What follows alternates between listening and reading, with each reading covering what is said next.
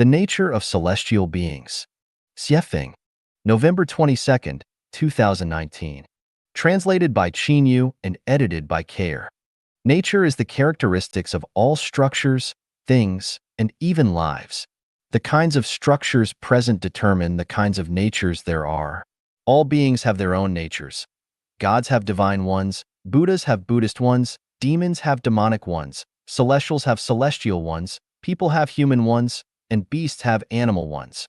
All things have their own ones. Mountains have mountainous ones, lakes have watery ones, soil has an earthly one, stones have rocky ones, and trees and flowers have plant ones. The Compendium of Materia Medica introduces more than 500 medicines with each having their own medicinal properties, natures. Each of the 118 chemical elements in the periodic table have their own characteristics and natures. The differences between some lives and others, and between some things and others, are determined by their structures. Different structures have different natures. In order for one kind of life to transform into another kind, its structure must be altered toward that desired end. No life's nature will change if its structure remains the same. While it is impossible to change life structures directly without genetic surgery being performed, their life structures are non-material, invisible, and intangible.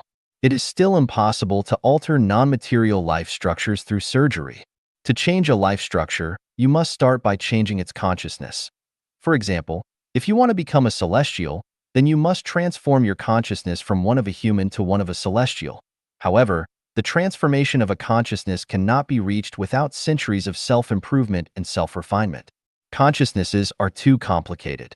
They penetrate into blood cells, bone marrow, time and space itself, detention information space, and even into one's life trajectory.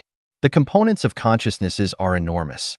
It can often be very difficult to distinguish between human ones and celestial ones because they are ambiguous and specious. Unless there is a higher level of life to point out the direction, it is that the true face of the mountain Lu is lost to my sight, for it is right in this mountain that I reside.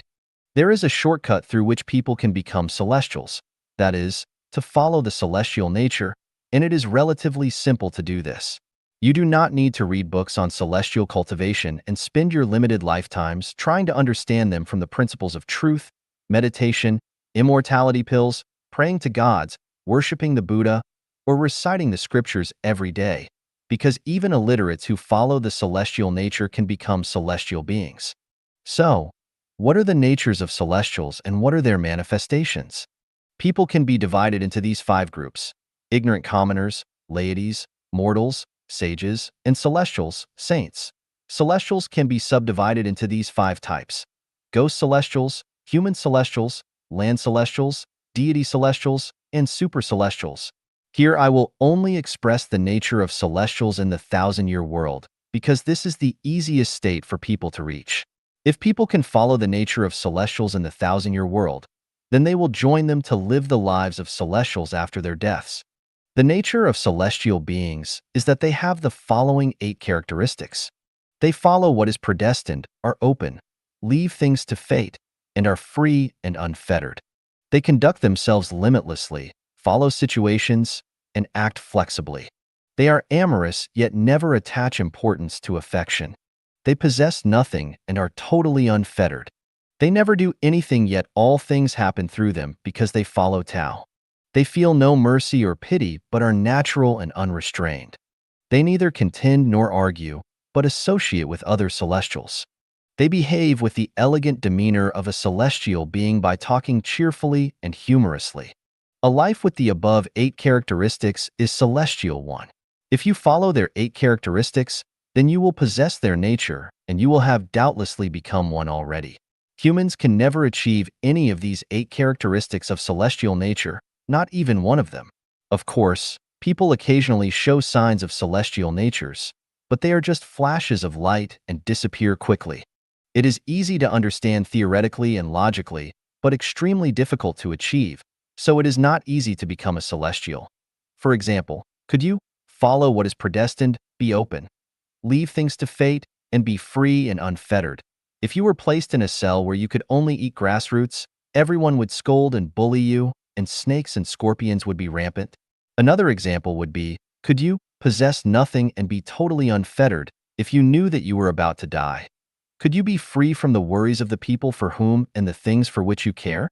Would you have no fear or regrets, and could you really be totally unfettered? As for conducting with no limit, no mercy, no sadness, those are much more difficult to achieve. Only people who are born with celestial roots can become celestial beings. As humans, you had better stop your wishful thinking. A leopard cannot change its spots, so just be an honest person. 先性解析 Analyses of the nature of celestial beings. Xiefeng, November 23, 2019. Translated by Qin Yu and edited by Care. Following that which is predestined, being open, leaving everything to fate, and being free and unfettered. Conducting yourself limitlessly, following situations, and acting flexibly. Being amorous everywhere, but never attaching importance to affection. Possessing nothing yet being totally unfettered. Never doing anything while allowing all things to happen through Tao. Feeling no mercy or pity, but being natural and unrestrained. Neither contending nor arguing, but walking with celestials. Behaving with the elegant demeanor of a celestial being, talking cheerfully and humorously. Here, we shall analyze each of the above natures of celestials. Following that which is predestined, being open, leaving everything to fate, and being free and unfettered. Following what is predestined is following one's luck and letting it come naturally. Being open is being bold and open-minded, but not adhering to etiquette and customs. Following what is predestined and being open means that whether you live in a 5-star hotel or a thatched house, whether you eat delicacies from the land and sea, genetically modified coarse bread, or even moldy leftovers, whether people you get along with are civilized and reasonable or completely savage and uncooperative, whether you live in a hot place with lots of mosquitoes or in a cold place lacking vitality, whether you wear brocaded famous branded clothes or torn rags, that you accept what comes to you, always have a peaceful mind, treat things with an open mind, be generous, and do not care about worldly eyes and comments. Leaving everything to fate means letting fate arrange everything. Being free and unfettered means being at ease and traveling leisurely. Leaving everything to fate and being free and unfettered means believing in Tao, in cause and effect, that what you give is equal to what you get, that everything is arranged justly by the Tao, leaving everything to the arrangement of destiny, not wanting to change anything, not wanting to obtain anything, and not wanting to achieve any purpose. When blessings are here, enjoy them. When disasters are here, bear them delightedly. Neither resent nor blame anyone. Whether in good times or adversity, always remain natural and unrestrained, free, carefree, leisurely, contented, calm as water, and smiling at your situation. Point 2. Conducting yourself limitlessly, following the situations, and acting flexibly. Conducting yourself means going forward or stopping. No limits means no boundaries.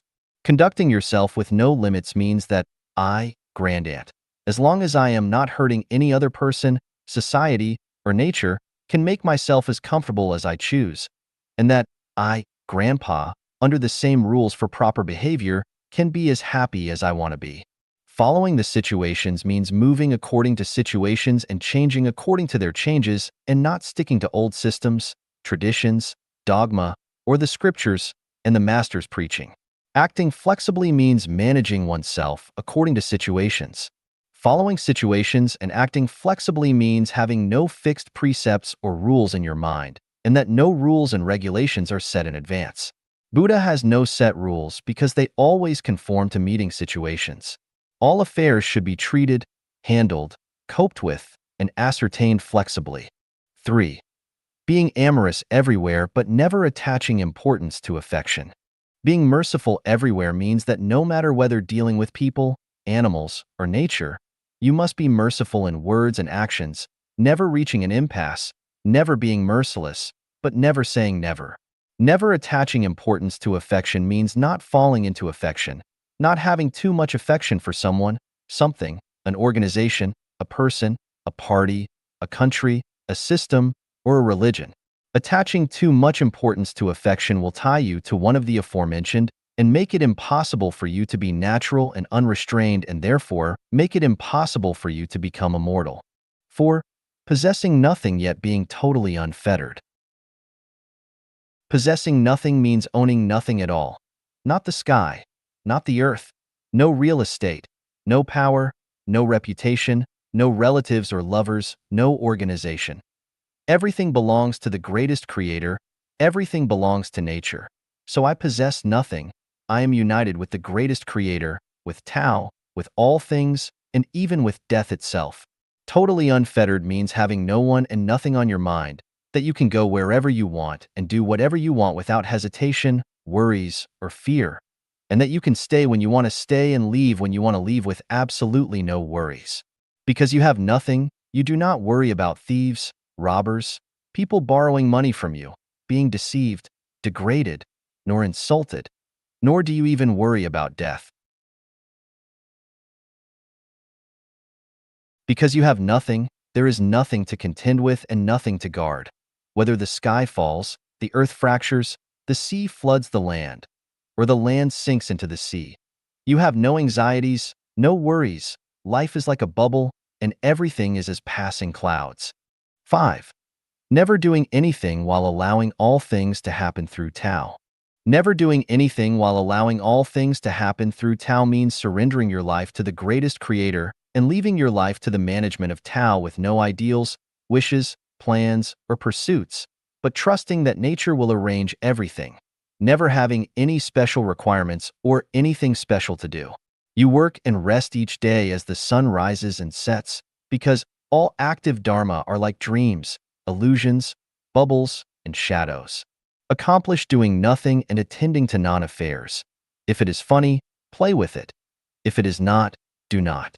If you meet water, then erect a bridge. If you meet a mountain, then open a road. If you meet neither water nor a mountain, then build neither. Do whatever you do with joy and happiness. Drink some tea, enjoy a chat, bask in the sun, or stroll leisurely. Following Tao means taking the way of nature. Family affairs, state affairs, and world affairs are all under the arrangement of Tao. Rewards and punishment, retributions, and the cycles of cause and effect are neither my worries nor any of my business. Never sow in winter or pull up seedlings to help them grow in spring. When it is time to go, be unreluctant to leave. When you should be calm, do not be overambitious. Do not expect more wealth than that which you are destined to have. If you are destined to be a shepherd, then never envy princes, marquises, generals, or ministers. Everything is born, grows, will be punished, and will die by nature, so never borrow trouble. 6. Feeling no mercy or pity, but being natural and unrestrained. Feeling no mercy means that you are incapable of it, and that you can only ignore it. You see cats catching mice, lions tearing antelope apart, eagles scooping rabbits, and mantises attacking cicadas. These conditions are very cruel and make people sad, but can you do anything to stop them? Do you have a better arrangement? You know that you cannot stop them and that you do not have a better plan. You can only hold your compassion and pity. It is the arrangement of nature, so what will feeling pity accomplish? Life Genuine has pointed a great way to heaven and created a paradise mode for people, but if they will not listen or take its way, then what can we do? Therefore, look at the suffering in the world. People are crying and shouting, but never waste your energy on mercy or pity. Having no pity means not being sad. Having no mercy or pity means not suffering from pain and grief when you face situations that you are incapable of changing. Of course, we should not have the heart or feelings of gloating over misfortunes. Being natural and unrestrained means being free and easy, unconfined, unworldly, looking elegant, having extraordinary demeanors, not cringing or groveling, not crying from one's grievances, having no entanglements or obsessions, never delaying when you should surrender something or someone, never crying when you should let go, never looking back and being nostalgic when you need to leave, welcoming death with a smile, and never resisting fear. Being natural and unrestrained means that when you face frustrating or unsatisfactory situations, you will not be merciful or sad, but handle them chicly. 7. Neither contending nor arguing, but walking with celestials. Not contending means not competing with others for wealth, power, status, fame, favors, awards, victories, or strength, let alone fighting, arguing, or debating for righteousness or kindness.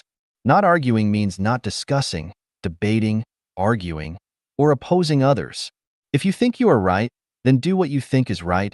I will not argue with you about who is right or wrong or correct or false, or about beauty, ugliness, good, or evil, but I will discuss with you about justice and wickedness. Walking with celestials means associating with people who are positive, optimistic, open-minded, and unrestrained, and who bring happiness, joy, freedom, and blessings into your life, but not with those who cry, fuss, whine, complain about grievances, think big, are ambitious, and of course those who frown, are boring, sanctimonious, prim, do not know how to play, have too much trouble, and want to bind you with codependent affection. 8. Behaving with the elegant demeanor of a celestial being. Talking cheerfully and humorously. Behaving with the elegant demeanor of celestial beings has profound meanings. Not only does it refer to having the charm, posture, and the aura of fairies, but also to surpassing the bread and milk of life by enjoying music, chess, calligraphy, painting, poetry, and flowers. It refers more to possessing corresponding survival skills and techniques, the ability and intelligence to solve one's own eating, clothing, housing, transportation, life, old age, sickness, and death problems. I once wrote 64 details of gestating the behavior and elegant demeanor of celestial beings. Please refer to it and compare it with this. Talking cheerfully and humorously means talking about the past and the present with great interest and joking and chatting freely. It should be humorous and unrestrained.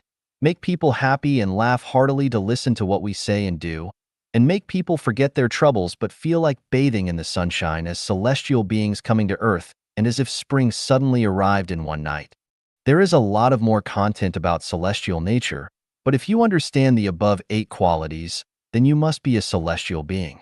人生常数生命常数宇宙平衡机制 Constants of life, and the balance mechanism of the universe.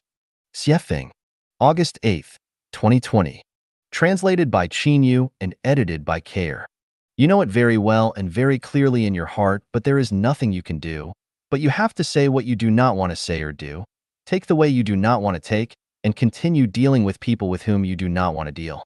In the end, you will find that there is no one to either condemn or praise, because if you were placed in that background, you would do the same. When you finally see that the messenger of the greatest creator is washing the toilet, that God is being nailed to a cross, that Buddha is weeping, that the emperor is the stupidest person around, that billionaires are starving to death, that the hottest and most powerful figures in the world are thrown into jail, that those who are proficient in history become obsequious for a bowl of rice, that very hardworking people are living in poverty, that ignorant and incompetent people are living, well, and so on and so forth, then you will finally know that life and life have constants and that the universe has a balancing mechanism.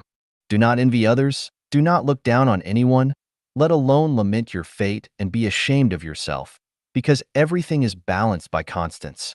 Do not be complacent because you are fully satisfied or content, because unexpected big sticks will fall down at any time and strike you dizzy. Do not despair because of hardships either, because no one knows whether the God of happiness may come to you in the next second and your life will turn bright. I see that life's constant is working, and that is the adjustment of the universe's balancing mechanism which no force can contain. What are constants? They are quantifications, the laws of repeated operations, natural and invisible phenomena, and universal laws that exist throughout the universe. In mathematics, they include pi, the golden ratio, and the Pythagorean constant. In physics, they include standard atmospheric pressure at sea level, the gravitational constant, the mass of particles, and so forth. In chemistry, they include the molecular formula, molecular weights, melting and boiling points of everything, density, the refractive index, purity, and so forth. Since constants are universal phenomena, there is no doubt that life also has them. For example, physical death is a constant that can be changed by neither desire nor effort. The numbers of breaths and pulse beats, and the lengths of lives must also be constants. Even the number of times that one can have sex must be a constant. It is like the facts that the numbers of bones, eyes, legs, and hairs on human bodies are certain. The most difficult things to determine are the constants of life. In terms of constants, how many blessings will a person enjoy? How many hardships will they endure? How much wealth will they have? Will they be respected and loved by many people? How much good luck will they have in adventures with the opposite sex? How many children will they have? How many people will they meet and love? Will they travel abroad? Will they live in a villa? Will they become officials, and how high will their ranks be? What kind of lives will they experience? And will they become a Buddha, a celestial, or whatever? These are all constants. Do you believe in life's constants? I do. Yesterday, I went to the Kamloops Hospital, which is more than 230 kilometers away. This is a large, high-end hospital where most people wear masks because doing so during this epidemic is said to reduce their risk of infection, but I did not wear one because I believe in life constants. My creed is, if you were supposed to die, then you would die even if you wore a mask that covered your entire body completely. If you were not supposed to die, then you would not die, even if you were immersed in a tank full of viruses and wanted to. What should happen will happen. You can run, but you cannot hide.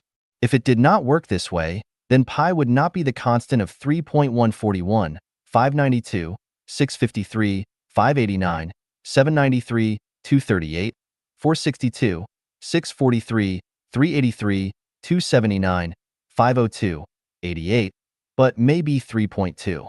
Is this possible? Of course not. From this, I think of the balance mechanisms of the universe. Energy conservation is a common sense that we all understand. The sum of all positive and negative energy in the universe is always its equilibrium point, 0. Anything that reaches an extreme will always return to it, and the development and change of anything is never allowed to escape too far from it. We figured out this truth from the phenomena of human life. If you enjoy too much when you are young, then you will suffer when you are old. If you talk too much, then you will be shut up in the end. If you eat too much fish and meat and waste much on the dining room table, then one day you will be hungry or might even starve to death. Those who beat others will eventually be beaten, and those who hurt others will eventually be hurt. If you own too much, then you will be fretted continuously, even to the point of having to spit out all you have. If you are too complacent, then you are bound to look bad in the end. In front of constants, gods, Buddhas, and celestial beings cannot escape from being constrained, let alone human beings. Saddam Hussein, the commander-in-chief of the Iraqi armed forces, never expected to be hanged when he flaunted his might. Do you think that you are more powerful than Saddam was? Is there a way to balance? Yes, that is, the way of the greatest creator, the way of nature. Is there a way to escape from being constrained by constants? Yes, that is, selfless dedicating and giving. 真相是神的频道. Truth is the channel of God. Xiefeng, December 8th, 2020. Translated by Qin Yu and edited by Care. The more truth you know, the closer you are to God. The more falsehoods you know, the closer you are to Satan. To face the truth is to face God. If you do not want to face the truth, you can only face Satan. Those who reveal and spread the truth are the sons and daughters of God. Those who conceal and obliterate it are of Satan. What makes people happy and joyous must be true. What makes them worried and painful must be false. If people live in happiness, joy, delight, pleasure, blessedness, they live in truth. If they live in trouble, pain, anxiety, sorrow, and fear, they live in falsehoods. The truth is often hidden in illusions and falsehoods. We can only understand the truth from our own actual feelings. You cannot know the truth by scriptures, nor by masters' preachings, ideals, beliefs, faith, piety, affection, conceptual logic, reasoning, nor by information and reports on TV networks, let alone by your parents' and teachers' words and deeds. Only your own inner feelings will teach you the truth. It is like durian and stinky tofu. Any description from the outside world is not its real taste. You can only know that by tasting it yourself. You should have a taste of the truth. The truth is not horrible. What is horrible is to be perplexed by the false. To make your life better and enter heaven, you must face the truth. The more you escape the truth, the more miserable your life will be, and the more you will slide into an abyss. This world is completely shrouded in falsehoods. Everyone lives in them. The truth, spread by people in falsehoods, is also a kind of high-level falsehood. If you listen to and believe it, then you will be fooled by the devil. All concepts are shackles, barriers, and obstacles to finding the truth. The more concepts you learn from the human world and the more human-created truth, the further away you will be from the real truth. If you want to learn, just learn from all the things and phenomena in nature, because only they can reveal the real truth to you. In terms of enlightening value, the most valuable words of mankind in this session belong to the words of Jesus Christ, Buddha Shakyamuni, and celestial Lao Tzu. So go and find the road to the truth in the Bible, the Diamond Sutra, and the Tao Te Ching. These are the most direct revelations. If you are really too stubborn to find the truth, then try to get rid of troubles, pain, anxiety, sorrow, fear, and death. The way to happiness, joy, freedom, blessedness, and eternal life is to let the greatest Creator live in your heart. Trust the greatest Creator completely, then go forward by following your feelings and the greatest driving force in your heart. Being true to yourself is also facing the truth. Do not deceive yourself. Nothing about you has anything to do with others. If you think that everything about yourself is caused by others, then you must be living in falsehood, and you have not yet found the real truth. 什么样的环境招来什么样的生灵? 55. What kind of environment attracts what kind of creatures? Xiefeng. September 21st, 2019. Translated by Qin Yu and edited by Care. The front and rear yards of Life-Genuine's International Family Headquarters in Canada are each more than 2,600 square meters. In 2017, they were both highly covered in debris and no birds visited either of them. In 2018, I started to clean both yards, but as our lawnmower was small, the thatch in the backyard was not cleaned up and birds continued to remain distant, but several Canadian geese and crows were attracted to the front yard. In 2019, I bought a larger mower and cleared both yards to be green and lush. Then in the spring, many unknown birds appeared, especially hummingbirds. A flock of crows came to the lawn for food and stayed for a long time. Sometimes, the lawns housed more than 70 birds at once. In spring and summer, more than a dozen Canadian geese began foraging for food in the front yard, and recently in autumn, more than a dozen Canadian geese began to leisurely forage in the backyard. From the above phenomenon, I came to the revelation that the types of environments will determine the kinds of creatures who will be attracted to them. The former third branch of Life-Genuine in China was located in a valley, and after more than a year of environmental renovation by our Chanyuan Celestials, groups of chirping birds became attracted to it. From morning to night, the chirping of birds had become endless, and they were very beautiful to hear. It was really a case of birds singing and flowers giving forth their fragrances. Do you remember the few persimmon trees from which we ate most of the fruit, leaving the remainder for the birds? Then we planted a few acres of wheat, all of which the birds ate. Someone suggested that we should not let the birds eat all of our wheat, but I countered that it did not matter who ate it. Let the birds eat it. As a result, there were more and more birds, and they settled in the third branch in pairs and groups all year round. The type of environment determines the types of creatures that will be attracted to it.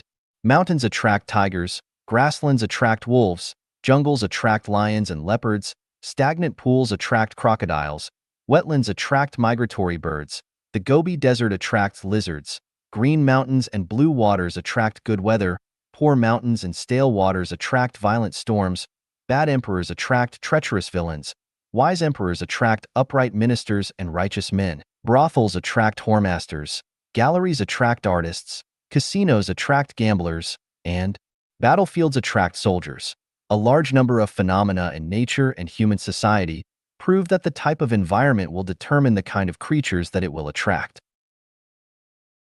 Environments are divided into natural ones and spiritual ones. Natural ones are like this, so what about spiritual ones? The answer is the same. The type of spiritual environment determines the types of gods and deities who will be attracted to it. If the spiritual environment is like a garden of flowers, then it will attract bees and butterflies. But if it is more like stinky shit, then it will attract flies. There is a large number of stories about soul possessions among the people. This kind of phenomenon definitely exists. As for the type of soul possession, that is determined by the spiritual environment of the possessed. Those who deliberately mystify things will be possessed by ghosts or monsters. Those who talk about spirits and deities will be possessed by evil spirits. Those whose spiritual environments are pure will attract angels and bodhisattvas. And those whose spiritual environments are extraordinary and spotless will be possessed by gods. Understanding the above principles, we can explain some phenomena, such as earthquakes, volcanoes, tornadoes, hurricanes, floods, plagues, turmoil, fires, and so on. There must be something wrong with people's spiritual environments in those places because each of those environments can invite either auspiciousness or disasters. Similarly, if people often encounter villains, bullies, insults, ugly scenery, misfortunes, and disasters, and unhappy people or things, then needless to say, it is their own spiritual environments that have gone wrong. The problem is caused by their own spiritual environments. From this, we can further understand the truth of how to be human beings. If we want nature to make the weather smooth, then we must love her and cherish her life. If we want to make our life safe and smooth, then we must have kind thoughts in our hearts, not thoughts of hurting others and taking rash actions, but of restraining our greed. If you want to attract butterflies and bees, then you must grow flowers in your soul garden. If you want to attract birds, plant more fruit trees. And if you want to attract noble people, be grateful. Have you ever seen God with your own eyes? Have you ever seen the Buddhas? Have you ever seen a fairy? No? Do you know why you have not seen them? The reason is that the environment of your mind is not worthy of doing so. I have a saying, absolutely beautiful things can only be enjoyed by absolutely beautiful lives. Pigs only deserve to live in pig pens, and regular people are only worthy of struggling in the world of suffering. If we want to enjoy our lives in fairy worlds, then our spiritual environments must match the fairy world environment. The Queen Mother of the West would never invite anyone randomly to a banquet at the Immortal Peach meeting. Understanding this, the type of environment determines the types of things, beings, and deities that will be attracted to it, and the main task of a person's life is to create their own beautiful natural and spiritual environments instead of devoting all their time and energy to study, work, and forming connections. It is really the case of fragrances will attract butterflies to flowers, and pure hearts will be frequented by celestial beings, and, once the roots are established, the way will grow therefrom. 唯有破釜沉舟者，才有希望打开天国之门. Only those who burn bridges behind them have hope to open the gate to heaven. Xiefeng, May 25, 2018. Translated by Qin Yu and edited by Peter. The ones who burn the bridges behind them are people who walk forward with all their hearts without having a way to retreat.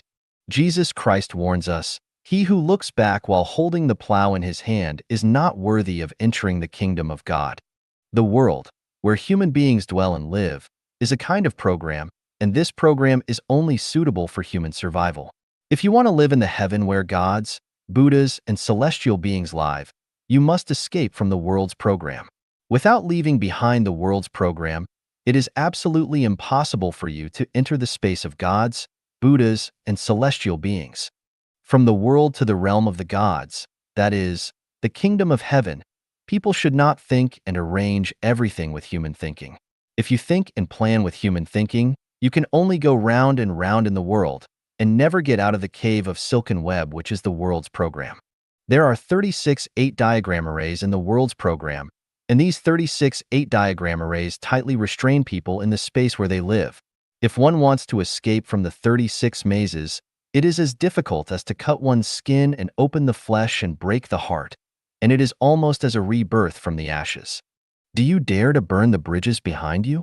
If you dare not and don't want to, you should never fantasize that you can get out of the 36 8-diagram arrays, eliminate the cycle of reincarnation, and enter the heavenly world of gods, Buddhas, and celestial beings. When can one's potential be maximized? Answer: only when there is no retreat and tomorrow's food and shelter are still unavailable. If you have a plan to retreat and you have food and shelter for tomorrow, then your potential will never be maximized. People are inert, and it is human nature to pursue ease. Once a person has a stable income and a comfortable environment, It is difficult for them to burn the bridges behind them and create a new world. People have anxiety, sorrow, and fear, and it is precisely this kind of negative, tragic psychology that hinders one's full use of his potential. Not to mention giving up all your possessions to pursue your dreams. Just the thinking of possessing nothing is enough to scare you away, let alone burning the bridges behind you. Once a person is born in the world, he is always struggling to possess knowledge, possess skills and techniques, possess marriage and family, possess children and grandchildren, possess beauty, possess real estate and vehicles, possess kinship, friendship, and love, possess money, possess rights, possess fame, and a stable job, etc. The tragic reality is that when people die, they possess nothing. Even if you own a grave, it will disappear in a short time. May I ask, where are our possessions? Are we still qualified to control what we once had? What if we ask a man in his teens or 20s, is life long? The answer must be that life is long, and there is a lot of time to squander freely. But if we ask a person in his 60s or 70s, is life long? The answer must be that life is too short, life is only a moment, just a dream. There is not much time left to spend freely. Is your life wonderful? If you have never burned the bridges behind you, don't say that your life is wonderful. Have we ever seen a donkey with a wonderful donkey life? Have we seen pigs and sheep with wonderful pig and sheep lives? Of course, as pigs or donkeys, some of them may say, my pig life is wonderful and my donkey life is wonderful. But in the eyes of people, no matter how fat a pig is, how stubborn a donkey is, their life is not wonderful at all. It is just a tragedy. What about people? Have you ever been wonderful? You have never burned the bridges behind you. Where does the wonder come from? If a person who confines his life to only a short period of 70 to 80 years, and finally goes to the end of his life in his waning years with nostalgia, regrets, and fears, is it not a tragedy? Don't comfort yourself anymore. Life is a tragedy. Who dares to say that the pig's life is not a tragedy? Who dares to say that the life of a donkey is not a tragedy? So, dare you say that human life is not a tragedy? If anyone who cannot see where he is going after death, he lives in vain. Even to live in vain, they have to go on, but to live helplessly. If you do not want to live your life in vain, you must follow the teachings of Christ Jesus, Buddha Shakyamuni, and Celestial Laozi. Don't follow the teachings of people like Confucius, etc. The thinking of Confucius is entirely human thinking, and it has not risen to the thinking level of gods, Buddhas, and celestial beings at all. If you learn from people, you will follow their way, and you can only be humans. Only by learning from gods, Buddhas, and celestial beings can you follow their way and get out of the 36 mazes, see where you are going after death, and turn your tragic life into a happy life. Of course, if you learn from demons, ghosts, spirits, and monsters and follow their way, you can also walk into their world. I would like to remind you that in today's world, there are more and more demons, ghosts, spirits, and monsters, and they are all busy looking for members to expand their territory. How can we practice and fully realize the teachings of Christ Jesus, Buddha Shakyamuni, and Celestial Laozi to achieve our best wishes and realize our ideals? That is to burn the bridges behind us and don't look back while holding the plow in your hand. 自然之道, The Way of Nature. Xiefeng. January 28, 2018. Translated by Qinyu and edited by Peter. The way of nature is the way of the greatest creator. The way of Tao is natural. Everything that conforms to nature belongs to Tao. The way of Tao is manifested by nature. The way to enter Tao is to be natural. The way to attaining Tao is to conform to nature. The way to unite with Tao is to follow nature. Nature is the laws and principles and various existences and phenomena of the boundless universe. To follow nature means to think and act in accordance with these laws and principles, and not to artificially interfere and change its original operating programs. The way of nature is the operating program defined by the laws and principles of the boundless universe. The main path, Tao, is easy to walk on. The main path is the way of nature. The way of nature is simple and easy to walk on, smooth and soothing. All behaviors that violate nature are called going against the Tao, and going against the Tao is complicated, difficult, tortuous, and painful.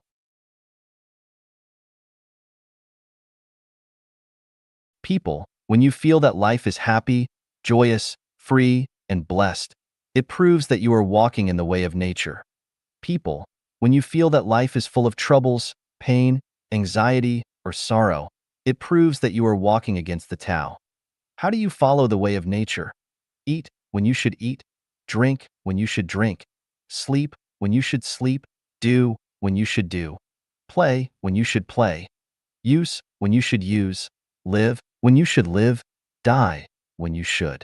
Do not worry, do not get angry, do not persevere, do not expect, do not seek success, do not seek excellence, do not make plans, do not set goals, do nothing as everything will eventually fall into place. Take things as they are, associate with others by following the predestined relations, act in accordance with your nature, take advantage of opportunities as they arise. What kind of behavior can be accounted as against the Tao? When you should eat, you do not eat. When you shouldn't eat, you eat. When you should drink, you do not drink. When you should not drink, you drink. When you should sleep, you do not sleep. When you shouldn't sleep, you sleep. When you should act, you take no action. When you shouldn't act, you act. When you should play, you do not play. When you shouldn't play, you play. When you should use something, you do not use it. When you should not use something, you use it. When you should live, you do not live. When you should not live, you insist on living. When you should die, you do not die. When you should not die, you want to die. You are worried and angry, persisting and expecting. You seek success, shortcuts, excellence, magical power, and miracles. You make plans, set goals. You get caught in your own trap. You are not satisfied, insatiable, and insist on glorifying your ancestors. You insist on owning houses and cars, being the best kind of man and becoming a celestial being and Buddha, etc. What are the benefits of taking the way of nature? The advantages are calmness, peace, joy, health, less trouble, and less sin. What are the consequences of going against the Tao? The disadvantages are being impetuous, distracted, worried and anxious, dogged by bad luck, and committing evil again and again. From the above benefits and consequences of walking with or walking against the way of nature, we can see that the consciousness level of those who follow the way of nature is high. According to the Hawkins energy and emotion hierarchy diagram, the energy level of those who follow the way of nature is above 540, and the energy level of those who are against the Tao is below 200. It can be confirmed that those who go to heaven are those who follow the way of nature, and those who go to the animal world and hell are those who go against the Tao. Li ling zhi hun, zhi ling xin hun, xin ling xing hun. Profit fails wisdom. Wisdom fails the heart fails nature. Xiefeng, July 13th, 2018. Translated by Qin Yu and edited by Peter. The short human life is full of ups and downs, mixed with joy and sorrow. The human life is like a bubble, full of uncertain separations and reunions and thousands of regrets. Before reaching the end of its life, your body and soul collapse and you are overwhelmed by grief. Without understanding what is going on, you sink into the sea of suffering and the cycle of reincarnation. What is so powerful that it makes our life scene of blooming bleak and tears down the lus? The answer is profit, wisdom, and the heart. Profit fails wisdom. Looking through the historical scrolls of images, the word prophet has overwhelmed so many heroes and charming people. Waves of tragedy, waves of regret, like windswept clouds rolling, the irrational prophet seeking people go down the riverbed of human history, which makes these people deeply sigh with sadness. Profit, whether it is for the benefit of power, wealth, or fame, as long as you pursue it, you will lose your rationality and reason. In the end, you will bury your kinship, friendship, good years, and even your bright future as well as your precious lives in the bottomless abyss of profit and desire. Just look at people who are running for profit. They focus only on profit, and they are desperate for profit, and few of their lives do not end in tragedy. Profits, which are obtained by serving others, are good. Profits, which are obtained by merit, are complete. The rest are all disasters. Wisdom fails the heart. The heart is like a mirror, and the mirror can observe the cause and effect of things in the world, which makes one's mind pure. consciousness clear, and spirit energetic. If the mirror is covered with dust, one cannot see clearly and cannot see through the truth of things. As a result, people will be confused, often making wrong judgments and having bad behavior. When a person is knowledgeable, intelligent, arrogant, and pretentious, their heart is muddled. Just look at the people who write books and make statements, those who teach scriptures, those who write long speeches, and those who sell morals and ethics. They are all people with high intelligence. However, their hearts are mostly muddled. This is called wisdom makes the heart dim. Believing and following the preaching and guidance of these dim-hearted people is like walking toward the desert and death. The heart fails people's nature. The heart is born for all things and all phenomena. Without the boundless universe, there would be no heart. When this phenomenon occurs, the mind will be born. When this phenomenon disappears, the mind will die. The mind changes with the condition. There are very few people who can change the condition with their heart. People have many things on their mind, and their hearts have many knots. The mind is a mirror, which only reflects objective reality. The mind is not the objective reality itself. Therefore, the mind is not reliable. When we rely on the illusion of the heart to make inductive judgments and then make decisions and put them into action, we are deceived by phenomena. Our hearts are constantly changing. If we know each other, we will intuitively understand each other, and we are very much in love. But if two hearts are apart, we are seemingly in harmony but in fact at variance, and we become strange bedfellows. Can we rely on our hearts? Who can be sure that his heart will never change? Your own heart will change. Can you believe that others' hearts will not change? What can be relied on is a person's nature. It's easy to change rivers and mountains, but hard to change a person's nature. Nature is the original appearance of things. The Patriarch Bodhidharma clearly stated in his Bloodstream sermon that, if you want to find Buddha, you must perceive nature. Without the perception of nature, it's no use reciting Buddhist scriptures, fasting, and keeping precepts. Without the perception of nature, even those who can explain the creed of the 12 classics can only say demonic words. If you have perceived nature, you don't need to read the Buddhist scriptures and chant the name of Buddha. It's no use learning much since it will dim your spiritual consciousness. Overlooking the world, it's crowded with people and vehicles, feasting and revelry, hustling and bustling and jostling each other. These are all illusions. When we were alive, we felt that everything was true, and when we died, everything fell into silence. Isn't it a tragedy to live a whole life, be busy for a whole life, but return to emptiness, not knowing where you came from and where you are going? Isn't it a tragedy? The Buddha Shakyamuni has already stated clearly, all active dharma are like dreams, illusions, bubbles, and shadows, like dew and lightning. Thusly should you meditate upon them. However, once you have perceived nature, the situation is very different. Melting into nature is eternity. Living in nature means reaching heaven. The realm of eight without is what I said the spiritual state of an immortal reached. But without the perception of nature, it is hard to enter the wonderful realm of eight without. The conclusion is, do not pursue profit, do not show wisdom, do not rely on your heart, and allow your nature to bloom. 恐惧使我们远离真理. Fear keeps us away from the truth. Xiefeng, August 15th, 2018. Translated by Qin Yu and edited by Peter. Fear refers to the intensely depressing emotional experience that people feel when they are facing a certain dangerous situation, which they tried to get rid of but were unable to do anything. When fear occurs, it is often accompanied by a series of physiological changes, such as rapid heartbeat or irregular heartbeat, shortness of breath or pauses, increased blood pressure, a pale face, trembling lips, dry mouth, cold sweats, weakness in the limbs, etc. The phenomenon of physiological dysfunction often causes or promotes the occurrence of physical diseases. On the other hand, fear can cause obstacles to people's perception, memory, and thinking process, can make people lose the ability to analyze and judge the current situation, and cause behavior disorders. Baidu Encyclopedia. Faced with sudden dangers and crises, it is normal for people to be afraid. But before the coming of risks and crises, People can fantasize about a certain dangerous situation which causes them to feel fear. This is abnormal. It is a kind of disease, a kind of mental illness. Fear not only causes physiological dysfunctions, malfunctions of thinking, and behavior disorders, but also takes people far away from the truth. The closer to the truth, the farther away from fear.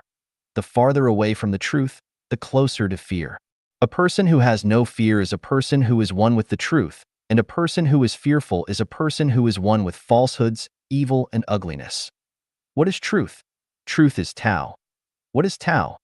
Tao is the consciousness of the creator of everything and every phenomenon in the universe, and it is the synthesis of all the laws and principles of the universe. Only by knowing the Tao and being one with the Tao can all kinds of fears be eliminated. If you stay away from the Tao, you will be afraid in your heart. From this we can see that if we are afraid in our hearts, it proves that we do not know the Tao. If we are constantly in fear, it proves that we do not understand the Tao at all, and do not understand the truth. Simply put, the more we fear, the closer we are to hell. The less we fear, the closer we are to heaven.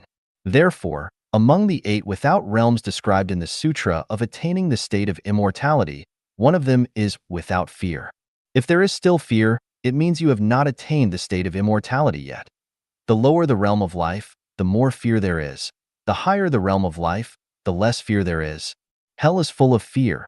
Heaven is full of joy.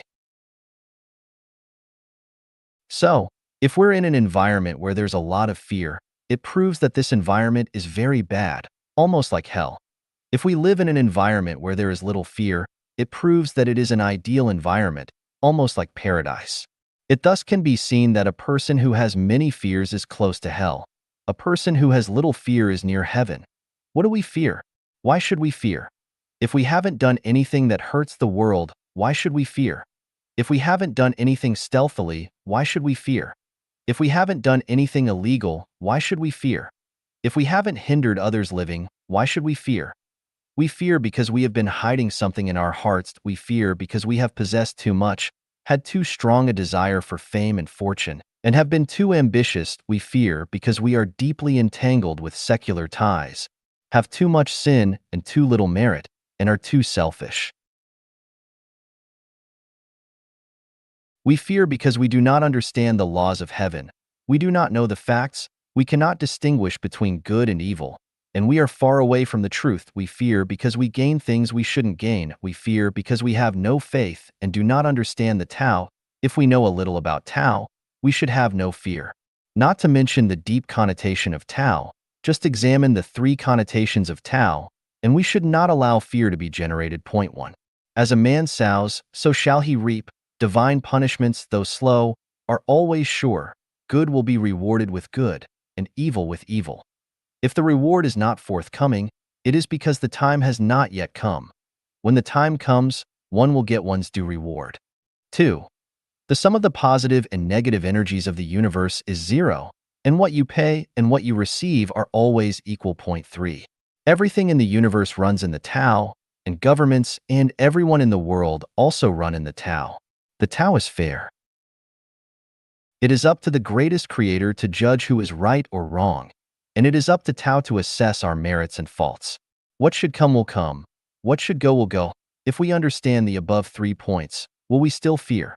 If you still fear, then I tell you, you have done too many bad things. Then it's unreasonable if you do not fear. If you do not fear, who should fear? Of course, you should fear. Those who live in hell live in fear all the time. Examining our own lives, if we have always adhered to truth, goodness, beauty, love, faith, sincerity, diligence, and harmony, we need not fear. If we have been giving selflessly, we have not taken advantage of others, have not harmed nature, society, others, or other lives, why should we fear? If we have not violated the law and discipline, have not humiliated our ancestors, have not blasphemed God and Buddha, and have not blasphemed the spirits and deities, why should we fear?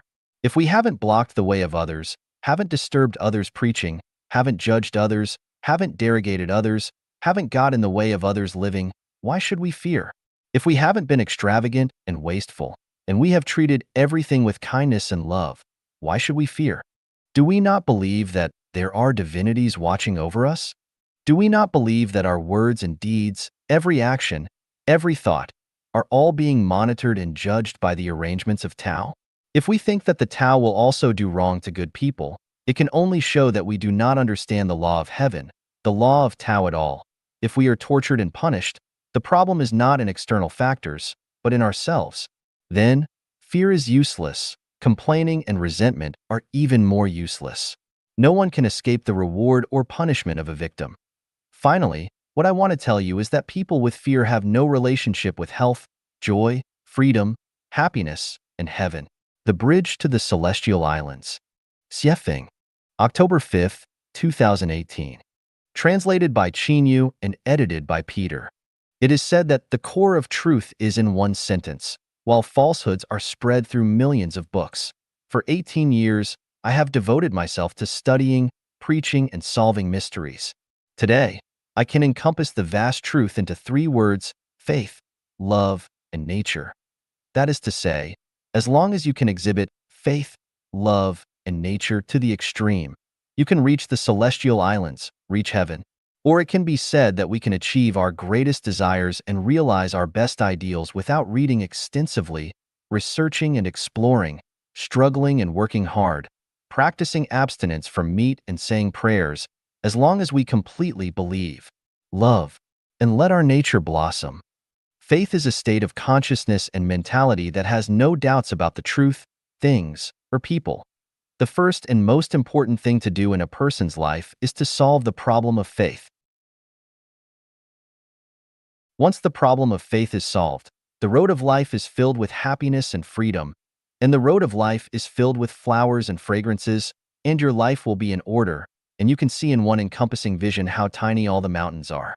What to believe? You can believe in anything. As long as you believe, you grasp the core, the key, and you can fulfill your wishes. You can believe in the greatest creator, the ancestor of Buddha, believe in Tao, Jesus, Shakyamuni, Lao Tzu. You can believe in the king of devils, ghosts, the emperor, the president, the master, money, power, fame, profit, and carnal pleasure. You can believe in your parents, your children, your husband, your wife, your boss, your friends. You can believe in atheism, theism, creation theory, evolution theory, communism, capitalism, planning theory, and market theory. You can believe in the sun, the moon, the water, the mountains, the tortoises, and the caterpillars. You can believe in yourself, believe in everything whimsical, believe in lies, believe in strange conversations. In short, whatever you believe in, you can achieve something. As long as you firmly believe and have no doubts, your wishes will be fulfilled, and this is where the secret of magical powers also lies. For example, if you firmly believe that you can become a dragon, you can do it. And if you firmly believe that you can turn a stone into gold, you can definitely do it. Once you believe it, do not doubt it. Believing with doubts is not believing. When we doubt our beliefs, then our minds will become overcast with clouds and wind, flying sand and rocks. Even chickens and dogs will become restless around us.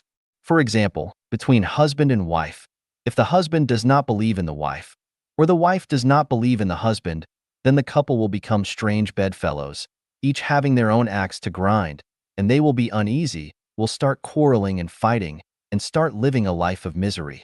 Since you believe something, do not use your own standards to test, judge, and examine what you believe. For example, if you believe that your boss is a real gentleman, then do not be displeased because your boss farted or molested a woman.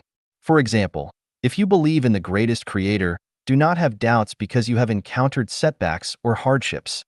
Love is the most beautiful state in heaven and in the world.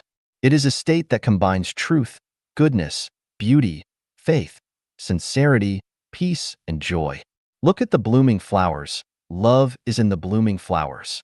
When a person becomes filled with love, he is the most sacred, most pure, most beautiful, and most radiant life in the universe. He is a Buddha, an angel, and a celestial being. Love has no desires. Love has no conditions attached. Love cannot be hurt. Love has no pain. Love has no self. Love has no object. Love has no morals or ethics. and love is irrespective of right or wrong. The essence of love is selfless giving and dedication. If a person is easily injured because of love, psychological injury, he has demands and expectations, troubles, pains, and regrets from the outside world because of his giving and dedication.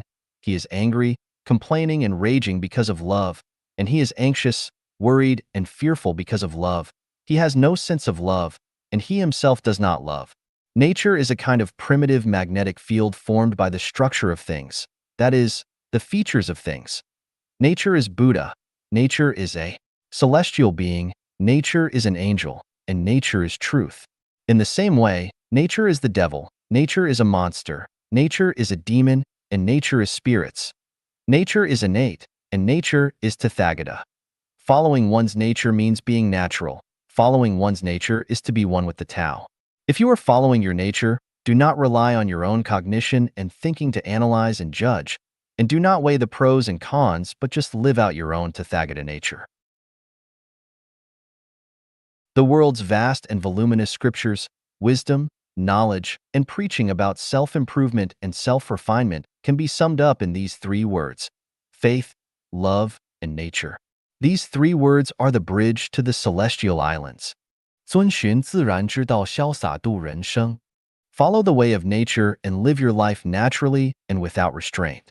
Xiefeng, October 10th, 2018. Translated by Qinyu and edited by Peter. The way of the greatest creator is the way of nature, and the way of nature is based on the laws and principles that are strictly followed by all things. The way of nature is a program. Following this program is in line with the way of nature. Violating this program is deviating from the way of nature. Follow the way of nature and everything will be harmonious, including social harmony, physical harmony, mental and spiritual harmony. If you go against the way of nature, everything will be chaotic and disorderly, society will be turbulent, and people will have constant troubles, anxiety, and restlessness. Let's comprehend the way of nature from the gestation and birth of human beings. A few micrometers of sperm and a few millimeters of eggs combine, then develop, and finally turn into a healthy human body. The complexity of this human body is unimaginable, with limbs and hair, internal organs, bones and nerves, blood and cells, 9 apertures, and a meridian, height and skin color, etc. are all achieved proportionally. At the same time, the motor system, digestive system, respiratory system, urinary system, reproductive system, endocrine system, immune system, nervous system, and circulatory system are naturally achieved. After that, the feelings of the 7 emotions and 6 desires are born naturally, and when the pregnancy is completed in 9 months, the child will be born naturally. This series of complex developmental processes is a kind of program, and this program is the way of nature. Follow the way of nature, and everything will be accomplished naturally without any effort. The entire universe is part of the way of nature, and there is no doubt that people are also part of the way of nature, especially the birth, growth, and death of people are part of the way of nature. Since man is part of the way of nature, then we follow the way of nature. How to follow the way of nature? Do the following. Accept whatever comes up, follow your predestined relationships, follow one's nature, and be non-active. Take advantages of opportunities as they arise and be in peace. Since the way of nature is a kind of program, the program sets everything up, and the program accomplishes everything, then we will live our lives naturally and unrestrainedly according to the program and let everything happen without extra effort. Accept whatever comes up. Take things as they are, ask for nothing. When everything comes naturally, just accept and endure. If there is a thatched house, then live in the thatched house. If there is a villa, then live in the villa. If there is a luxurious palace, then live in the luxurious palace. If there is an airplane, take the plane. If there is a car, drive the car. If you have a bicycle, ride the bicycle. If you must walk, then set out on foot. If you are to be a president, be a president. If you need to be a beggar with peace of mind. Never envy anything, never ask for anything deliberately. There are thousands of people with thousands of faces and hearts. Never imitate others, never follow in others' footsteps, never listen to others' demands, never listen to success lectures and demagogy, never let power, status, reputation, beauty, money, house, car, awards, etc. guide you. Just be yourself. Only be yourself. Follow your predestined ties. Follow your predestined relationships with people. When a good relationship comes naturally, follow it and associate with it, but not to fawn, cling to, or deliberately pursue. Follow the predestined relationships with affairs. Whenever something happens, just do it, no matter what it is, as long as you like it, as long as it suits your hobbies and expertise. Devote your time and energy to it and do it happily. Follow your fate. Accept whatever your destiny is happily. If you are destined to be 1.6 meters tall, do not be worried and envious of 1.8 meters.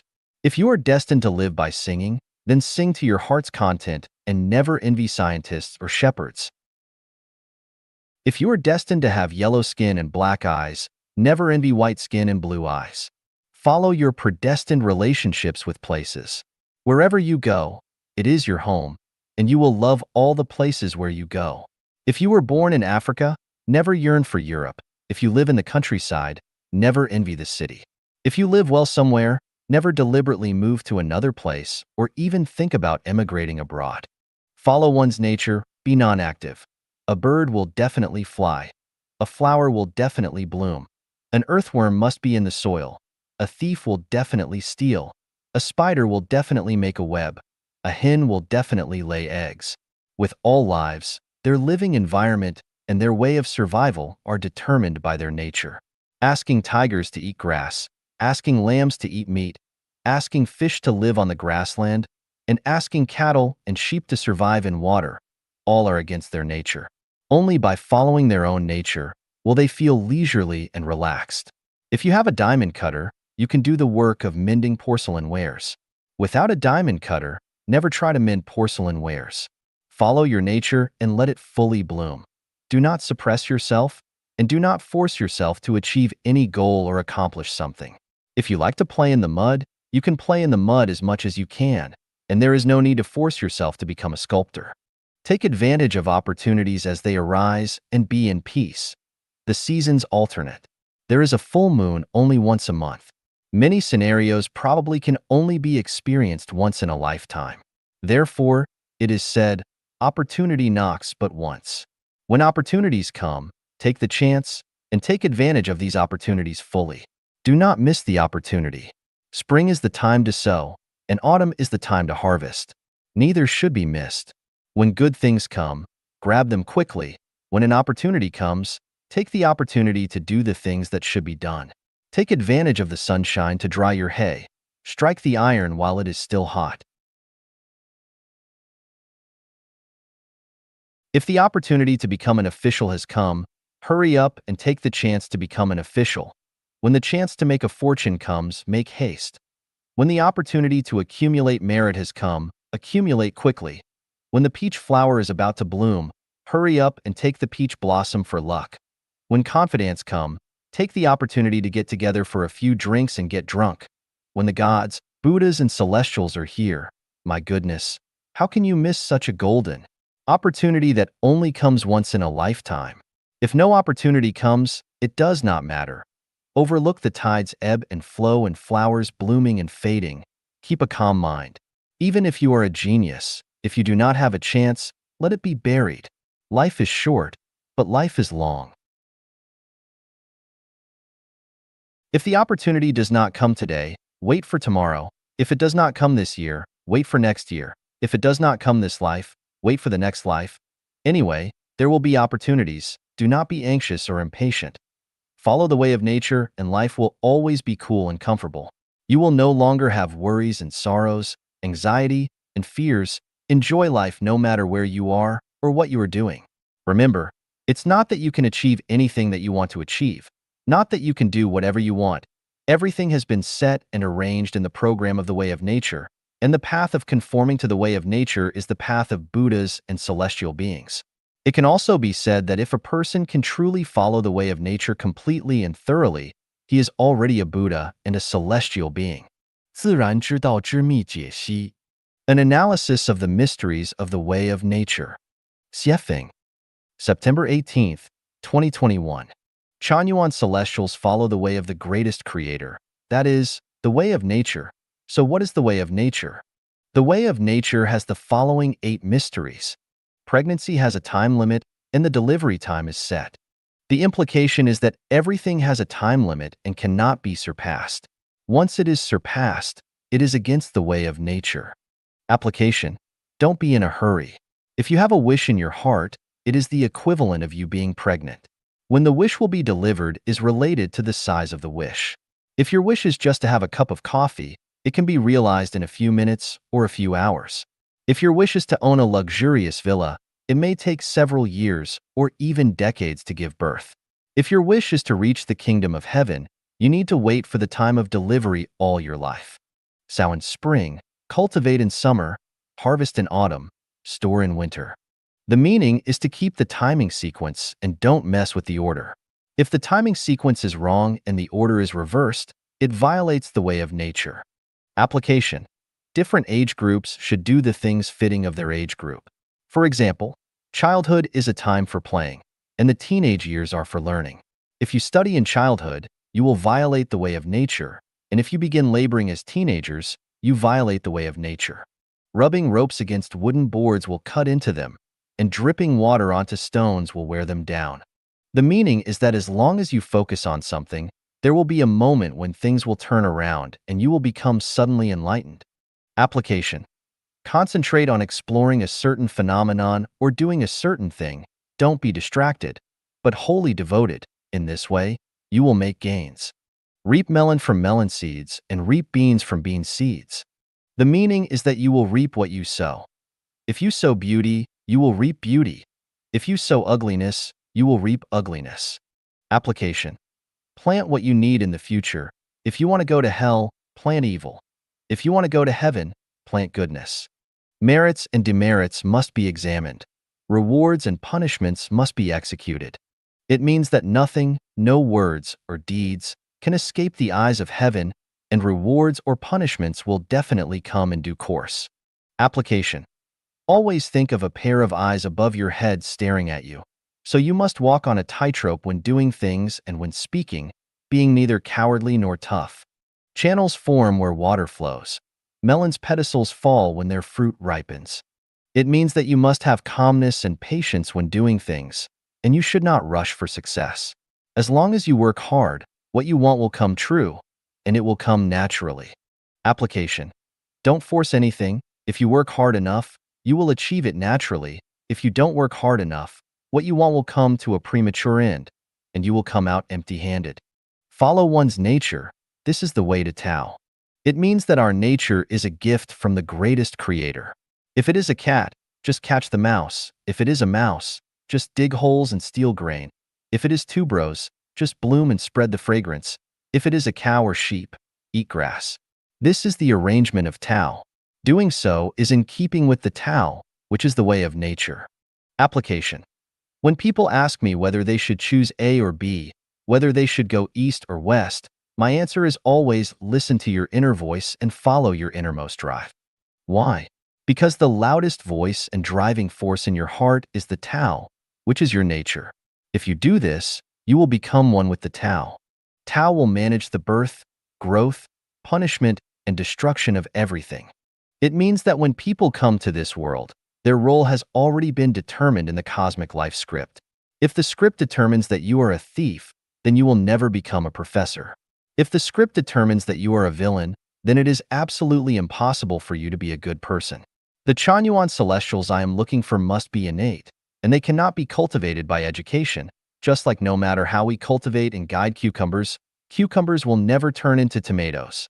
In the process of human beings playing the role in the cosmic life script, when your turning point comes, you can't hide from it, and it's useless for you to ask for help. If you are destined to be a big villain, that's the arrangement of Tao. You cannot refuse it even if you pray to gods and Buddhas for help. There are various factors and personnel arrangements that lead you to the path of being a great villain. Similarly, the same is true for wanting to become a saint. This is called Tao arranges the growth. There are countless people who have been punished in the world. Who is punishing people? On the surface, people are punishing people, accidental events are punishing people, and natural disasters are punishing people. In fact, Tao is punishing people. The root cause lies in the natural law of you reap what you sow. If the Tao wants you to grow, no one can destroy you. If the Tao wants to punish you, no one can save you. Application. Since it is up to the Tao to arrange your birth, don't try to change it, neither try to change others nor yourself. Since it is up to the Tao to arrange your growth, don't worry and don't bother to find relationships and backers. What comes will come naturally, and what goes will go naturally. Since it is up to the Tao to arrange punishment, don't hide and don't complain. Since it is up to the Tao to arrange destruction, just smile and go with the wind. After understanding the secrets of the way of nature and looking at various phenomena in today's society, we will come to know that all bad phenomena are the results of violating the way of nature. Everyone can take stock and analyze their past and current situation. You will definitely find that your hardships and rough experiences are the result of you being against the way of nature. 我从游戏娱乐中看到了道的运行. I perceive the functioning of Tao through gaming and entertainment. Xiefeng, June 14th, 2023. Edited by Qin Yu. Playing struggling upstream poker game, playing mahjong, kicking shuttlecock, playing hide and seek, and engaging in various other game activities, does the Tao operate within them?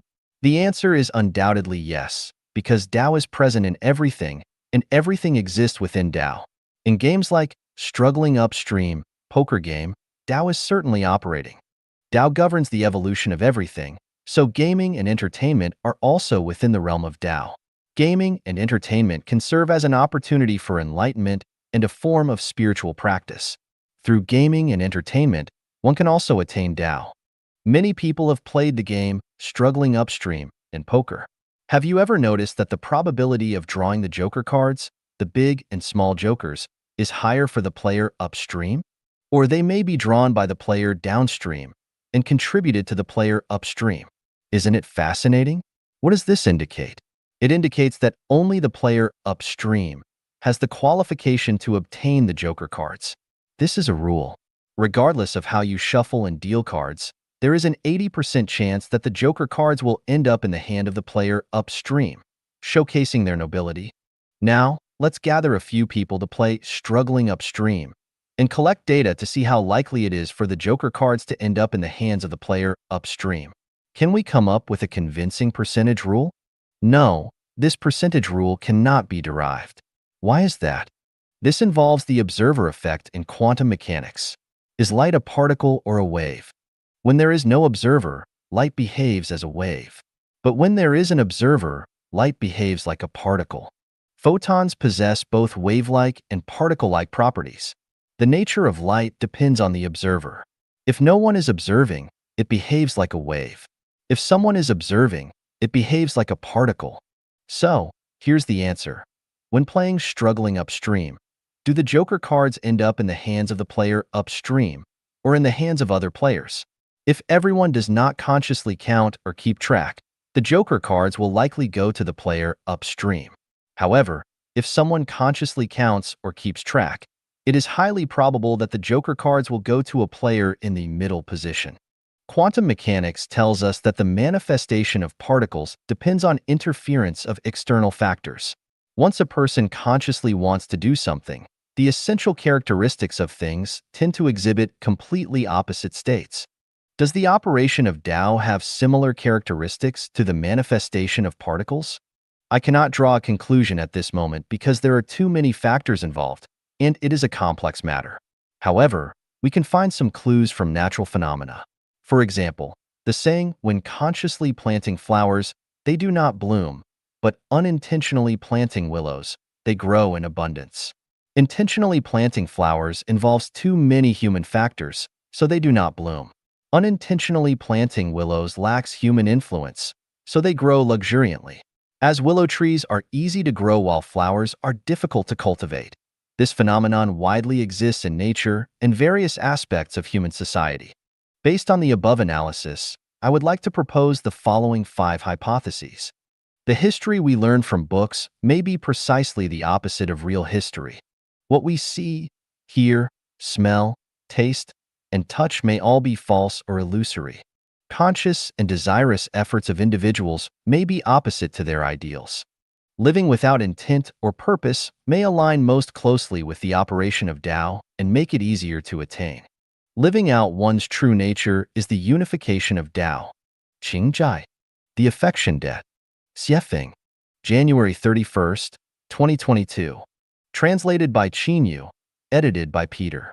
Debts can include property debts, money debts, affection debts, nature debts, and life debts. Property debt. You borrowed something from someone else and didn't return it, or you ate or took something that belongs to someone else without repaying it. You then owe a property debt. Money debt. You borrowed money from others and didn't repay it, so you now owe a money debt. Affection debt. You received help from others or received physical, psychological, and spiritual comfort without returning or compensating them. You incur an affection debt. Nature debt. Anyone who harms nature or others without making sufficient efforts and contributions will owe a nature debt. Life debt. As the saying goes, one who murders pays with the forfeit with his life. In fact, if you kill any life, you have to pay with your own life. If you killed a life and have not paid for it, then you owe a life debt. What we need to be vigilant about and keep in mind is that as long as the above-mentioned debts are not repaid, we will inevitably enter reincarnation, and there is absolutely no hope of going to heaven. This article focuses on affection debts. Affection debts are divided into debts of favor and love debts. The debt of favor means that others have helped you, but you have not correspondingly helped them, so you owe a debt of favor. Therefore, everyone should carefully recall who has helped them. If you have received help from others, but have not returned the corresponding help, you should quickly find a way and an opportunity to help them. There is a value in life. Genuine. Do not offer help if someone does not ask for it. If you helped someone without him asking for it, you are actually hurting him, because he thus owes you a debt of favor, and you will make him become a pig in the next life. It is cruel to make him transform into a pig, dog, cow, or sheep to pay you back in the next life. Love debts are mainly the debts owed by men and women who are in love.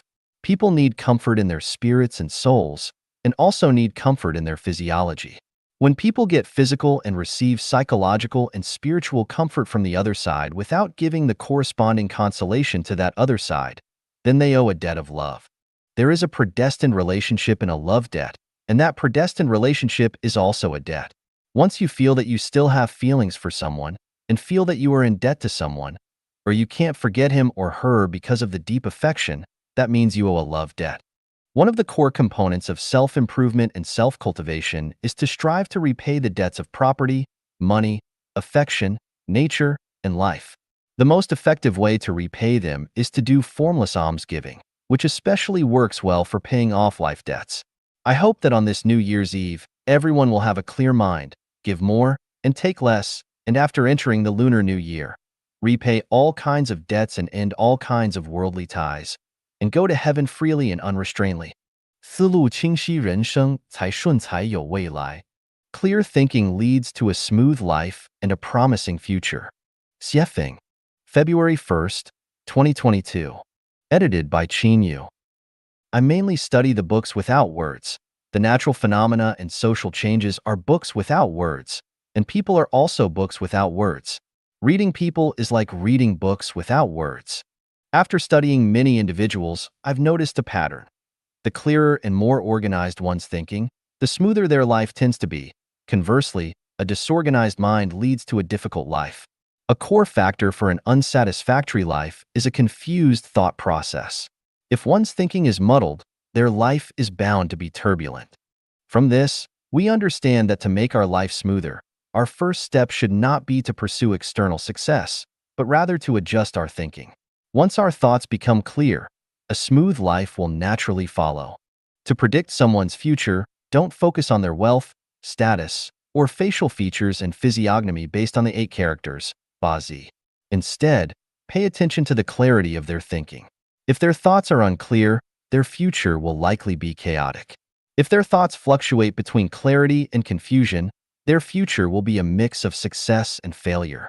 However, if someone's thinking is consistently clear, even reaching a state of profound understanding, their life will not only be smooth, but will also lead them to a heavenly realm. The direction a nation or a country is headed can be determined by the clarity of the thinking of its citizens, especially that of its leadership. If the thinking is unclear, without a doubt, the future of that nation or country will be in turmoil. On the contrary, if the thinking is clear, the future will be bright, leading to prosperity and success. If you don't believe my viewpoint, you can randomly select an elderly person and observe whether their life has been smooth or not. If it has been, then check the clarity of their thinking. Without a doubt, it will be clear and organized. Take the case of a high-ranking official who has been steadily advancing in their career for over a decade.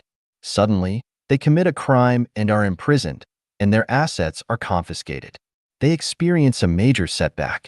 Is this a result of clear thinking or confusion? Undoubtedly, it is due to unclear thinking, as they believe that being in a position of power allowed them to act with impunity. Their lack of clear thinking led to this outcome. When someone writes an article, if it lacks focus, is rambling, has disjointed arguments, and is full of loopholes, without a doubt, their thinking is unclear, and their life will certainly not be smooth. Anyone who follows such an individual, no matter how many people he attracts, will ultimately suffer. Similarly, look at a person's living environment. If their bedroom, yard, and surroundings are dirty and messy, with garbage scattered everywhere, clothes and bedding left in disarray, and dishes piled up in the sink, there is no need for further analysis. Their thinking is undoubtedly unclear, and their life will match their environment, chaotic and disordered. How to make one's thinking clear? This question is too broad and extensive to be fully revealed in a few sentences. It involves one's past merits, faith, worldview, values, and outlooks on life and life. However, one point worth considering is to read more books, travel more, observe more, and engage in deeper contemplation. Extend the scope of your thoughts as far as possible into the distant future. For example, the results of thinking about something 1 year ahead will be different from thinking about it 10 years ahead, and thinking about it 100 years or even 1,000 years ahead will be entirely different. The longer the time span of your thinking, the clearer your mind will become. Short-term thinking leads to scattered thoughts, and as a result, your mind cannot be clear. Conversely, long-term thinking leads to a clear mind. Short-term thinking leads to confusion. 慢聊远见与短视的差异. Chatting about the difference between foresight and short-sightedness. Xiefeng, February 2nd, 2022. Edited by Qin Yu. The farther we look ahead, the simpler and lighter life becomes. The closer we focus, the more complex and burdensome it becomes. Are you considering tomorrow's life? Or are you thinking about life 10 years from now? How about 60 years from now? Or even 100 years from now? Imagine ourselves standing at a crossroads, with one path led by a president saying, "Follow me, and I will give you a position in government." Another path led by a billionaire saying, "Follow me, and I will make you rich." Then, a pastor saying, "Follow me, and I will lead you to heaven." Finally, a philosopher saying, "Follow me, and I will help you discern right from wrong." Which path should we choose? This decision involves a person's perspective. As we have already clarified, the longer the time limit for thinking about outcomes, the clearer our thoughts become and the brighter our future becomes. Conversely, the shorter the time limit for thinking, the more confused we are about the future. At the same time, we know that tigers will never grow wings. We should never fantasize about having all the advantages.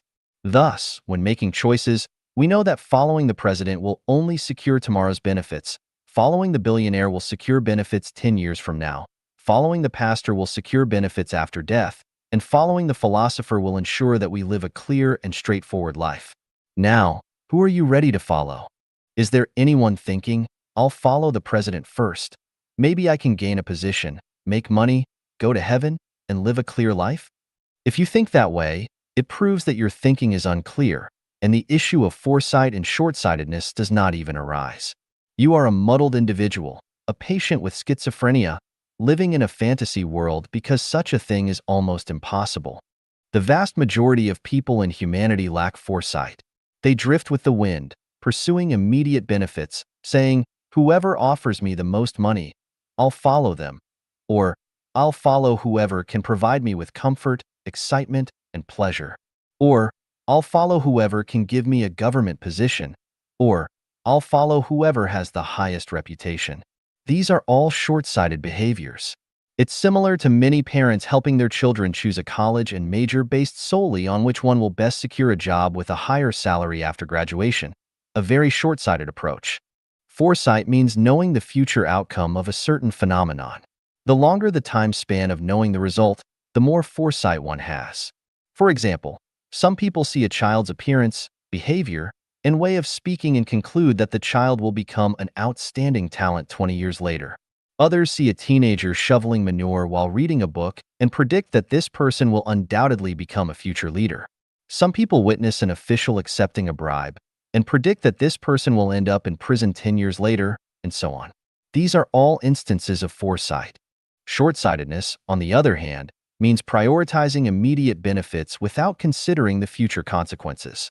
For example, polluting rivers and exploiting others for personal wealth, giving up faith for personal safety and gain, betraying close friends and family for promotion, willingly singing praises to the devil to avoid risks, distorting facts, and confusing right and wrong for the sake of promotion, and being opportunistic without principles. These are all forms of short-sightedness.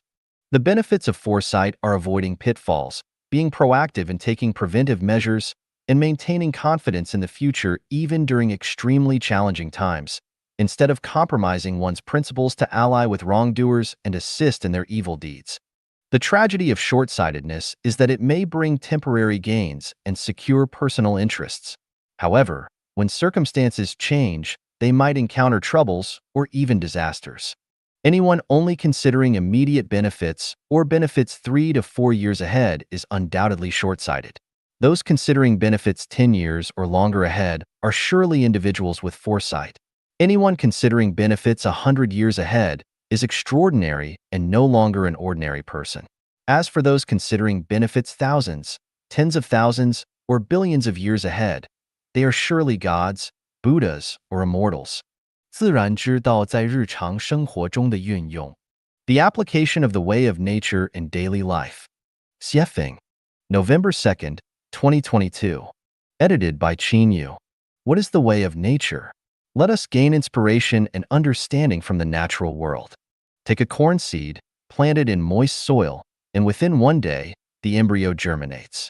After about 1 week, a small shoot emerges from the ground. Around 27 days later, it starts to grow new leaves. After 52 days, it develops corn silk, and male pollen appears at the top. Around 90 days later, the corn cob matures. In about 100 days, the corn will be ready for harvest. The corn grain takes 100 days from entering the soil to maturing, and this is the way of nature.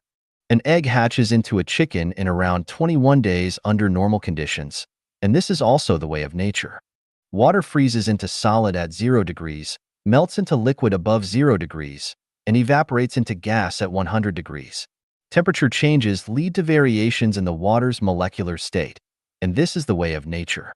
Water flows naturally, and when the melon is ripe, it falls off the vine. These are powerful proofs of the way of nature. Looking at the vast world, apart from many phenomena caused by human activities, all other phenomena change and evolve according to the way of nature. It can be said that all things in the world follow the way of nature. Humans are one species in nature and are also bound by the laws of the way of nature. For example, aging and death are inevitable, but humans have subjectivity and thinking, so they have the tendency and ability to deviate from the way of nature. When we summarize the disasters in human society and the causes of individual troubles and suffering, we find that they are caused precisely by violating the way of nature. Conversely, when society is stable, the weather is favorable, and people live happily and contentedly, it is a result of adhering to and following the way of nature. Therefore, we can conclude that when people obey and follow the way of nature, society becomes harmonious and stable, and people live in harmony and happiness. On the other hand, when they go against and disrupt the way of nature, society becomes turbulent and unstable, and people suffer and endure hardships. So how do we obey the way of nature? Let me explain through some everyday phenomena. The phenomenon of sudden wealth. Analyzing the 100-day maturity process of corn seeds after entering the soil, we can see that the phenomenon of sudden wealth goes against the way of nature. Wealth and prosperity should be accumulated little by little, day by day, following the natural course of events. Instant wealth is not in accordance with the way of nature, and its result is catastrophic. It leads to extreme and distorted psychological activities, dramatic changes in language, gestures, and even physiological functions. The attitudes and demands of others towards the individual change, often leading to contradictions and conflicts.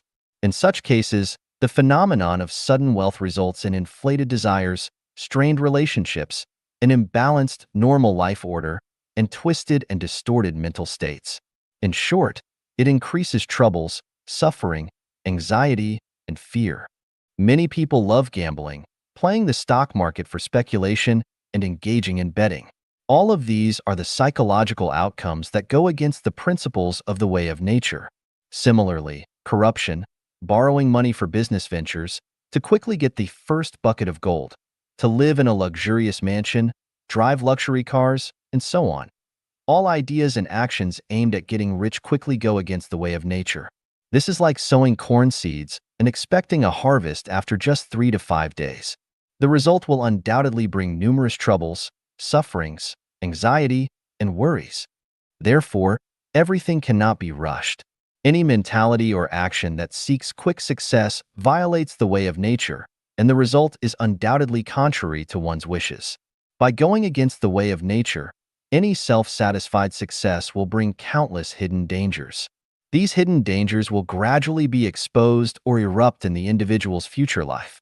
For example, corrupt officials who are smug and self-satisfied may end up in prison or get kidnapped or murdered in their future life journey. The fear of death. 99% of people have a fear of death, which is a very irrational mentality. Death is the most natural and just thing, as everything in the world ultimately leads to death. Even the heaven and the earth will have a day of extinction. How could humans be an exception? To eliminate the fear of death, one must understand the principles of the way of nature. Once understood, one can face death calmly without disturbance. Death is not an accidental event. It is an inevitable trend that cannot be avoided. Therefore, the best mentality is to embrace death with a smile. Whether in fear or smiling, death is inevitable. Fear makes people timid and fearful, while smiling makes people live a relaxed, free, and enjoyable life. Why not embrace death with a smile and live a life full of romance? In fact, those who understand the mysteries of life and time are the least afraid of death because death opens another door for the journey of life. Perhaps the scenery after death is even more fascinating and pleasant. Thus, those who understand the way of nature and walk on its path will never fear death. If one still fears death, it means they are on a path that deviates from the way of nature. The phenomenon of poverty. Have you noticed that the more impoverished and backward a place is, the more likely it is to suffer from natural disasters and human-made calamities? Similarly, impoverished people tend to have narrow, conservative, stubborn, short-sighted, selfish, and harmful thinking patterns. There seems to be a hidden spell that says, the more they have, the more they are given, and the less they have, the more they stay impoverished. I used to be puzzled by why places in poverty are more prone to disasters and why impoverished people tend to be conservative, stubborn, and harmful. After repeatedly studying the book without words, I finally discovered that the root cause lies in violating the way of nature. When we observe birds, whether eagles or sparrows, migratory or resident birds, they are always busy surviving. However, impoverished regions and individuals living in poverty are not as busy as birds. This indicates that they are not walking on the path of the way of nature. The way of nature tells us that the more accommodating a place is to various species, the easier it is to survive on this place. Similarly, for humans, those who have an open mind and embrace diverse ideas and lifestyles are more likely to avoid disasters and move towards prosperity and happiness. As the saying goes, the one who steals will not become wealthy, and the one who treats guests well will not be poor. If a person's home always has guests from all over, it will not be a place of poverty. Take the United States, for example. It is prosperous, strong, civilized, and free. Why? Because the United States embraces the largest number of multi-ethnic, multi-faith, multi-group, and multilingual immigrants in the world. Immigrants make up 15.3% of the total population in the United States. It is not difficult to understand from this point that in the past, present, and future, the United States has been prosperous and powerful. Conversely, when we look at poor and underdeveloped countries, most of them are closed and exclude foreigners. Biodiversity is a sign of prosperity, which aligns with the way of nature. A place that closes itself off and excludes outsiders goes against the way of nature, leading to inevitable poverty. Regarding individuals, those who refuse to accept new ideas, cultures, concepts, and lifestyles will inevitably become conservative, stubborn, and fall into poverty and decline. Phenomenon of disease. Disease is a sign of violating the way of nature. Following the natural way of rising with the sun and resting with the sunset is in accordance with the way of nature. Those who violate it will eventually fall ill. Regular routines in daily life and moderation in diet are in harmony with the way of nature. Violations of these principles will lead to illness. Negative mental states such as anger, comparison, envy, greed, aggressiveness, belligerence, selfishness, and the pursuit of pleasure and so on, also violate the way of nature, leading to illness. Here, I propose a Goldbach conjecture regarding diseases. I encourage readers to gather, summarize, analyze, and reason to verify it. The conjecture is, anyone who has a disease must have violated the way of nature, and anyone without a disease must be following the way of nature. Phenomenon of seeking immediate gain and profits. First of all, let me tell you that 99% of humanity seeks immediate gain and profits. Any phenomenon of seeking immediate gain and profits is a violation of the way of nature. From forcing children to abandon play for studying to commercial endeavors seeking the first bucket of gold, bribery and corruption in the business world, or cutting corners to get ahead. All these attempts to gain benefits by violating natural laws and even in the realm of spiritual cultivation. Many people barely scratch the surface of cultivating themselves but wish to become immortals or enlightened beings. Moreover, many people lack even basic knowledge of how to be a decent human being. Yet, having learned only a few pieces of patchwork jargon related to spiritual cultivation, they audaciously present themselves as masters, attempting to propagate their teachings and mislead others. Many people show a lack of diligence in their studies, resort to deception and trickery in their work, fail to contemplate deeply in their thoughts, and neglect serious academic inquiry. Yet, they constantly harbor the desire to achieve rapid success and prosperity. But where can such success come so easily and effortlessly? Once they achieve their wishes too effortlessly, without a doubt, they step into a trap and plant hidden dangers. Planned economy and market economy. Planned economy violates the way of nature, while market economy aligns with the way of nature. When we observe nature, no human intervention is required for management. Species naturally reproduce, and their populations self-regulate. Over billions of years, nature proceeds orderly without disorder. However, once humans intervene, disrupting the natural course, disruptions occur, and calamities like droughts, floods, pest infestations, fires, extreme heat, and extreme cold emerge. Similarly, looking at countries, those with market economies prosper, while those with planned economies will inevitably be poor and underdeveloped. The more government intervention, the worse the situation becomes. Conversely, the less government intervention, the healthier and more prosperous the economy becomes.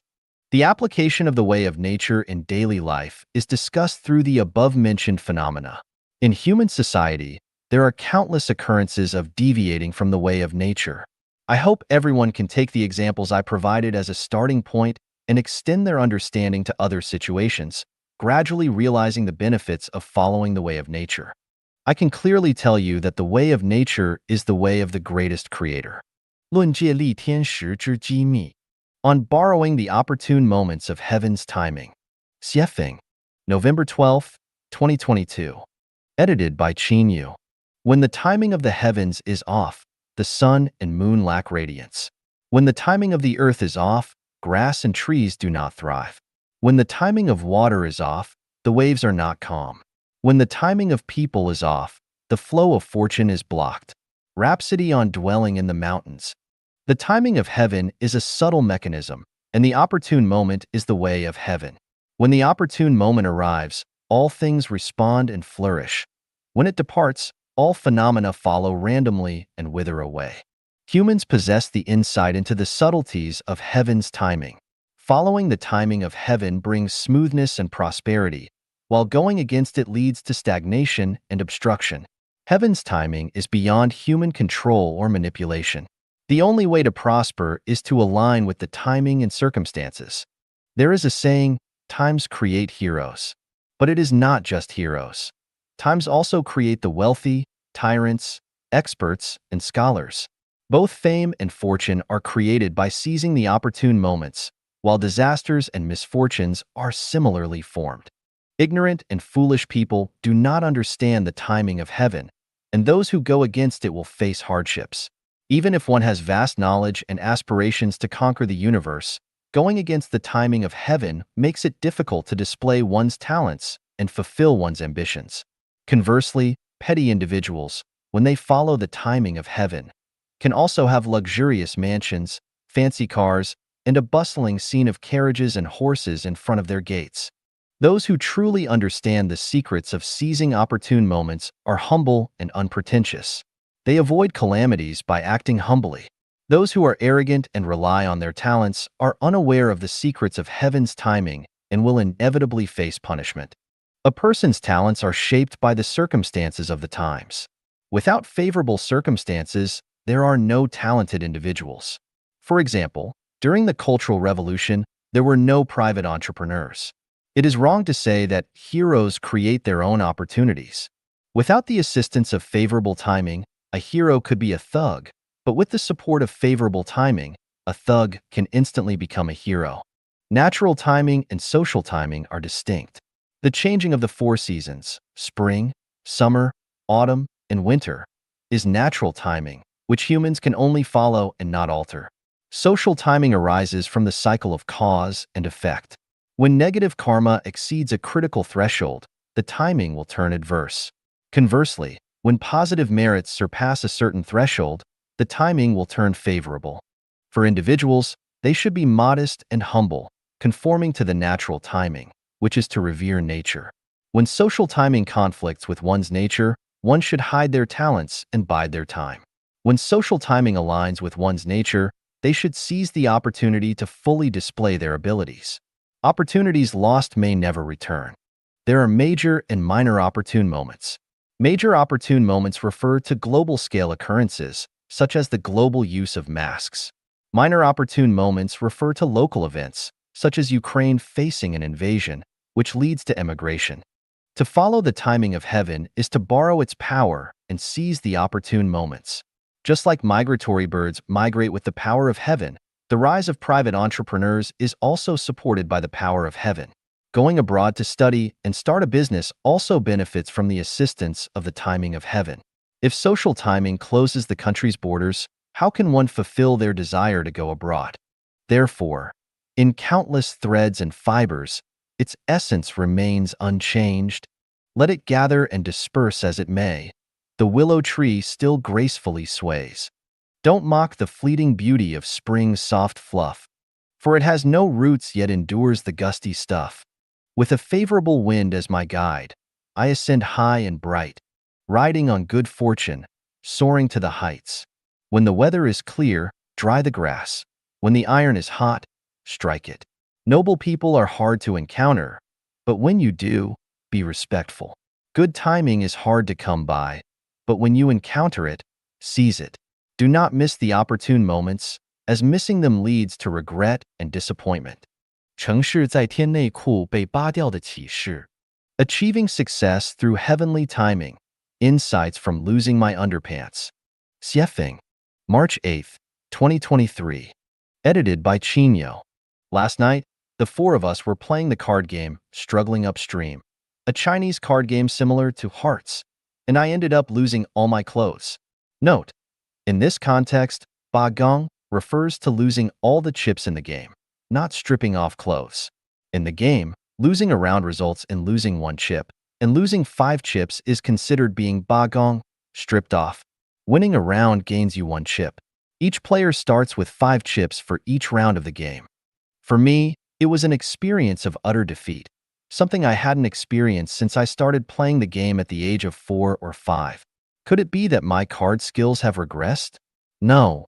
It's that the Tao has bestowed upon me a profound gift, allowing me to further understand the rules and principles hidden within the seemingly chaotic and disorderly holographic order. The ancient sages have long told us, man plans, and the heavens decide. Before one experiences a thorough defeat, these teachings are merely theoretical without personal experience and realization. Only through experiencing failure or triumph can one truly comprehend their essence. In the control of the Tao, regardless of how exceptional one's card skills are, or how good the cards they hold, they may still lose and be left with nothing, stripped bare. Similarly, regardless of how poor one's card skills are, or how bad the cards they hold, they still have a chance to win the game. Just observe people around you. Some may be exceptionally good-looking, yet their lives are miserable.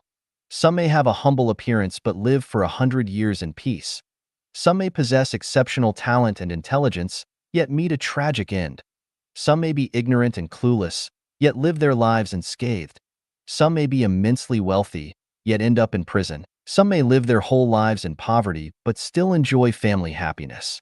I have written an article called Mahjong, Holography, and Chinese Culture, which was inspired by playing Mahjong and understanding the underlying principles. Last night, while playing poker, struggling upstream, I further realized the profound connotation of man plans and the heavens decide. Those who have played Mahjong and poker must deeply feel that in a game with 4 players, the cards you draw each time are different from the last time. Even if you play all your life, it is difficult to draw a hand identical to a hand you previously held. The 54 card combinations are astronomical, seemingly random, disorderly, and chaotic. Yet, each player's outcome is almost predetermined. This is the principle of holography, where hidden within the seemingly chaotic disorder lies strict and elusive rules and principles. Behind these rules and principles, there are mysteries that are unseen, unheard, and untouchable. These mysteries are the truth of holography, but they are not the entirety of the truth. The true core truth lies in Tao's holographic mechanism. Understanding the principles of the holographic mechanism, one will no longer seek quick gains, feel restless, impose one's will on others, or be overly competitive. In the holographic mechanism, the best way to live is to play, entertain, and experience, while everything else is illusory and transient. Only by understanding Tao's holographic mechanism can one become a celestial being. 同维度认知解决不了同维度矛盾. Cognition within the same dimension cannot resolve internal conflicts. Xiefeng, May 17, 2023. Edited by Qin Yu. Can those who love marriage and family solve the series of conflicts and crises that occur within them? The answer is impossible. It's like standing in a muddy pit and trying to clean your feet. It's not possible. Just as a mouse cannot solve the crisis of being caught by a cat with its level of cognition, and just as a patriot cannot build a world of great harmony, it's as futile as a fish trying to fly to a forest to settle in and sing. Farmers cannot solve their own contradictions and crises, and likewise, workers and intellectuals cannot solve their own contradictions and crises. Similarly, a nation, a country, a political party, and a religion cannot resolve their own contradictions and crises because cognition within the same dimension cannot solve conflicts within that dimension.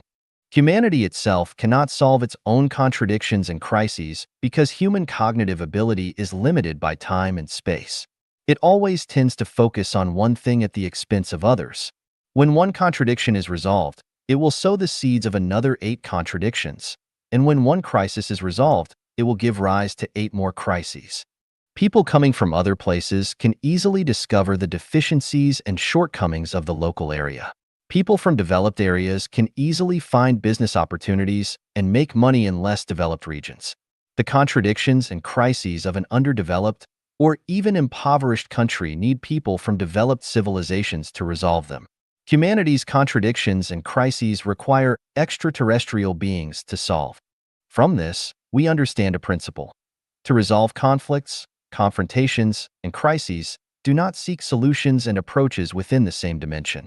Internal contention results in an increase in entropy, leading to rigidity and death.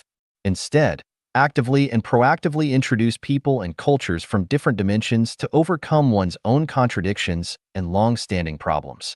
The more pronounced regionalism, nationalism, and patriotism, the less conducive it is to resolve one's own contradictions and crises. This principle also applies to individuals.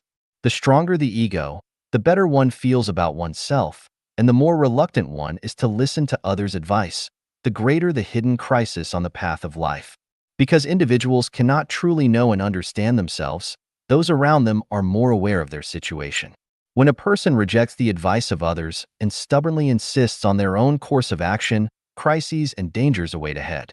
Therefore, when a person is troubled, suffering, and worried, the best approach is to abandon their own cognition and seek external methods to solve the problems. If one always believes they are right and refuses to listen to others' advice, their troubles, suffering, and anxieties will not decrease but instead increase. In conclusion, do not seek solutions and ways to resolve crises within the same dimension of people and culture. Instead, look to people and cultures from different dimensions to find solutions and paths to overcome problems and crises. 问题无解向外探索. If a problem seems unsolvable, explore beyond its boundaries. Xiefeng, June 26, 2023. Edited by Qin Yu. Suppose a group of people live in a dim, dark, damp cave. How can they break free from this predicament? Is it possible to transform the gloomy, wet cave into a sunny, comfortable environment? Trying to study, research, strive, and work hard inside the cave is almost futile. The best way is not to contemplate within the cave, but to step out of it. Stepping out of the cave, one would embrace the bright spring scenery, clear mountains, beautiful waters, fresh air, and vast territory, and all discomforts would vanish. In August 1896, China was a place where men wore long braids and women bound their feet. Ox carts and horse carriages were commonly seen on the streets. The houses were made of mud, and the roads were made of earth. Even a gust of wind could blow up clouds of dust. Beggars were everywhere, and there were no household electrical appliances, not even a flashlight. At that time, Li Hongzhang visited the United States and saw skyscrapers on the streets, with cars passing by, men in suits and leather shoes, and women bared their chests and shoulders. There were electric lights indoors. The contrast with China was immense. If he had not ventured abroad, Li Hongzhang would never have known how backward China was at that time. In 1978, China's per capita GDP was only $156, while the per capita GDP of the world's poorest countries in sub-Saharan Africa was $490. Monaco in Europe had a per capita GDP of $38,400, the United States was $10,600, and Japan was $8,821. Imagine how much China resembled a group of people living in a cave who had never seen the world. At that moment, Chinese leaders decisively abandoned the policy of isolation and sent a large number of government officials to various parts of the world for investigation, especially to developed Western countries. As a result, they broadened their horizons and opened their minds.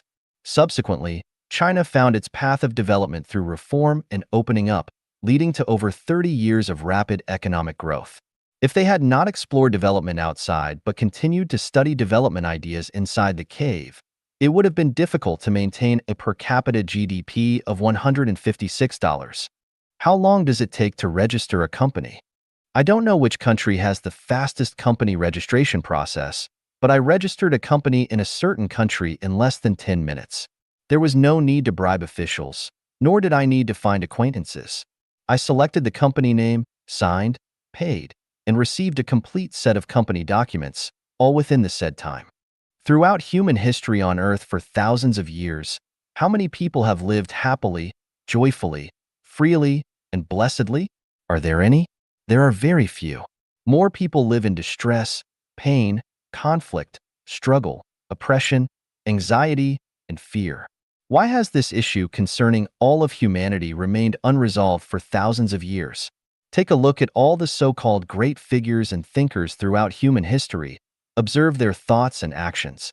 Look at the discussions on the internet today, especially those of so-called masters, including high-ranking officials in the United Nations and presidents and leaders of various countries. They are all contemplating and pondering within the cave. Why don't they go outside to take a look? By stepping out of the Earth and observing the stars and oceans of the thousand-year world planet and following their way of life, all the problems facing humanity will be easily solved. By walking out of the Earth and exploring the thousand-year world among the vast sea of stars, following their way of life, wouldn't all the problems faced by humanity suddenly become clear and easily solvable? If a problem cannot be solved in Christianity, look for answers in Buddhism.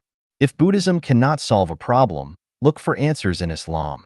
If Islam cannot solve a problem, look for answers in Taoism. If Taoism cannot solve a problem, go to the frontiers of science for answers. If science cannot solve a problem, look for answers in theology and metaphysics. In short, do not seek solutions and paths within your own cave of knowledge and cognition. Instead, step outside your own cognitive circle and seek answers outside. For some problems, it is much more difficult for those within the circle to find a solution than ascending to the sky. But by stepping out, one will find that others had already solved them hundreds or even thousands of years ago. I once wrote an article called, "When you think you're right, you're already wrong." If we do not step out of our own circle of knowledge and cognition, closing ourselves off in our own cave, then we will follow in the footsteps of past mistakes. Even after 10,000 years, humanity will still be trapped in the sea of suffering and unable to extricate itself. Isolationism, closing our eyes and ears, blocking information, shouting slogans, and paying no attention to external affairs will inevitably lead to ignorance, backwardness, barbarism, and ultimately extinction. 我的自然之道观. My view of the way of nature. Xiefeng, December 4th, 2023. Translation edited by Qin Youai emphasized that Life Genuine follows the way of nature because it is synonymous with the way of the greatest creator. Nature equals the greatest creator, and the greatest creator equals nature. Nature embodies all the laws and principles of the universe. Everything in the universe exists and evolves within these laws and principles. In this sense, nature is Tao, and Tao is nature. Tao is the spirit of the greatest creator, the consciousness of the greatest creator. Therefore, we know that the greatest creator, Tao, and nature are one. The greatest creator equals Tao equals nature. Nature equals Tao equals the greatest creator. Everything perceived by the eyes, ears, nose, tongue, body, and mind is a manifestation of nature. Every phenomenon, every event in nature, is part of its evolutionary process, from the fluttering of a butterfly's wings to the violent eruption of a volcano.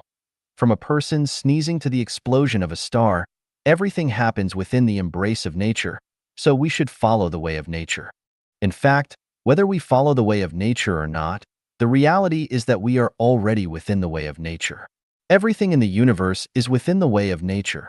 No life, no phenomenon, no event can escape the palm of the way of nature. Understanding both the essence and the reason behind things, having a clear mind and bright eyes, brings us endless benefits. Firstly, our journey of life will become simple, light, joyful, and pleasant, rather than complex, heavy, troubled, and painful. Secondly, we will avoid reefs, pitfalls, obstacles, and deception, making our journey of life smooth and safe. Finally, by following the way of nature, we can reach a better space. I'll give some examples to illustrate. In Life Genuine, there is no idol worship, just a love for nature. Life Genuine does not celebrate festivals related to gods, Buddhas, celestial beings, and saints, nor does it celebrate festivals related to countries, nations, great people, or individuals. Only natural festivals, such as the Mid-Autumn Festival and the Spring Festival. In Life Genuine, there are no temples, monasteries, shrines, or churches. We just integrate into nature. Isn't life simpler and easier this way? Things undergo cycles of formation, duration, decay, and emptiness. Life experiences cycles of birth, aging, sickness, and death. This is the way of nature.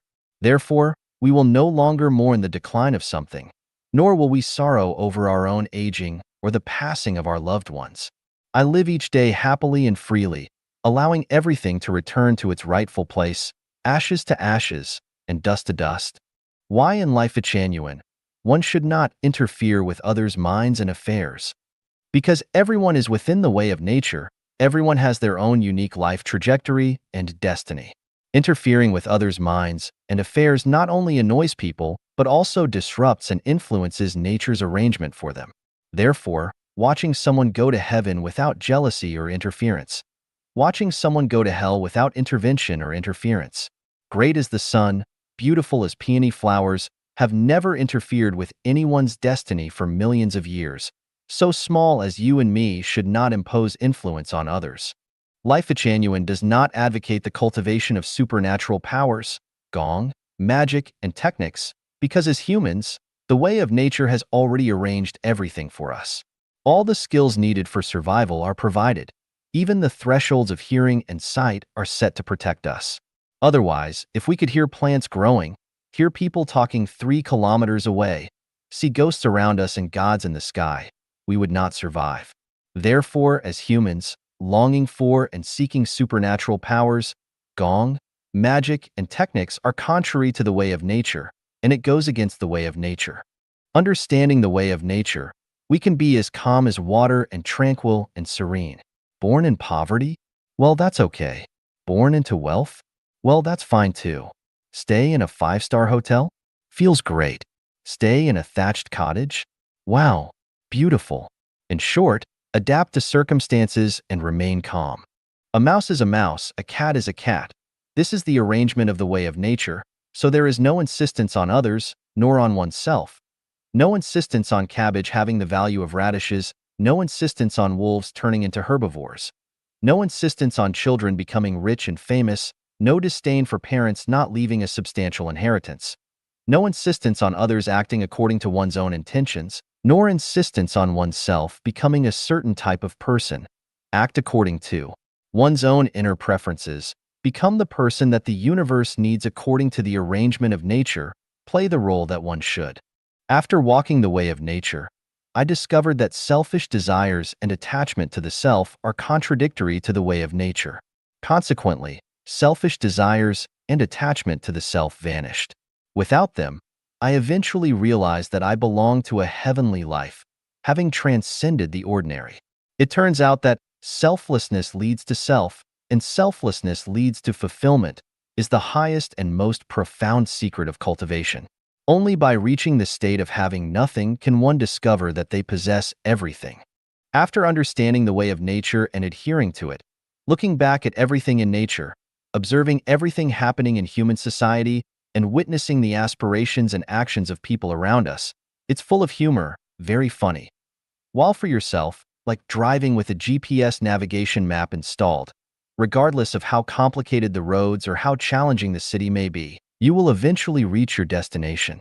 量子力学测不准原理与人的命运 Uncertainty Principle in Quantum Mechanics and Human Destiny.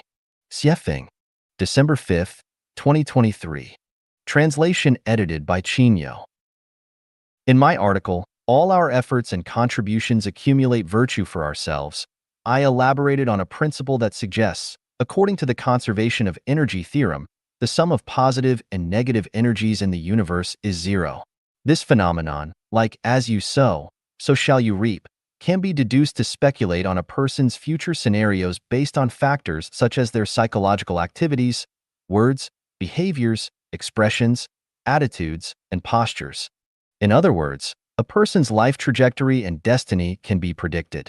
However, some have questioned this, arguing that microscopic particles exhibit random Brownian motion, and the uncertainty principle of quantum mechanics tells us that human destiny cannot be predicted. The skepticism is very valuable.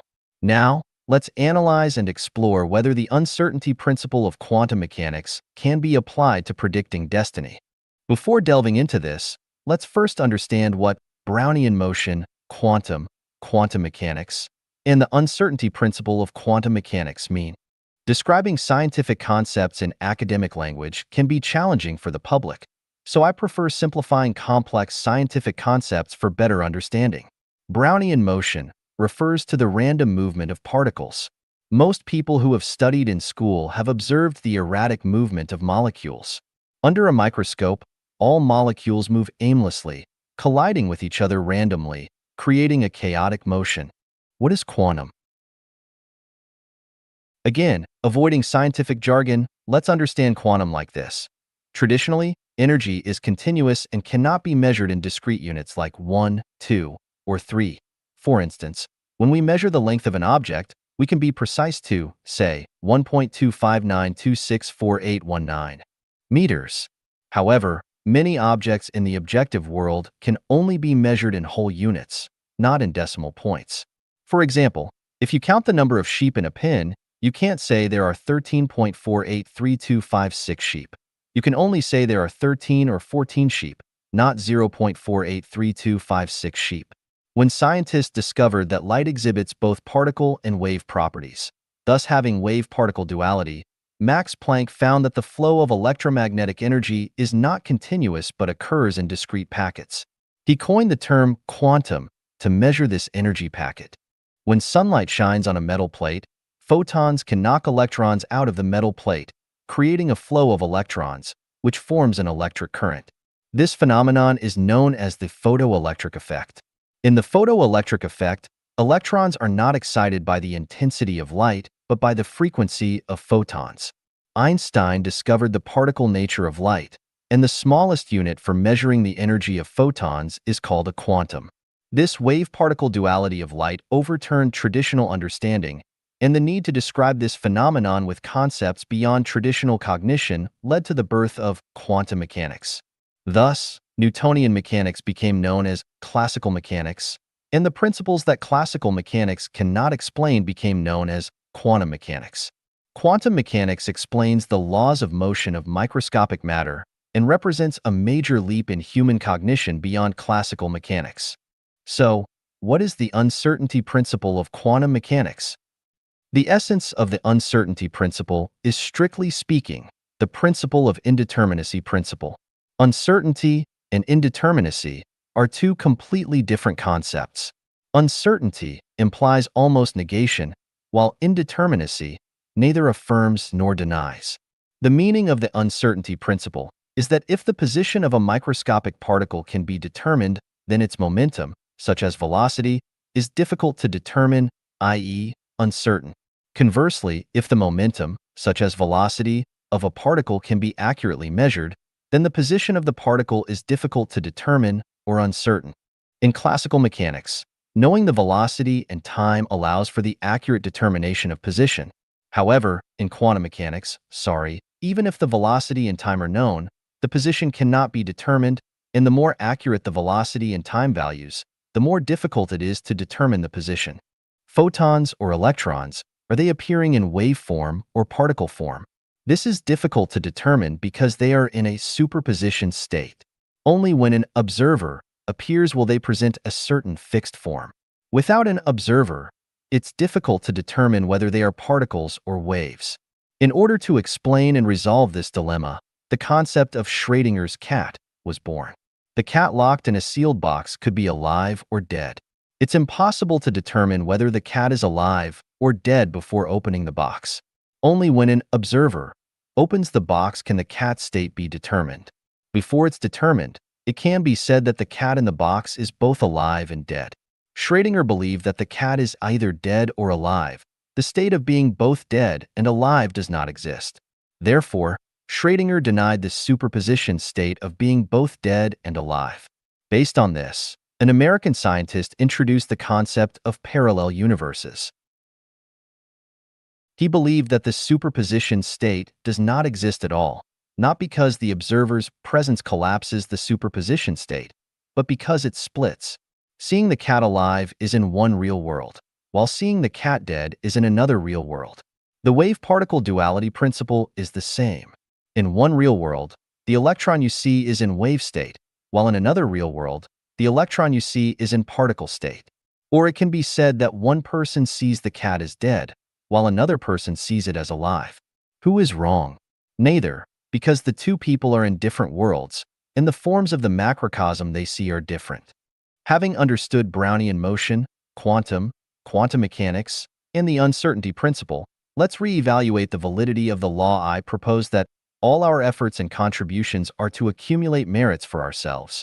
Firstly, the irregular movement of molecules in the microscopic world cannot describe the motion of substances in the macroscopic world.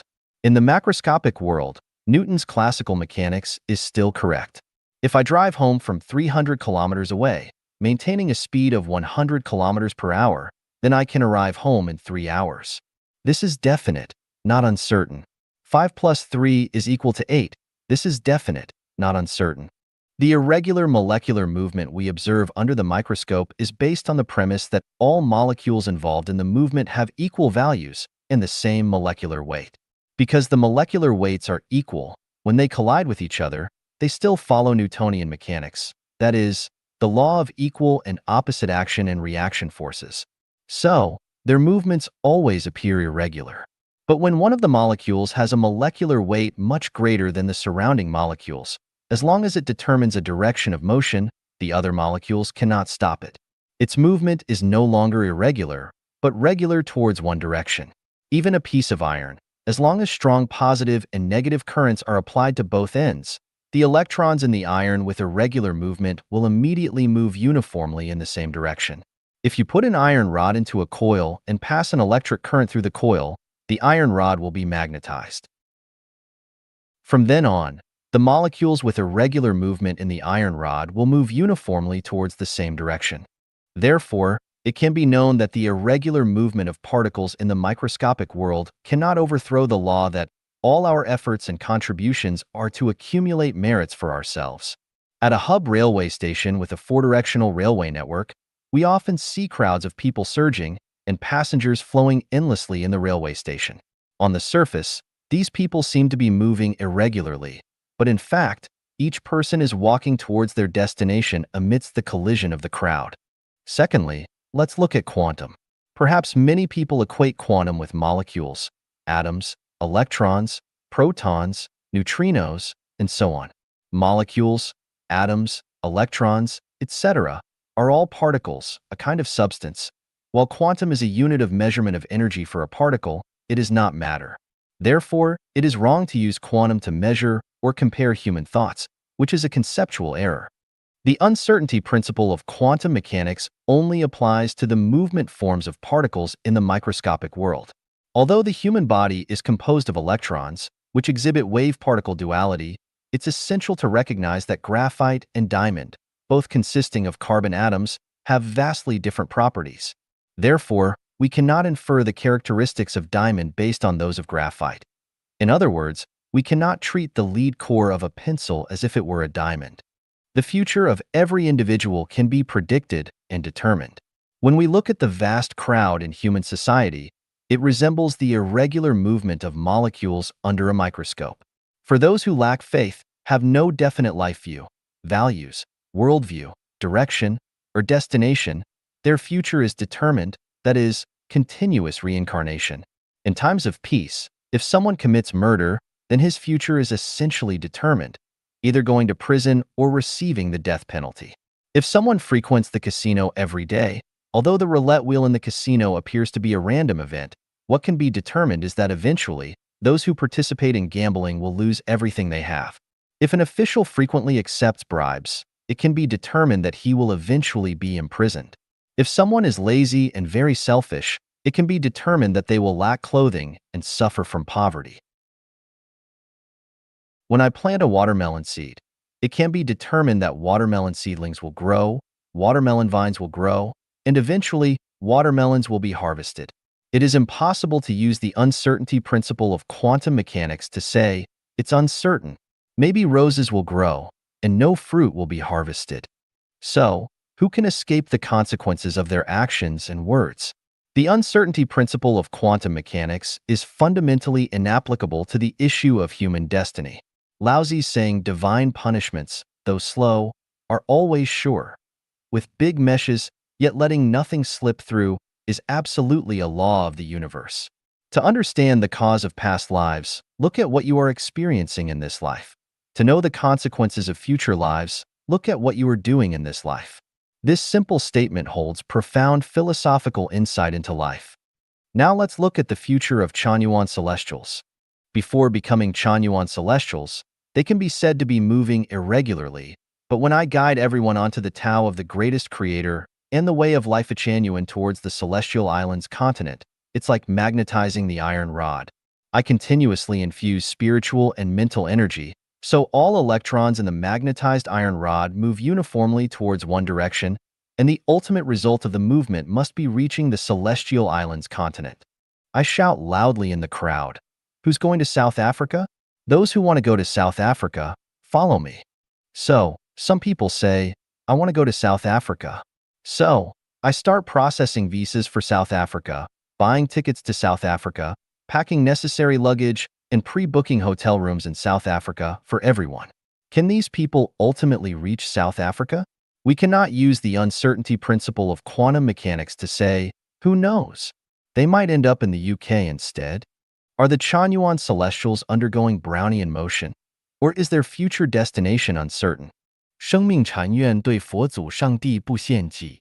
Life at Chanyuan does not sacrifice to the ancestor of Buddha, the greatest creator.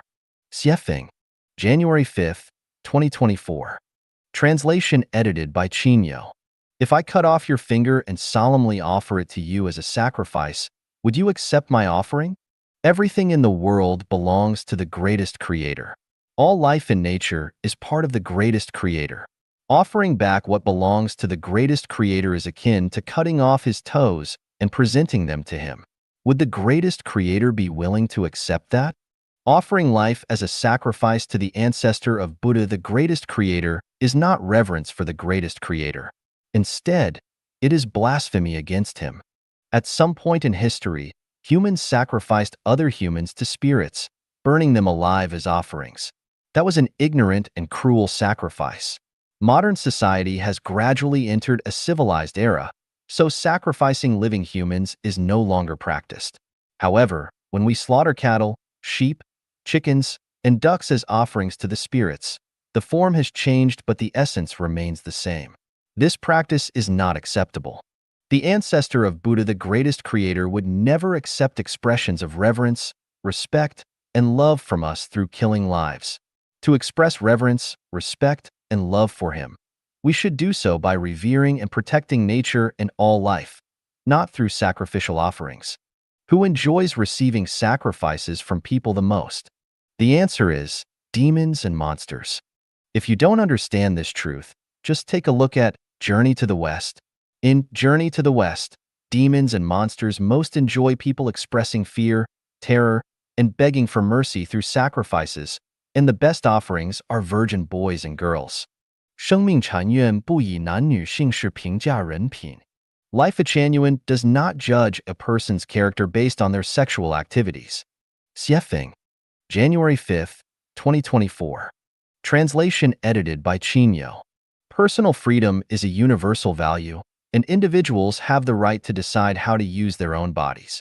In matters of sexual activity, as long as it is consensual and does not harm others or society, it is considered a personal matter and a personal freedom. Life at Chanyuan does not assess a person's character based on their sexual activities. Preaching. 爱是一种状态. Love is a state of being. Xiefeng. From ancient times, I love you has been a beautiful song which has been unchanged throughout the ages. People become fascinated, infatuated, and enjoyed crazy bliss when hearing, I love you. Today, I finally know that I love you is a hallucination, the unpredictable clouds, a colorful bubble, and an anesthetic. Love is a state, like the constantly shining sun, the blooming peony, the roaring river, and the bright stars twinkling in the night sky with all their luster. Love has no specific target, it is wordless, but if there are specific targets, it is not love. The sun shines down constantly on everything, but if there is a target, it is not the sun, but a searchlight, a torch, or a spotlight. Love is like the shining sun and the blooming flowers. It is a state. Neither the sun nor the flowers ever say, I love you. No matter whether anyone is watching and no matter whether the bees and butterflies come to gather nectar, the flowers always bloom on time. Love always brings warmth, auspiciousness, harmony, goodness, happiness, and positive energy, and is infinitely fascinating to all living beings. Love never shows coldness, madness, ugliness, worry, suffering, negative energy, or desperation. Love cannot hurt anyone. If love leads to pain, grief, suffering, hatred, disappointment, or desperation, it cannot be real love. Love can only be felt by love. It cannot be demanded or taken by force, nor by money, status, fame, or beauty.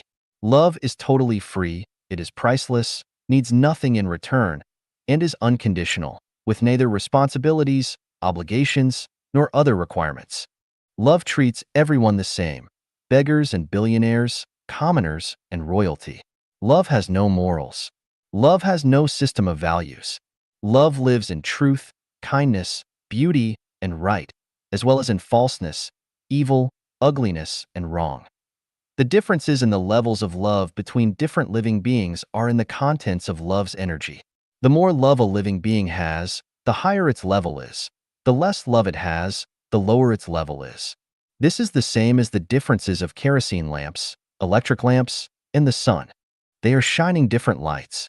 The kerosene lamp can only illuminate one room in a house, and the electric lamp can illuminate a yard, but the sun can illuminate a much larger area. The light of the Buddha can spread everywhere, but the light of human beings can only spread in limited regions. This is the difference between Buddhas and people. So, we understand that those who love everything and live for the benefit of all living beings are Buddhas. Those who only love and think about themselves are devils. Those who love and live for only one person or several people are animals. And those who only love and live for a group of people are human beings. According to this, we know that those who selfishly love themselves are the offsprings of devils. Those who only love one person or thing, such as within monogamous marriage, are the lowest level of animals. Those who love their families are the lowest level of human beings. And those who love their own nations, religions, organizations, and political parties are human beings. But those who live for the benefit of all living beings regardless of their own interests are more than human beings. They are bodhisattvas, angels, and Buddhas. Human beings are not worthy of speaking the word love. Love is the patent of bodhisattvas, angels, and Buddhas. Love is profaned when one person says, "I love you," to another. Love is a non-material existence. Only those who have love for themselves can feel love. You will never feel love if you do not have love within yourself. Only if you have eyes can you see the eyes of other lives. Only if you are not colorblind can you see how colorful the world is. Those people with the greatest love will become super celestial beings. The greatest love is that you, yourself, completely become love. The greatest creator is love. Only by making ourselves become love can we enter the secret garden of the greatest creator, the celestial island continent of the Elysium world. 天堂在哪里? Where is heaven? 谢菲. Translated by Treasure and edited by Care. Heaven, or the kingdom of heaven, is the general term for the 1,000-year world, the 10,000-year world, and the Elysium celestial islands continent. Heaven is where those lives' non-material structures are more perfect than human ones. The greatest characteristic of heaven is the amount of freedom of life. Freedom from the issues of food, clothing, shelter, transportation, disease, war, and sudden disaster. The 1,000-year world is a celestial body 960 light years away from the Earth.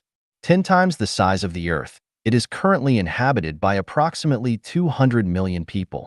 As the basic lifespans of celestial beings on this planet are about 1,000 Earth years, it is called the 1,000-year world. More details are available in Chapter 14 of The 1,000-Year World, the non-material world. The 10,000-year world is a beautiful celestial body located 3,480 light years from the Earth. It is 16 times bigger than the Earth and is equidistant from 16 suns which surround it. About 100 million celestial beings live there with similar basic characteristics as the land's celestial beings described in Taoism. They enjoy lifespans of about 35,000 Earth years, and it is thusly called the 10,000-year world. More details are available in Chapter 14 of The 10,000-Year World, the non-material world. The Elysium world is the general term for the paradise universe, We inhabit a small place that is called the Earth universe. The Paradise universe is called this in relation to other universes. The structure of the Paradise universe is a Taiji ellipsoid, which is called a low-rotary galaxy. Low-rotary galaxies contain 3,000 rotary river galaxies, which each contain 3,000 Milky Way-type galaxies, and each Milky Way-type system contains 3,000 solar systems.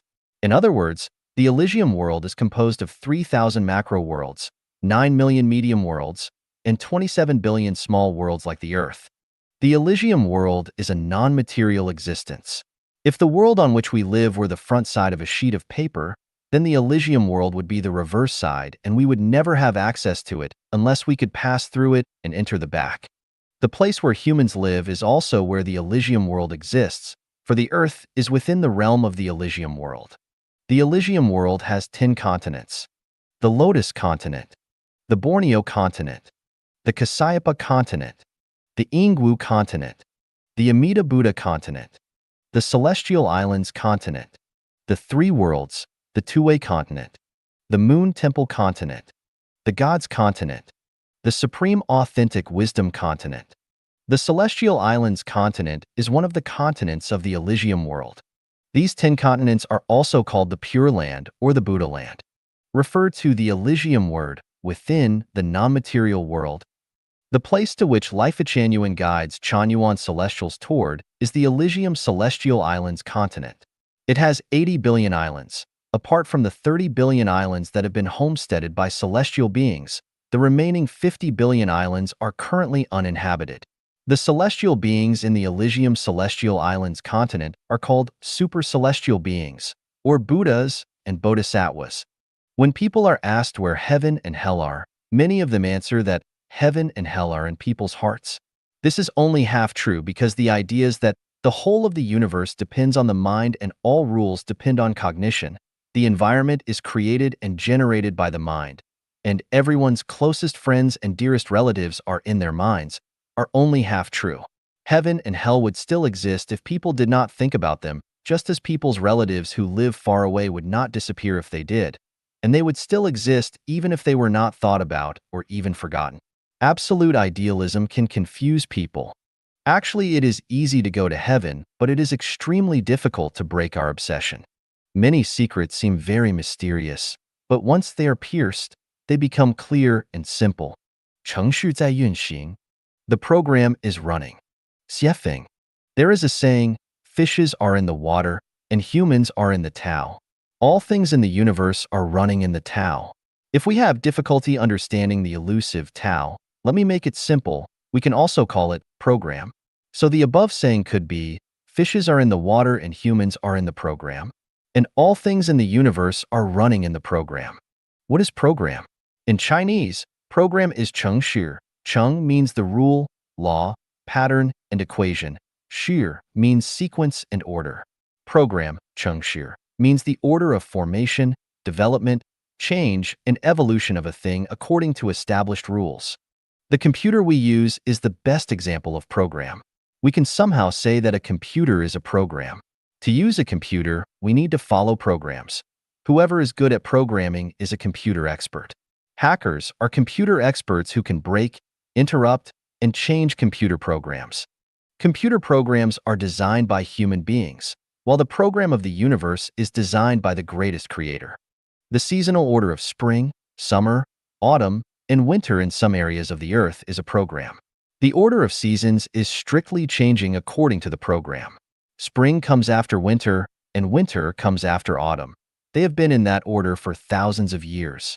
The process of a human body changes in the order of a fetus, baby, toddler, child, teenager, adult, and senior is also an established program. Human beings have to go through this process, which is out of their control.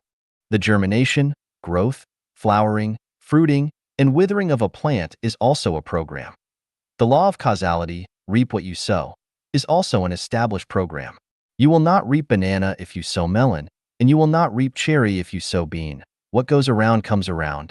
The treacherous are cheated by the treacherous, and the honest are appreciated by the honest. If you pursue Buddhahood, you attain Buddhahood, and if you admire the beast, you acquire the nature of the beast. If you do not give freedom to others, you will not get freedom yourself. If you want to control others, you will be controlled. Furtiveness and deceit will make you a ghost and lead you to hell, while integrity and good merits will make you a celestial and lead you to heaven. This is also a program.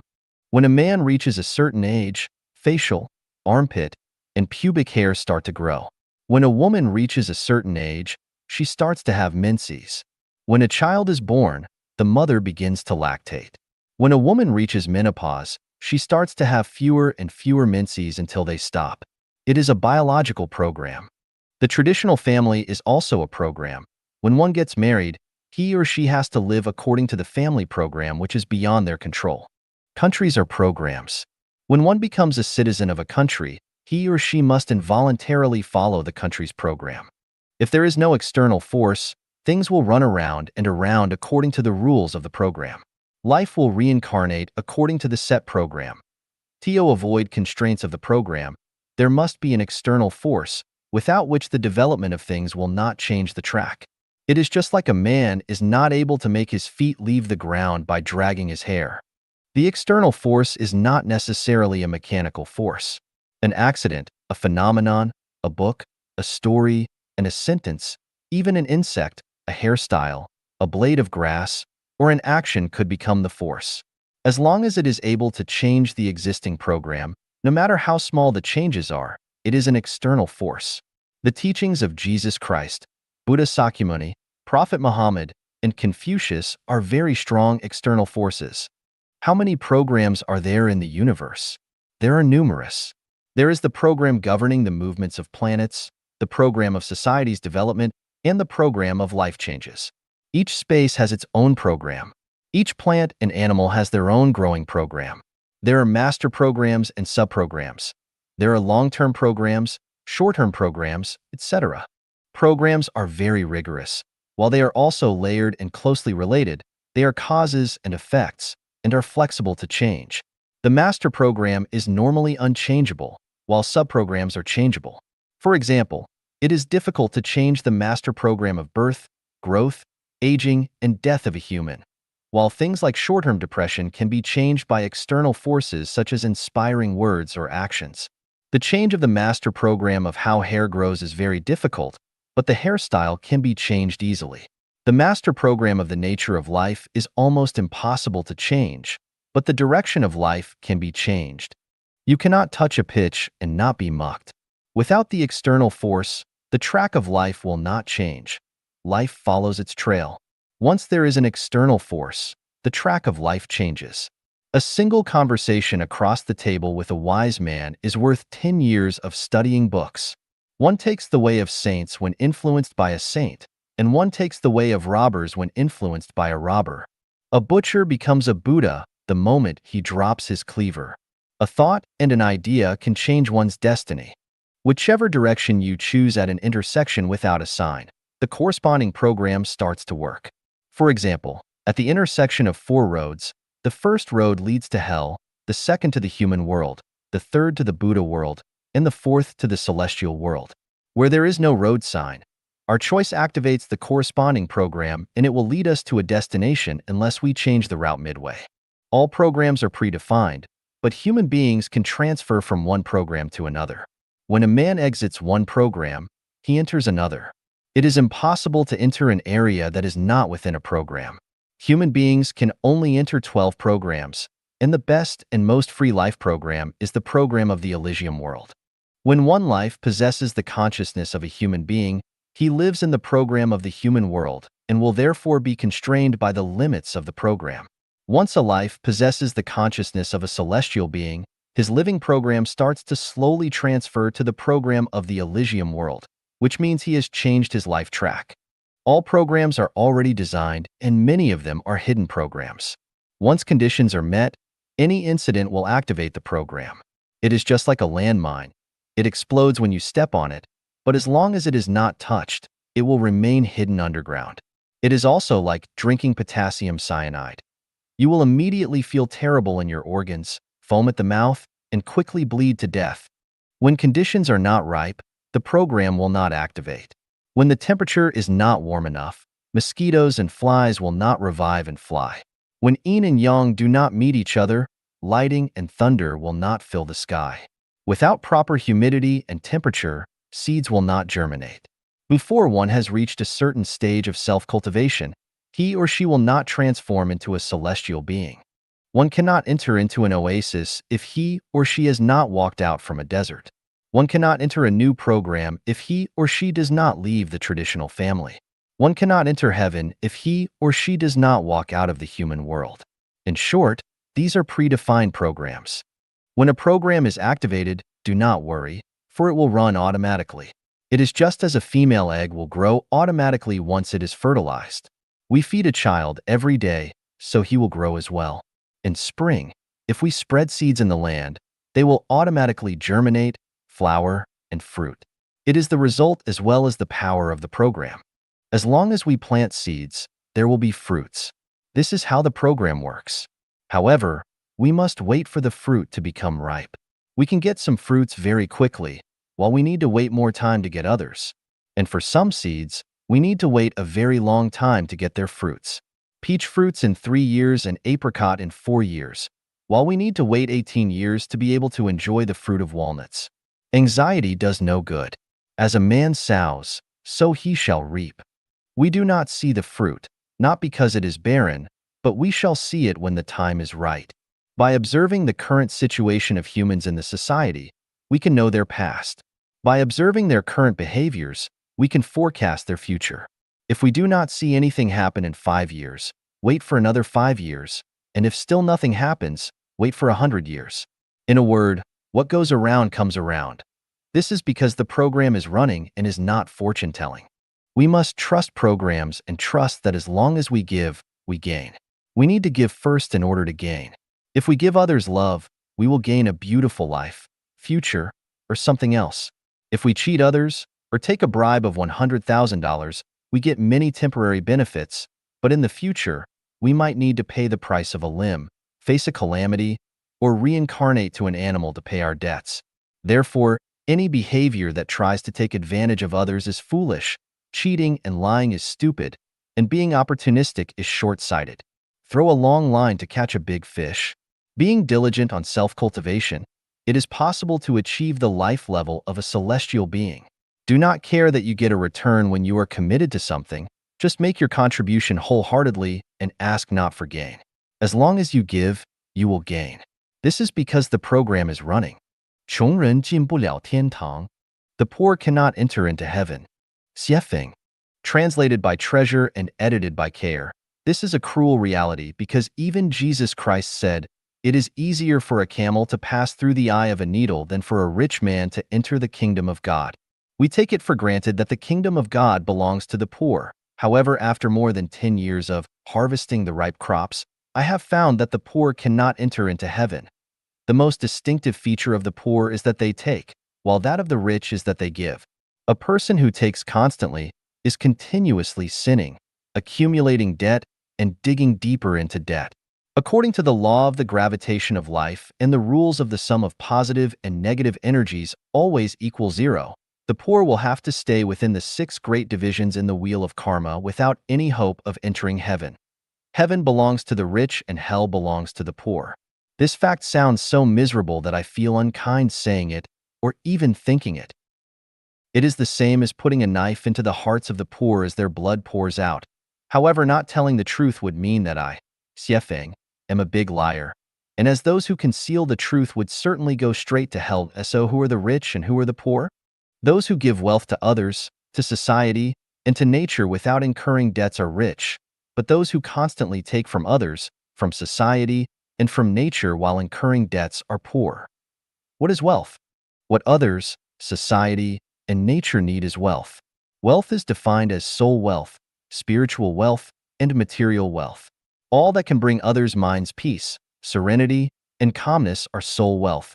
All that can encourage and cheer others on, or that can bring them passionate enthusiasm of life are spiritual wealth, and all that can offer the conveniences of food, clothing, shelter, transportation, birth, aging, illness, and death are material wealth.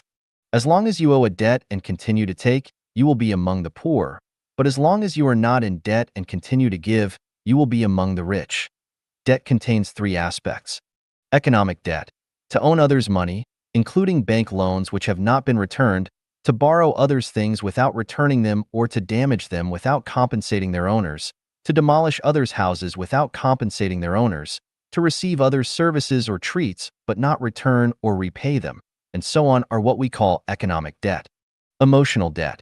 Care from grandparents, love and care received from childhood by our parents, concern and care from siblings, help from friends, relatives, and neighbors, guidance from superiors, and the cooperation of workmates, education and guidance from masters and teachers, care and consideration from lovers and spouses, special filial piety from children, and similar ties are all forms of emotional debt.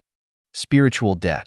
The greatest Creator's grace, such as the enjoyment of the sun, the air, and the water, the pleasure to experience the splendid kaleidoscopic world, the spiritual teachings and the guidance of God, Buddha, celestial beings, and many saints and sages are all spiritual debts. Referring to the three types of debt above, you will easily know whether you are rich or poor, isa billionaire rich. This is hard to say. Is a farmer in a distant village poor? This is equally hard to say. A billionaire who is in debt and keeps taking is poor, but a farmer with no debts and who is able to give themselves to others, society, and nature is rich. There are many ways to devote oneself to others, society, and nature. Whether it is materialistically, intellectually, or ideologically, or spiritually, as long as they give to others, to society, and to nature, that is devotion and dedication. To give a sweet smile is devotion, as are making others happy and joyous, and bringing people hope and pleasure is devotion to society, and protecting nature from damage is devotion to nature. But the most valuable and significant of all types of giving is what Buddha Sakyamuni called formless almsgiving. In conclusion, those who have given more than they have taken will enter heaven. Those who have taken more than their share of blessings will go to hell. Those who have given equally to what they have taken will continue their reincarnations into the mortal world. Who can give and pay dedications and devotions effectively? Only the rich, so heaven is theirs. The poor have nothing to give or pay back for their poverty, so they cannot go to the heaven, but only fall toward reincarnating into the animal level. All the poor must awake and watch. 内在结构决定一切. Internal structure is what matters. 写法. The nature and function of things are determined by their internal structures. Sugar is sweet while tea is bitter, and this is decided by their structure, not by people. The price of a 1 carat, 0.2 g, diamond is 14,000 RMB yuan, but the price of an ounce of gold is only about 10,270 RMB yuan. That is to say that 1 carat of gold costs 70 renminbi yuan. The price difference between diamonds and gold is 200:1. The fundamental reason lies in the different internal structures of the two. The value of 1 carat of common stone is too small to measure. The greatest creator, gods and Buddha, angels, bodhisattvas, celestial beings, devils, demons, monsters, mortals, evil spirits, animals, and other life are quite different from one another, and the reason is also because of their different internal structures. Celestials, saints, sages, mortals, laities, laymen, and ignorant people are all humans, but they are unlike each other because each has a different internal structure. It is as with mushrooms that some are nutritious and will feed you, but some others are poisonous and will sicken or kill you. This too is because of their different internal structures. From this we can understand that the role a person plays, the responsibilities that they assume, and the accomplishments that they achieve are completely determined by their internal structure and not by others or by society. Gems are inlaid into crowns, while cobblestones are not. Thus we further understand that it is wrong to envy or admire others, or to blame social injustice. In any case, we should neither complain, resent, nor loathe having a low social status or position. This is called being content in poverty and devoted to spiritual matters.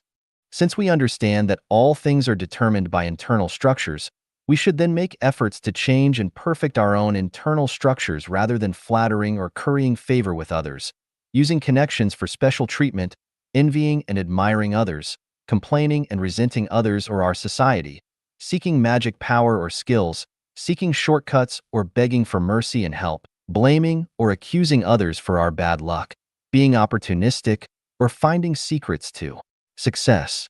Peaches and plums do not talk, but people come to pick them.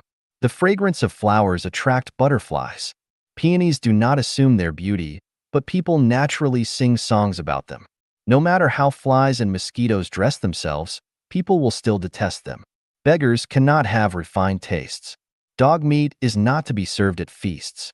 Those who lack elegance and good etiquette are not presentable. In short, the internal structure of each thing determines its social role and status. At this point, if someone still complains about heaven and earth or blames others or society for their ill treatment or bad luck in life, or finds excuses and reasons to blame others rather than themselves for their failures, then they would have to be either ignorant or just plain stupid. Are you not satisfied with your current situation? Do not find external excuses and reasons, but make sure to look for source causes from your own internal structure. The internal structures of things are determined by their quality. Taking people, for example, good intrinsic qualities are marked with diligence, kindness, purity, honesty, integrity, modesty, and open-mindedness, whereas bad qualities are shown as jealousy, blame, selfishness, greed, laziness, arrogance, dishonesty, and narrow-mindedness. A person who does not have good quality can never be smooth and refined no matter how they struggle, be accomplished in their career, or sail easily through life. They may enjoy good fortune for brief times, but not for very long. People who are moving toward heaven through self-refinery and self-improvement should never waste valuable time and energy on changing the external world or on changing their external appearance. They should invest their time and energy into improving and perfecting the non-material structures of their lives and on developing good quality. If their quality is not excellent and their structure is not perfect, then they can never reach heaven. It is the same as with a hard rock. Try as it may, it will never be cherished and valued by others. It must alter its internal structure in order to be valued and loved as a treasure and be applied in the most eye-striking and noble places. 内在结构决定一切. Internal structure is what matters. 写法. The nature and function of things are determined by their internal structures. Sugar is sweet while tea is bitter, and this is decided by their structure, not by people. The price of a 1 carat, 0.2 g, diamond is 14,000 RMB yuan, but the price of an ounce of gold is only about 10,270 RMB yuan. That is to say that 1 carat of gold costs 70 renminbi yuan. The price difference between diamonds and gold is 200:1. The fundamental reason lies in the different internal structures of the two. The value of 1 carat of common stone is too small to measure. The greatest creator, gods and Buddha, angels, bodhisattvas, celestial beings, devils, demons, monsters, mortals, evil spirits, animals, and other life are quite different from one another, and the reason is also because of their different internal structures. Celestials, saints, sages, mortals, laity, laymen, and ignorant people are all humans, but they are unlike each other because each has a different internal structure. It is as with mushrooms that some are nutritious and will feed you, but some others are poisonous and will sicken or kill you. This too is because of their different internal structures. From this we can understand that the role a person plays, the responsibilities that they assume, and the accomplishments that they achieve are completely determined by their internal structure and not by others or by society. Gems are inlaid into crowns, while cobblestones are not. Thus we further understand that it is wrong to envy or admire others, or to blame social injustice. In any case, we should neither complain, resent, nor loathe having a low social status or position. This is called being content in poverty and devoted to spiritual matters. Since we understand that all things are determined by internal structures, we should then make efforts to change and perfect our own internal structures rather than flattering or currying favor with others, using connections for special treatment, envying and admiring others, complaining and resenting others or our society, seeking magic power or skills, seeking shortcuts or begging for mercy and help, blaming or accusing others for our bad luck, being opportunistic, or finding secrets to success. Peaches and plums do not talk, but people come to pick them. The fragrance of flowers attract butterflies. Peonies do not assume their beauty, but people naturally sing songs about them. No matter how flies and mosquitoes dress themselves, people will still detest them. Beggars cannot have refined tastes. Dog meat is not to be served at feasts. Those who lack elegance and good etiquette are not presentable. In short, the internal structure of each thing determines its social role and status. At this point, if someone still complains about heaven and earth or blames others or society for their ill treatment or bad luck in life, or finds excuses and reasons to blame others rather than themselves for their failures, then they would have to be either ignorant or just plain stupid. Are you not satisfied with your current situation? Do not find external excuses and reasons, but make sure to look for source causes from your own internal structure. The internal structures of things are determined by their quality. Taking people, for example, good intrinsic qualities are marked with diligence, kindness, purity, honesty, integrity, modesty, and open-mindedness, whereas bad qualities are shown as jealousy, blame, selfishness, greed, laziness, arrogance, dishonesty, and narrow-mindedness. A person who does not have good quality can never be smooth and refined no matter how they struggle, be accomplished in their career, or sail easily through life. They may enjoy good fortune for brief times, but not for very long. People who are moving toward heaven through self-refinery and self-improvement should never waste valuable time and energy on changing the external world or on changing their external appearance. They should invest their time and energy into improving and perfecting the non-material structures of their lives and on developing good quality. If their quality is not excellent and their structure is not perfect, then they can never reach heaven. It is the same as with a hard rock. Try as it may, it will never be cherished and valued by others. It must alter its internal structure in order to be valued and loved as a treasure and be applied in the most eye-striking and noble places. 让我们来读无字天书. Reading the book without words. 写评. Translated by Transin and edited by Care. There are 3 types of books.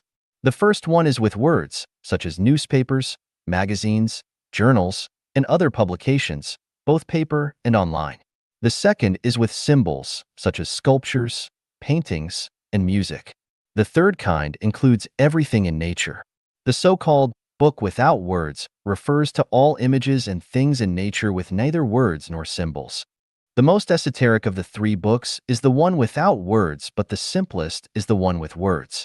People with low spiritual natures can only read books with words, but only people with high spiritual natures can read the book without words. What the gods, Buddha, celestial beings, and saints read is the book without words. The 6th Zen patriarch, Huineng, was illiterate, but became the patriarch because he could read the book without words.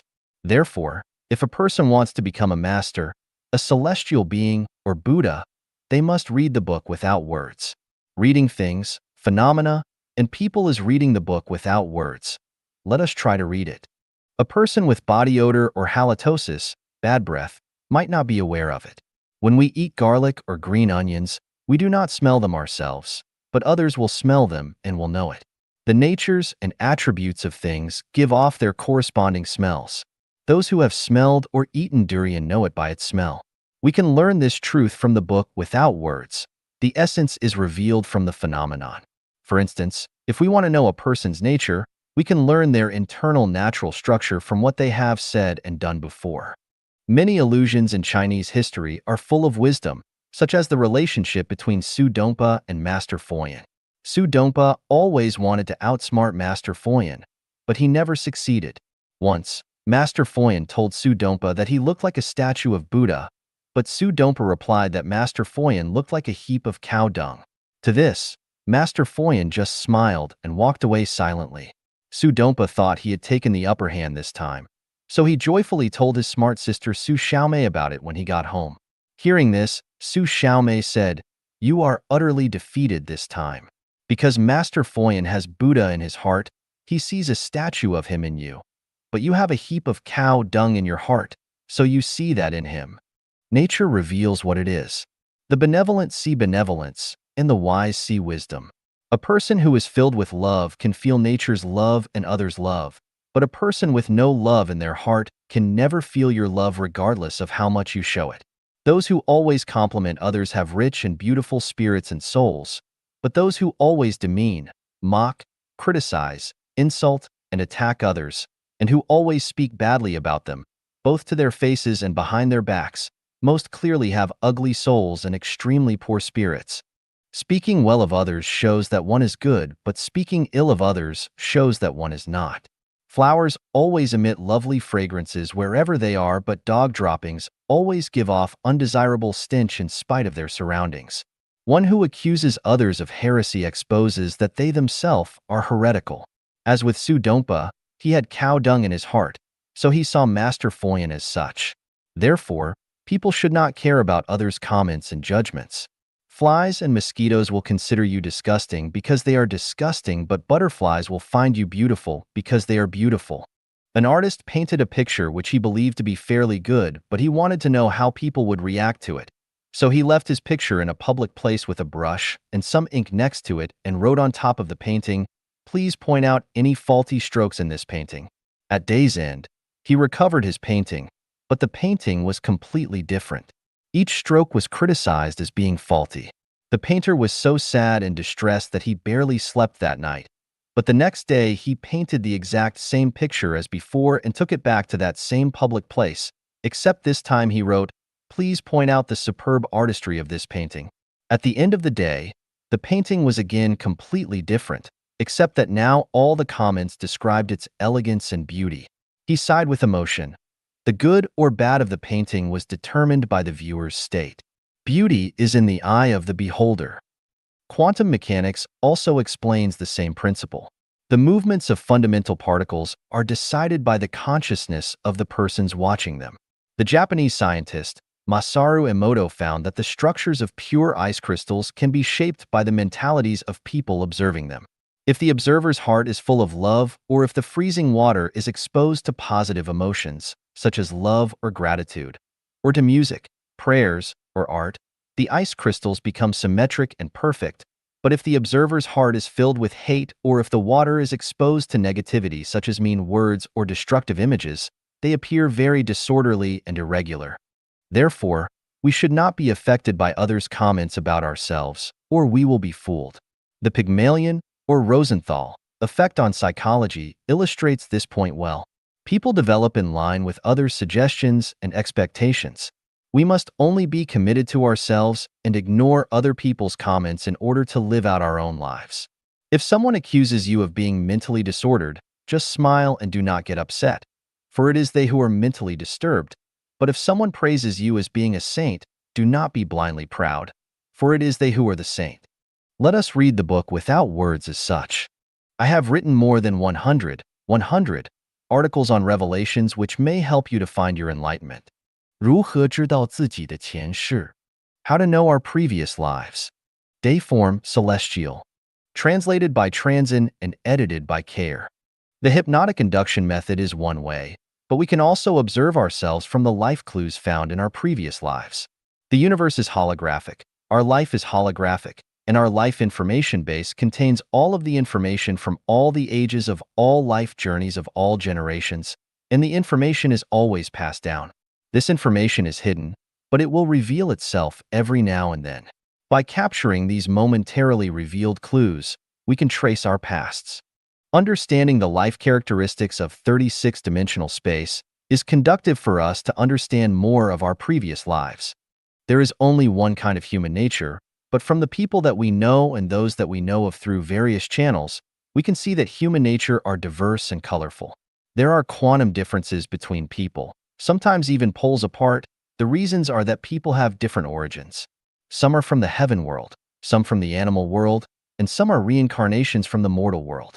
Even for those from the heaven world, there are great differences.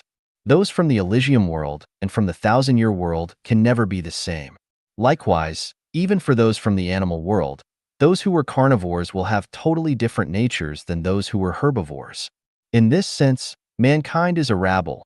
The mortal world is a tenement yard for all kinds of lives. There are hundreds of thousands of clues to trace our previous lives, but we can only have rough ideas about them from these clues. Here are 18 examples. If you have holographic order thinking, congratulations, then you are from the side of the greatest creator. You are a god. If you have formless thinking, congratulations, then you came to the mortal world from the Elysium world. You were a Buddha. If you know that you can change a world magically, then you were a super celestial being. If you were born to like freedom and always seek happiness and joy, you can follow your heart's desire without overstepping the line, then you were a celestial being. If you often dream of flying freely, your mind and body are often in a strange state of joy, you have no fear of death and hate your life in the mortal world, then you are from the 10,000-year world. If you are always looking for the way back home and feel that you do not belong to the mortal world, you are moreover benevolent and kind, a fun lover. You do not want to be fettered by states, religions, organizations, or families, and you fancy and yearn for a better life in the future, then you are from the 1,000-year world. If you have the Taiji thinking and you are super wise, clever, and gifted, then you are someone influential in society, maybe even a sage or saint. If you love your own nation, culture, family, and family life, and think all this is perfectly justified, then you are a mortal human. If you often dream of flying in your dreams, but still feel attached to the mortal world, then you are a bird. If you derive pleasure from and even love eating meat and have never felt the suffering and misery of life being slaughtered for meat, then you are a predatory carnivore. If you naturally prefer vegetarian or vegan foods, are naturally timid and afraid of being hurt, like to depend on groups, love your family and religion, then you are a docile herbivore. If you inherently want to be a policeman, are very sensitive to theft and crime in society, and always want to arrest criminals, then you are feline, a cat. If you innately want to be a soldier, are willing to defend your land and home, then you are a dog or wolf. If you naturally prefer to take, embezzle, and steal, then you are a mouse or other rodent. If your nature is to bear hardship without complaining, endure bullying without resisting, harbor grudges without showing them in words and deeds, be trampled upon and feel powerless to resist, completely abide by your destiny, then you are a farm animal from the livestock world. If you are naturally aggressive and quick-thinking, good at sorcery, and can derive pleasure from the pain of other life, then you are from the devil world. If you have extraordinary bearing and charming style, are endearing and extremely selfish, then you are a goblin. If you are clever in trivial matters and have mastered a lot of magic tricks, you always watch for your chance to seize others' love and property, then you are an evil spirit. Draw analogies by checking yourself against the dispositions of other life, and you will find traces of your previous lives. Note: life in the inflamed layer, the frozen layer, and the netherworld usually do not directly enter the human world. Insects and many plants belong to other life cycles, which never enter into the human world. The above is only a general outline. If you want to know your previous lives from A to Z, you will have to observe and verify repeatedly. Like a Trax-like, you can also find your shadows of the past from those people with whom you associate most often and most closely. After reading this article, some people may be excited, but others may be angry. Please calm down, because what you see is your past, not your present. No matter what you were in the past, you are now a human. After you know the coordinate system and your coordinate point, you will have a clear idea of the direction and destination of your life's evolution. If you think this article is bullshit and nonsense, just take it as a fun game. Please refer to the next article, How to Predict Your Own Afterlife. 如何推测自己的来世? How to Predict Your Own Afterlife. Dayform Celestial. Translated by Transin and edited by Care. Everything has the ability to move and develop, and this includes life. When we see a pregnant woman, we know that she is conceiving life. She is having a baby. After the baby is born, we know that it will gradually grow up, move from childhood to adolescence, youth, middle age, and old age. After spring, we know it will be summer, fall, and winter. As long as we know our situation, we can predict our life state in our next phase. To speculate about your afterlife, you first need to understand the non-material structural state of your life. You cannot see your life's non-material structure with your naked eyes. The only way to do this is to examine your own consciousness. You can predict your afterlife according to the characteristics of your own consciousness. Consciousness is the essences of life. Different consciousnesses determine different life states. Some days ago, Foshan Celestial and I went to enjoy a terrace in Yuanyang, Yunnan. When we went deep into the village and I saw how some elderly Hani people were having hard lives, I asked him, These elderly people have suffered in this valley throughout their lifetimes. Will they continue to be here in their afterlives? They should leave this valley. Foshan Celestial replied, they will continue to reincarnate here because they have no other place or world in their consciousnesses unless they desire to leave this valley and learn about the outside world. This answer reveals the secret of reincarnation. Consciousness decides existence. To an individual life, what is not in consciousness does not exist. What is wanted to be exist, it must exist in consciousness at first. As the French philosopher René Descartes put it, I think, therefore I am. Why do I have the nerve to say that I can guide Chanyuan Celestials to the Celestial Islands continent? Because I keep infusing the content of it into them. When they understand all the details about it, especially the characteristics of life and the lifestyles of the super celestial beings there, and gradually clear away other consciousnesses, they will undoubtedly go to the Celestial Islands continent in their next lives. This is scientific truth. It is meticulous and exact. So, how can you predict your own afterlife? You must read and fully understand life's 18 qualities in humans, beings, and life first, and then you will know. People look alike in appearance, but they are very different deep inside. At the same time, you can check your faults by referring to the Supreme Book of Rewards and Punishments. Here are seven suggestions.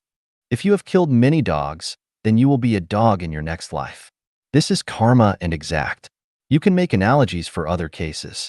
If you have murdered a person, then you will inevitably go to the hell world, the inflamed layer or the frozen layer. Divine's punishments, though slow, are always sure, with big meshes, yet letting nothing slip through. If you have abused life, then you will definitely go to the hell world, the netherworld. You reap what you sow. If you oppress the good and kind, swindle and cheat, steal and loot, then you will go to the animal world. As you sow, so shall you reap. If you love freedom, but are still ignorant, then you will be a bird. If you owe too many debts that are left unpaid, then you will likely go to the livestock world. If you are kind and hardworking and love your family, culture, and state very much, then you will continue to be reborn as mortal human. Remember the warnings and teachings of Jesus Christ. If you leave a penny of unpaid debt, then you cannot leave the place where you owe it. If you have unfulfilled wishes, then you will return back to the mortal world. You will have to investigate into your past lives. Do not assume that if you forget something, it will just go away. Make a careful list of your wrongdoings from the Supreme Book of Rewards and Punishments. If you find some, do not just let them go, but learn to compensate. Here are six suggestions. If you have harmed animals, henceforth love them. If you have harmed people, henceforth love them. If you owe someone emotionally, pay back the emotion. If you owe debts, pay back the debts. Ask for forgiveness for the damage, abuse, and bullying of people or other life. Do merits as far as possible and do merits according to the teachings of Buddha. Do more formless almsgiving. If your merits are great enough, you can compensate for your faults and debts that have accumulated over many generations. If you have a clear conscience and have paid back the grace of your parents and nature, and if you do not owe a single debt to any person or animal, then you will be free to go to heaven in your next life. Those who talk about spirits, deities, fortune, and disaster, lose nature, are sneaky, speak voices dripping with sarcasm, resort to sorcery, and talk nonsense will become ghosts, demons, and monsters. We can just look at the variety of fruits and flowers that we see. Why are they so different from each other? The reason lies in the structures of their lives. Their different life structures are the differences of their entities, and in the teachings of Chinku Celestial, their forms and uses will be different. Always remember these four truths.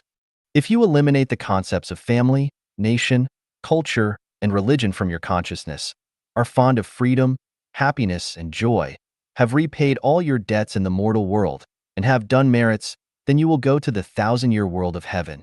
If you often dream of flying and are in a state of joy without having sexual contact, then you will go to the 10,000-year world of heaven. If you possess Buddha consciousness, then you will go to the corresponding Elysium world. If you revere the greatest creator, revere life, take the way of the greatest creator, have obtained supernatural powers, and can fancy an ideal world, then there is no doubt that you will go to the celestial islands continent of the Elysium world. You are the one who knows best about what kind of non-material structure your life has achieved. If you do not know, then your spiritual perception has not yet opened, and you should work at opening it. The above are general ideas and may not be very accurate, but they can serve as a general navigation. You need to draw inferences about other cases from one instance in order to predict your afterlife. 人生的轨迹与自由意志 The trajectory and free will of life. Xiefeng. Translated by Transin and edited by Care. There are many times more stars in the sky than people on Earth. Each star floats along its own orbit around the galaxy, and each orbit is determined and is not its free choice. Life also has its track. Birth, growth, aging, and death is our inescapable course. 18. Properties cannot be self-managed within life's track. If we make a detailed search and analysis, we can see that each detail on life's track is predetermined, including our name, temperament or character, words and actions, who we will encounter, what we will suffer, what diseases we will succumb to at each stage of life, when the end will come, and so on. Here is the question. Since our life trajectory and its details are already predestined, do people have free will or not? And if they do have free will, how then is it manifested? There is no doubt that people have free will. It is precisely this free will that causes the hesitation, trouble, agony, fear, and sadness in life. The universe is one. The universe is holographic. The universe is a big play. Everything that happens in human society is a single episode of the big play of the universe. Everyone is an actor on this big stage of life and performs in strict accordance with a predetermined plot and is playing their role in this prescribed scenario. The hesitations, troubles, agonies, fears, sadness, and other psychological feelings in life result from the conflicts and contradictions between each person's free will and their role in the play. You are asked to play a mouse, but your free will wants you to play an elephant. You are asked to live in a thatched cottage, but your free will wants you to live in a 5-star hotel. You are asked to cooperate and serve a certain person, but you attempt to make them cooperate and serve you. You are asked to grow vegetables, but you hope to make a spaceship. You are asked to do good or evil, but you choose to do the opposite, and so on. This is the conflict between your role in the play and your free will. Whenever the arrangement of the play is contradicted by free will, hesitation, trouble, agony, anxiety, fear, worry, and sadness will take over. If your free will agrees with the arrangement of the plot, you will feel peace, joy, happiness, and blessings in your heart and feel free. The highest realm of self-refinery and self-improvement requires you to eliminate your self-persistence and to become free from ego. It is only in this way that you can unite with Tao. Then, when you do that, you will attain the spiritual state of an immortal. Here is another question. Since everything is predestined, what is the value and meaning of struggling and making efforts? First, the so-called struggling and making efforts are barely more than nonsense. When a program is determined, the role to be played is determined and one's so-called struggles and efforts are determined. That is, you will have to struggle and make efforts because a series of things will force you to. It is decided by the non-material structure of your life. Your character and temperament will force or encourage you to struggle and make efforts. This is determined by the self-state. It is not that I want to struggle and make efforts, but my character and the things happening around me and their ramifications prompt me to do so. This is described as, many things are not in charge of our hands in this world. Every person yearns for a better future and to go to heaven, so who can eventually achieve their most beautiful dreams?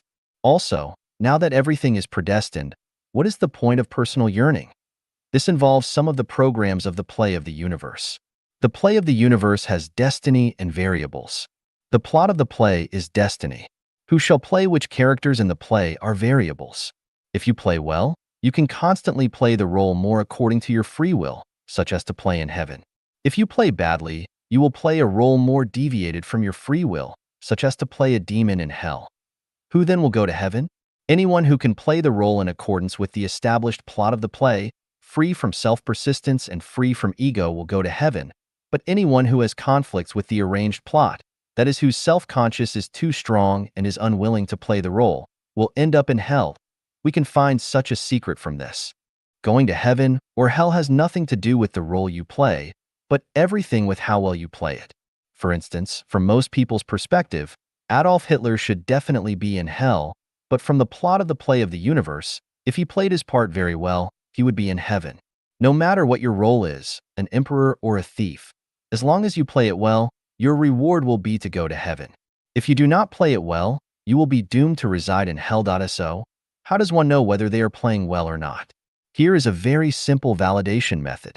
Namely, no matter what role you play, be it one with much pain and suffering or one that enjoys happiness and pleasure, be it a role to ride the whirlwind or one to suffer the commonplace. If you can stay calm, be happy and joyful, free from hesitation, trouble, agony, anxiety, worry, and fear, but with gratitude, then you have played well. Otherwise, you will have failed the role. Those who have mastered the essence of the teachings and instructions of Buddha understand that self-persistence is the biggest obstacle to the Elysium world. Self-persistence is the result of a strong, free consciousness. If you do everything according to your own ideas and wishes, if you always believe that yours is a just cause, if you always insist on your own views, if you always know that you are right, then you cannot play the arranged plot of the play very well, and you will be miserable and unable to be rewarded with the Tao of Heaven. Take things as they are. Associate with others by following your predestined relationships. Acting in accordance with your nature and taking advantage of opportunities is the best way to play the role. 雪风是缘, the interpretation of predestined ties. 写风, translated by treasure and edited by care. Tie, a bond of information that will reconnect two lives in the future for favor, disgrace, or injury. Once you get a tie, it must be ended, otherwise their attractive force will be inescapable. Predestined ties. Potential energy accumulates from the attractive forces between lives. It circulates in infinite space and eternal time until it reaches the point where it transforms into kinetic energy, releases it, and then causes the attractive force to disappear. Favorable ties.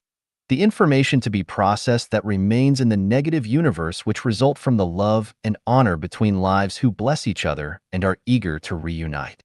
The information will never disappear until these wills are realized and the ties end. Good karma.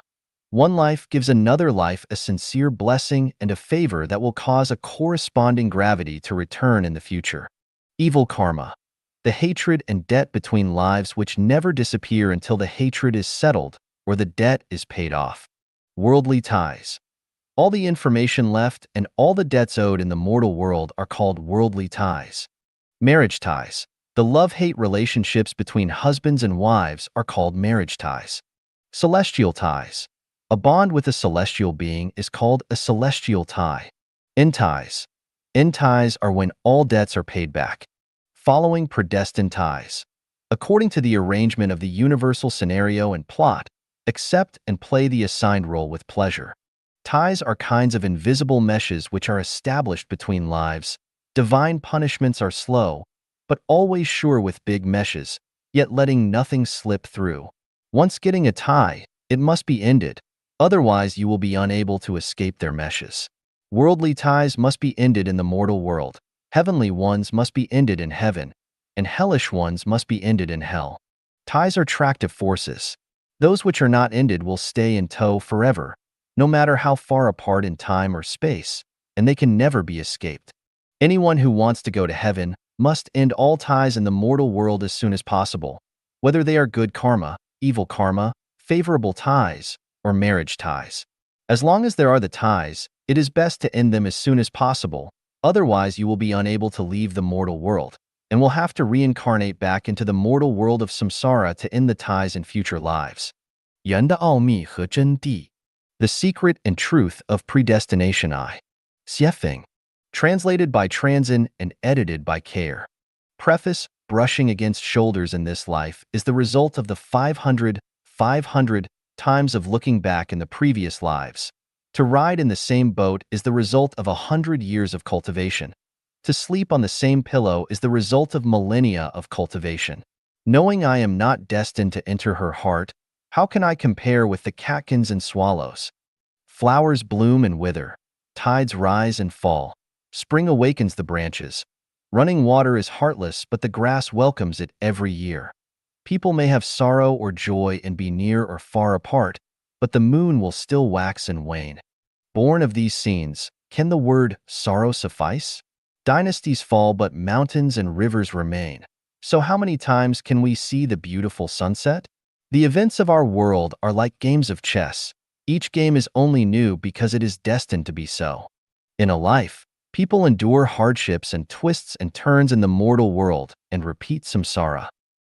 Some people are designated to meet from thousands of miles apart, but not to know their next-door neighbors. All these are predestination. All things are predestined. Definition of predestination. Predestination is the cause of generating, sustaining, destroying, and changing of all forms and all things, and is the cause of all events. It is the bridge and the tie which causes sorrow and joy, separations and reunions. It is the factor which decides the development of matter and the origins of desires, words, and deeds connected to other things in the universe which are bound to happen in the future since beginningless time.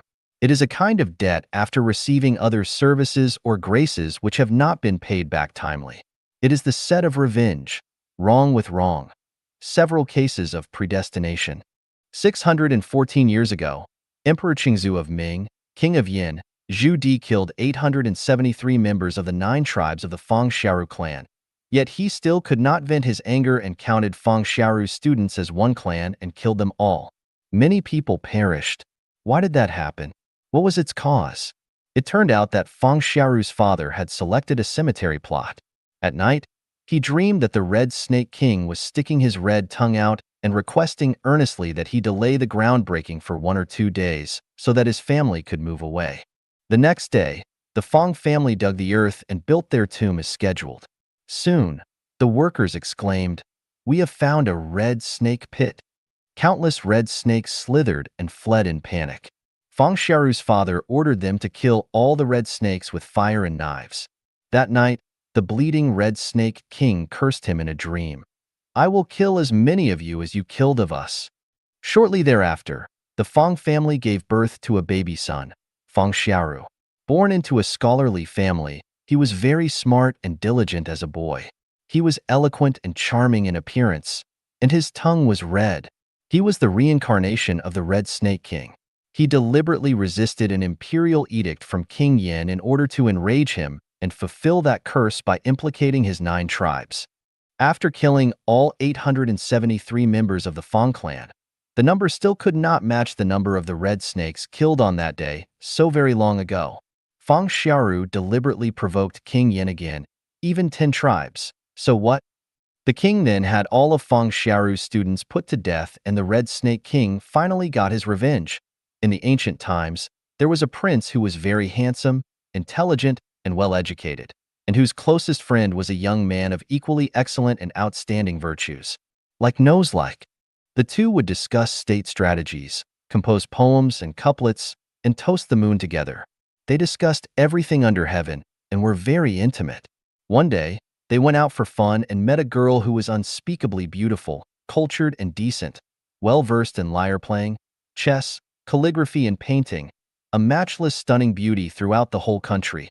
After a period of time, both the prince and the young man confessed their love to the girl, but in the end she chose the common young man rather than the prince. The prince fell into an abyss of depression and pain and went to see the most accomplished and eminent monk to ask him why this happened. The monk resorted to magic and presented the following view to the prince. On a beach, a beautiful naked woman laid motionless. A man came to the seaside and saw her. He approached her and placed his hand to her nose. Evidently, the woman was dead. He turned and walked away. A moment later, a second man arrived. He also saw the woman, and as the man before him had done, he examined to see whether she was alive, but she was indeed dead. He then removed his jacket, covered the woman, and went away. After a while, a third man came. After observing, he too realized that the woman was dead. He stopped and carried her on his back until he found a place at the beach to bury her. He also made a mark for her grave. The eminent monk then said, "The woman who you both love is the woman who died on the beach." The man who took his jacket off and covered her was you in a previous life, and she needed to repay your favor for a period of time in this one. But the man who buried her was your best friend, and she needed to return his favor for the rest of her life in the late Ming and early Qing dynasties. There was a man from Anhui named Hu Mingxuan. One day, his knees were attacked by impetigo, and he suffered a biting pain. As time went on, the impetigo grew worse as a person's face, with eyebrows, eyes, a nose, and a mouth appeared on it. Hu Mingxuan turned to 130 physicians who not only could not heal him, but actually made it much worse. On December 7, 1651, in a dreamy state, Hu Mingxuan faintly heard a voice coming from the impetigo on his knees. I am Lu Xiaorong from the Liang dynasty of the Five Dynasties, 906 to 923. You killed me in the Luoyang Palace. Today I come to take revenge.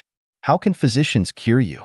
Confess your sins to Buddha, and perhaps you will be remedied. After Hu Mingxuan woke from the dream, he stopped seeking physicians for help and swore to confess and to copy the Buddhist sutras. At first, he could stand up with the support of a cane, then he could stand and walk. Eventually he healed without taking any medicine. After more than 700 years, the soul was still looking for his enemy for retaliation. In the time of Buddha Sakyamuni, an elderly man wanted to be a monk. It is important for a monk to have good spiritual roots, so Sakyamuni asked his arhats, disciples, to see if this person had good ones to decide whether he could be a monk. All the arhats shook their heads after seeing this man and agreed, no good roots. Arhats could only see 500 cycles of life and found that he had never had any relationship with Buddha during those 500 cycles, so he did not have good roots. Sakyamuni then examined the man and proclaimed, in the beginningless time, he was a woodcutter. He came across a tiger in the mountain and was so scared that he climbed up a tree and cried out, Namo Buddha. From his cry of Namo Buddha, today his good roots appeared. Sakyamuni ordained him, and he later rose to become an arhat himself. In the Shu kingdom, there was a bully named Guo Jingzhang. One day, he was drunk and hit a poor man, Zhaoan, with a wine pot. The mouth of the pot smashed his head and killed him immediately. Guo Jingzhang gave Zhaoan's son a lot of money to help conceal the matter from the law. Soon afterward, Guo Jingzhang's head grew a sore about 3 to 4 centimeters deep like the one where the pot had hit Zhaoan. His bone was exposed. He bled and discharged a constant stream of pus, and he could occasionally see Zhaoan's face in it. The sore eventually penetrated into his throat and killed him. A scholar in the Yuan dynasty was seriously harmed by a friend. That night, he became enraged and determined to kill the man. He passed a temple on the way to his former friend's house, where an eminent monk stood at the gate. From his deva eyes, the monk saw that the scholar was tailed by a vicious demon. As the scholar arrived at the door of his intended victim's house, an idea struck him. He has turned from being my friend to my enemy, but his mother and wife did me no harm. If I kill him, they will both lose their means of life. After several rounds of inner struggling, he decided to forgive the man, forget the idea of killing him, and go away. On his way back, he passed the same temple where the same monk was still standing at the gate. But this time the monk's deva eyes saw a completely different scene. The vicious demon which had tailed the scholar was gone, and he was escorted by angels above his head. The monk told the scholar what he had seen and asked him what happened. The scholar told his story truthfully, and the monk exclaimed that the demon and the gods were moved by just a thought. The idea of tolerance changed the scholar's fate. He later became an official, and the friend who had betrayed him died on a battlefield in a mountain village in Damiao Township in Chaoyang City, Liaoning Province. There lived a villager named Li Cheng. Li Cheng's grandmother had a relative named Zhang Qing who used to carry and sell fabrics for the Li family, but whose own family was very poor because he lost in everything he did throughout his life, and his family had been supported by Li Cheng until Zhang Qing died. Li Cheng even paid to have him buried. About 1 month afterward, Li Cheng was sleeping soundly in the middle of the night when he suddenly heard someone calling his name. Li Cheng, I am Zhang Qing. I am coming to pay my debt back to you. Li Cheng found it strange after he woke up 3 times in a row from his sleep. Just then, the house manager came to tell him, Master, the big horse just gave birth to a colt. They knew that the colt was Zhang Qing reincarnated and named him that. Several years later, Li Cheng pulled a cart to Basi Jiazi and stayed in a postal station there. The next day, the local area was having a fair. In the morning, the horse went to the fair alone and stamped the earthen pots and utensils of a street vendor, leaving only 5 big basins intact. The vendor was very angry, and he gripped the horse to find justice. Li Cheng was informed that his horse had made trouble for him and went to the fair to apologize and promise to compensate the vendor for his losses. Li Cheng yelled, Zhang Qing, what is wrong with you today? The vendor wondered why the horse was named Zhang Qing. Li Cheng told him about Zhang Qing's home and his reincarnation into the horse. The vendor said, I knew Zhang Qing. I bought some fabrics while he was alive, and I still owe him money. He then calculated his losses from the daily wares, and the value was exactly what he owed to Zhang Qing. So the balance was even. They all understood why the 5 big basins were left untouched. Yuan Liaofan, the author of the 4 Lessons of Liaofan, in the 16th century was from Jiashan, Zhejiang.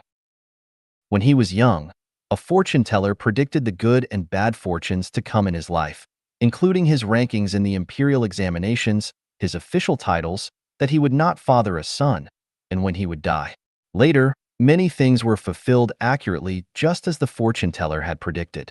Every day he became increasingly idle, knowing that his fate was predestined and that everything would come along automatically. Then he met Zen master Yungu, who told him, fate is created by the self and blessings are sought after by the self. Pursuing it in a correct way, attaining it, depends on your destiny. He began to understand that fate could be changed and became determined to amend his faults. He became tolerant of others' wrongdoings to him and committed to doing good with the greatest determination and perseverance. Surely enough, the original predictions lost accuracy after he decided to change his fate. Not only was he promoted to higher offices, but he also fathered 4 sons and survived a full 16 years longer than had been predicted. 人的奥秘和真谛 The Secret and Truth of Predestination 2. Xiefeng. Translated by Transin and edited by Care. The 8 descriptions of predestination. A tie will not end until the debt is paid. Once a tie is formed, only its resolution can dismiss it, and with that, it shall end. Love and hate determine the depths of ties. Some ties are very shallow while others are very deep. The depth of a tie is decided by the degree of love and hate associated with it. The stronger the degree of love or hate, the deeper the tie is. The weaker they are, the shallower it is. The short or long of the tie is determined by debts. Ties are essentially debt relationships. Debt relationships are not related to the amount of the debts as much as to the length of time involved. As long as there is owing, the tie is long. Once the debt is settled, the tie will end. Mortals create ties, but Tao ends them. Both good and bad ties are created by mortals. Once a tie is created, it is controlled by the reward and punishment program of Tao and will eventually befall the person who created it. This is the so-called good will be rewarded with good, and evil will be punished with evil. If it is not repaid now, that is because the time has not yet come.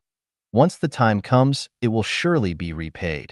With neither shape nor form, but with shadows and traces, we can neither see nor touch a tie. It is a kind of non-material existence. It is like a time bomb. We do not know when it will explode, perhaps in a couple of hours, or perhaps not for hundreds or thousands of years, but ties have shadows and traces. If we open Buddha eyes to trace them, we can find their origins. The beginning and ending of a tie is but a thought. Once you get a tie, you will have to dismiss it in order to keep it from falling on you, and if you want to eliminate a part of the tie, you will have to do good, especially a hidden good, or formless almsgiving. Do evil not to a single thing, and do good to all things. Repentance, praying, giving alms, and selfless dedication are the best ways to eliminate ties, especially an evil tie on the halfway. Things arrive when ties arrive and things disappear when ties end. All coincidences and emergency events arise due to ties. The tie makes the meeting. When the tie ends, that is, when the equivalent debts are paid, the event will naturally end. When the tie ends, things will part. Beginning or ending a tie depends on perception. Human life is a process of tying and untying. Everything is tied. Ties are the sea, and we are the fish swimming in it. Ties are like invisible, densely woven meshes over which people walk. Divine punishments are slow but sure, with big meshes yet letting nothing slip through. This divine mesh is the tie controlled by Tao. If people do not perceive this, then they cannot escape the divine mesh, and as a result they will rise and fall in the sea of ties and reincarnate until they do. This is how ties form and how they end. The 8 best ways to end worldly ties and form a celestial tie. Praying and repenting, formless almsgiving. Praying and repenting in accordance with the teachings of Jesus Christ, attaining the great vehicle, and making formless almsgiving according to Buddha Shakyamuni's teaching are the ways to end all the evil ties, repay all the debts since the beginningless time, accumulate treasures in heaven, and go directly to the Elysium world, the kingdom of the greatest creator. Associating with others by following predestined relationships, swallowing humiliation, and bearing heavy loads. The ties that we formed since beginningless time will come in succession. To this end, we need to associate with others by following our predestined relationships and resolve them in succession. Whosoever shall smite thee on thy right cheek, turn to him also the left one, because it is the result of an ill tie. If you do not allow them to smite you, then the ill tie will not end, but will recur in another form in the future. If others scold you, bully you, insult you, or trample upon you, be they relatives, friends, or strangers, then you must accept it with delight and with neither anger nor resentment. Pray for and bless your enemy. Doing evil not to a single thing, doing good to all things, regardless of what dilemma or situation you find yourself in, you should have only good thoughts, good words, good expressions, and good deeds, never evil ones. Just praise all others and speak not one bad word against any others. However you speak, it must be active, positive, and optimistic. Never passive, negative, or pessimistic. Try your best to bring happiness and joy to people rather than distress and sadness. You should not only treat people this way, but all life and all nature. Always giving, never taking. The guiding principle of the universe is that the sum of positive and negative energy is always zero. Losses and gains are always equal. What one gains and loses always balance out. If you lose, you will certainly gain. If you gain, you will certainly lose, so never think that someone owes you, but remind yourself what you owe others. If others bully us, it is because we owe them and it is time to pay them back. If others owe us, be it emotional debt or financial debt, do not ask for it, because it will be returned in one way or another. Perhaps in this life, perhaps in the afterlife, perhaps from the head, perhaps from the toe. All in all, the law of the sum of negative and positive energy always is zero will work. We just give and leave the taking to Tao. Being apart from the mortal world and avoiding mundane entanglements. Living in the mortal world is to inevitably contact a variety of mortals and laities. But remember that in no case must you ever take advantage of others, not even those closest to you. Your parents, children, husband, or wife. In all the universe, heaven and earth, there are no advantages to be had. Whatever advantages you think you have taken are harmful because you will bear losses to balance them out, especially when you are dealing with ignorant persons, laities, mortals, sages, let alone the public. If you take gains from beasts and birds, then your nature will be harmed. If you crave gains from people, then you will bear losses from the Tao of heaven. The hard truth is that if you are not corrupt, do not take advantages nor owe debts, then you are staying away from the mortal world and are free from the ties of mundane entanglements. One particularly important thing is that love and sex must always be completely consensual from both sides and totally free from luring or forcing, or such a mundane entanglement will be as difficult to end as cotton or silk. Pursuing celestial beings and worshipping Buddha builds good ties. Celestial beings are in the celestial world. Buddha is in the Buddhist world. Both are good places to be. Building relationships with celestial beings and Buddha gives you hope to exit from samsara and go straight to the realm of freedom. The actual manifestation of spiritual wisdom is giving advantages and benefits to all life in the lower level life space and owing them nothing, building relationships with life of the higher level life space, emulating celestial beings, and worshipping Buddha whenever and wherever you see them. It is always best to have celestial being or Buddha owe something to you, forgiving the wrong and severing its attraction. We should forgive all those who have ever harmed our life since the beginningless time and stop asking them to repay us. This is the way to completely sever our ties with them and develop no new ones, which can let the attraction of life in the lower-level life space completely disappear from us so that we can ascend to heaven and become an immortal. Revering the greatest creator and taking the way of the greatest creator. This is the heart and core to end worldly ties and form a celestial tie. Also the top and best way to achieve a state of oneness with man and nature and Tao, as well as to go to the Elysium world. Everything that Life of Chanyuan does is centered on taking the way of the greatest creator. If you want to understand this more deeply, then you will have to read and understand the meanings of Chanyuan Corpus and Siefeng Corpus, enter the new oasis for life, and serve for the Life of Chanyuan era. Conclusion. All forms and things in the universe develop and change as the result of predestination. When predestination exists, then forms, matter, and things exist. When predestination ends, then forms, matter, and things end. Good ties bear good fruit and bad ties bear bad fruit. Mundane entanglements fall into the mortal world, but affinity with Buddha goes to the Elysium world. This truth must be understood. Those who understand the secrets and the truth are celestial beings and Buddha. Those who do not are mortal beings.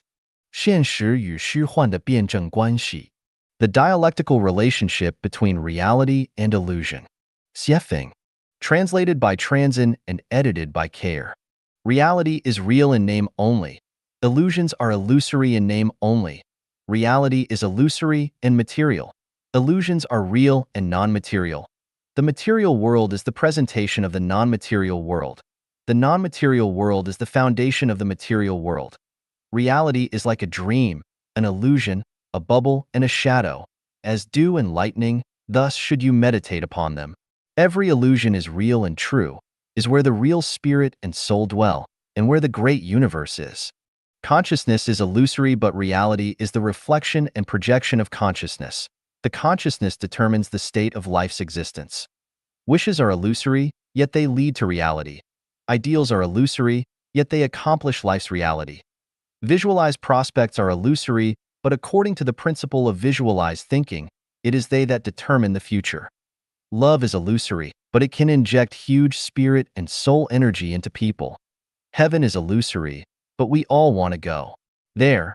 As long as we dream of heaven, we will be able to overcome the hardships of life's journeys and lead optimistic and positive lives. Dreams are illusory, but when we are in dream worlds, the illusions look very real. We think of our day-to-day lives as being real because everything in them seems very real and true. But what is the difference between the truth of reality and the truth of dreams? One day, when we finally leave this real world and wake up in another illusory world, we will find out that life is only a dream, an illusion. What are illusions? What is reality? The bygone is like mist and smoke, like a dream or a fantasy. The future truth is illusory and looming. To walk slowly or quickly, there are many roads to take in life. To take with good means or bad, in the end, it is all empty.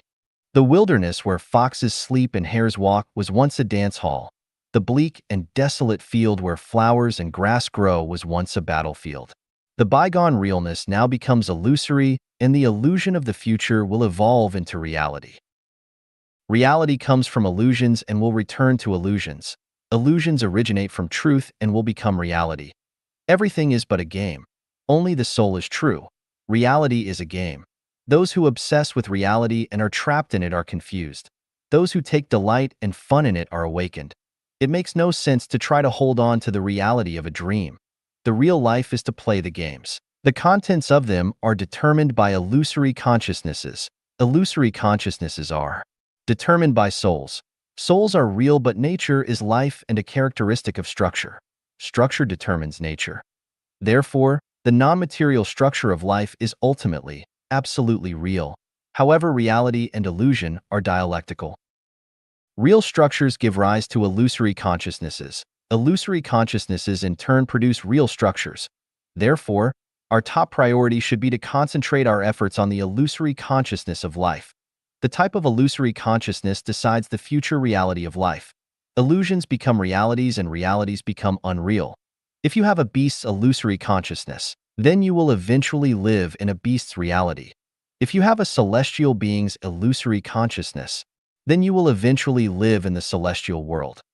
Once you understand the dialectical relationship between reality and illusions, you should not be lost in reality.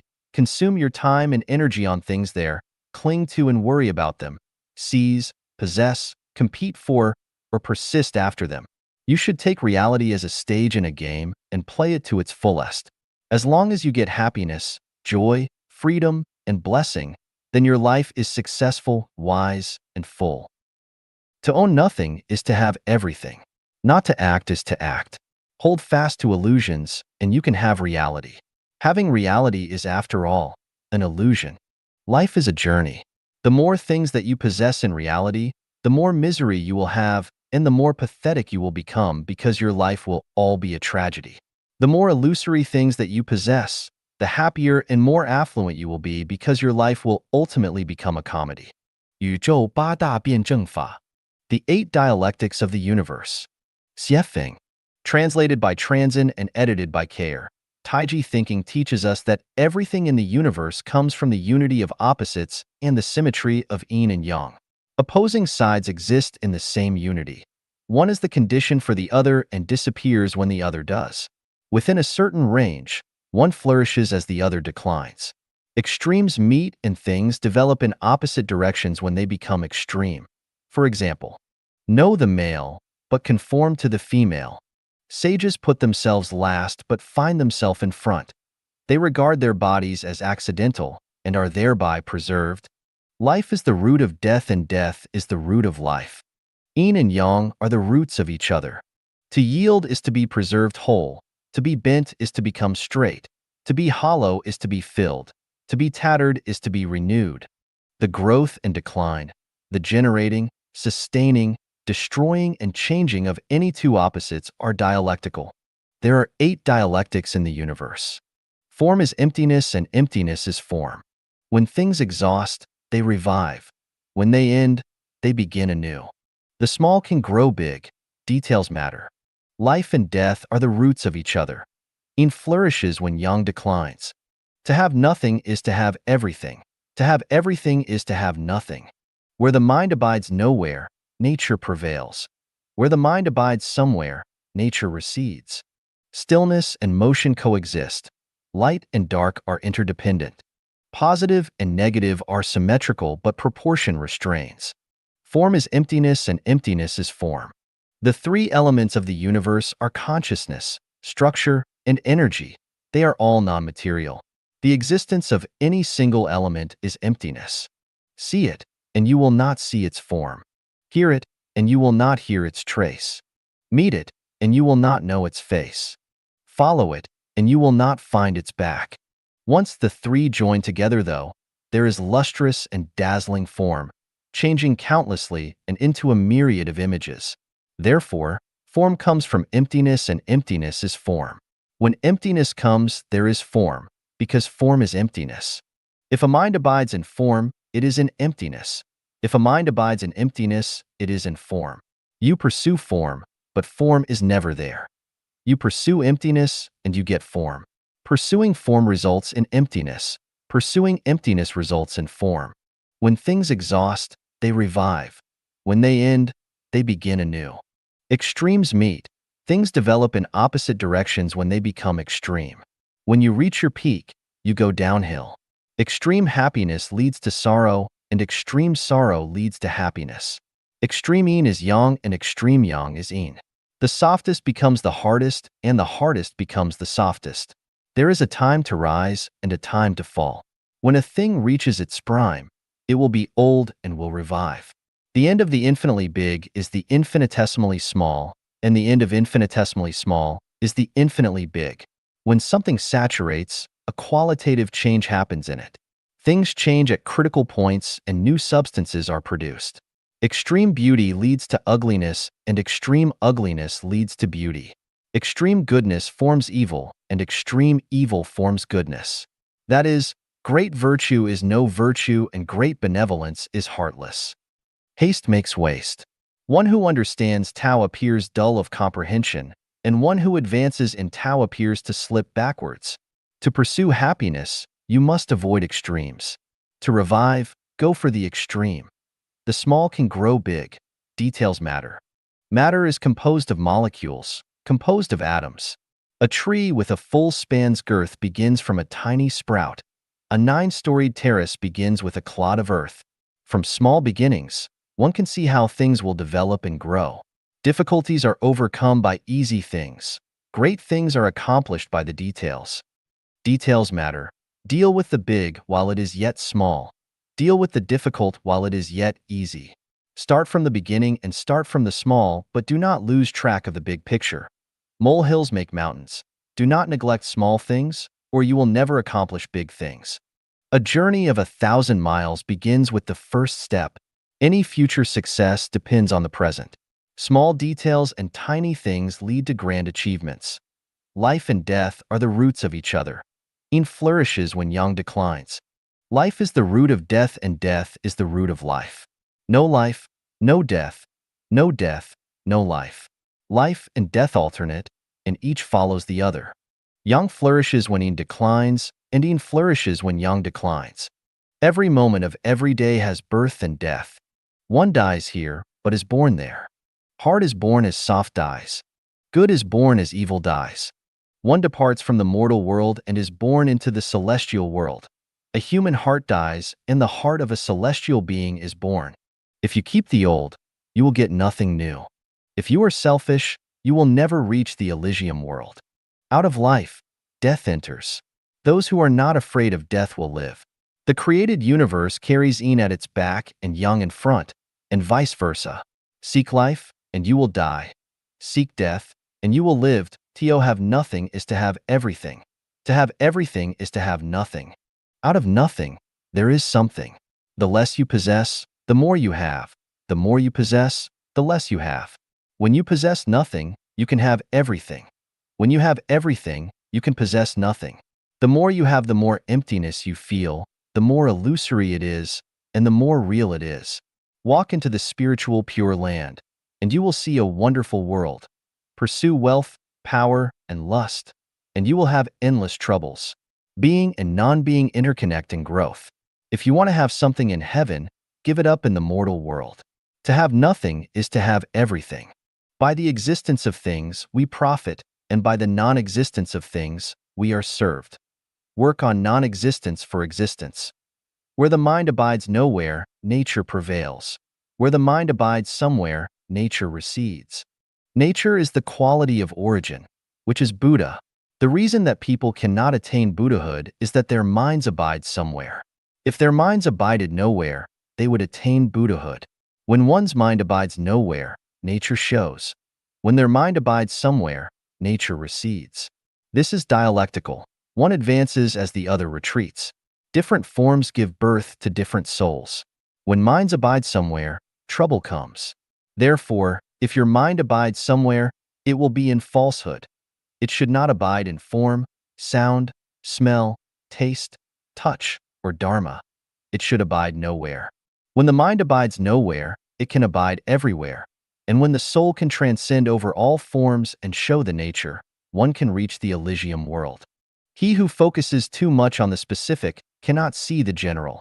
A mind that abides somewhere cannot go to the Elysium world. One who acquire enlightenment can perceive nature. One who lack mind can show nature. Stillness and motion coexist. Light and dark are interdependent. Stillness is the source of motion. It cannot be dynamic if it is not static. Motion is the root of stillness. It cannot be static if it is not dynamic. Stillness and motion coexist and come from each other. Strong motion comes from great stillness. Great stillness comes from strong motion.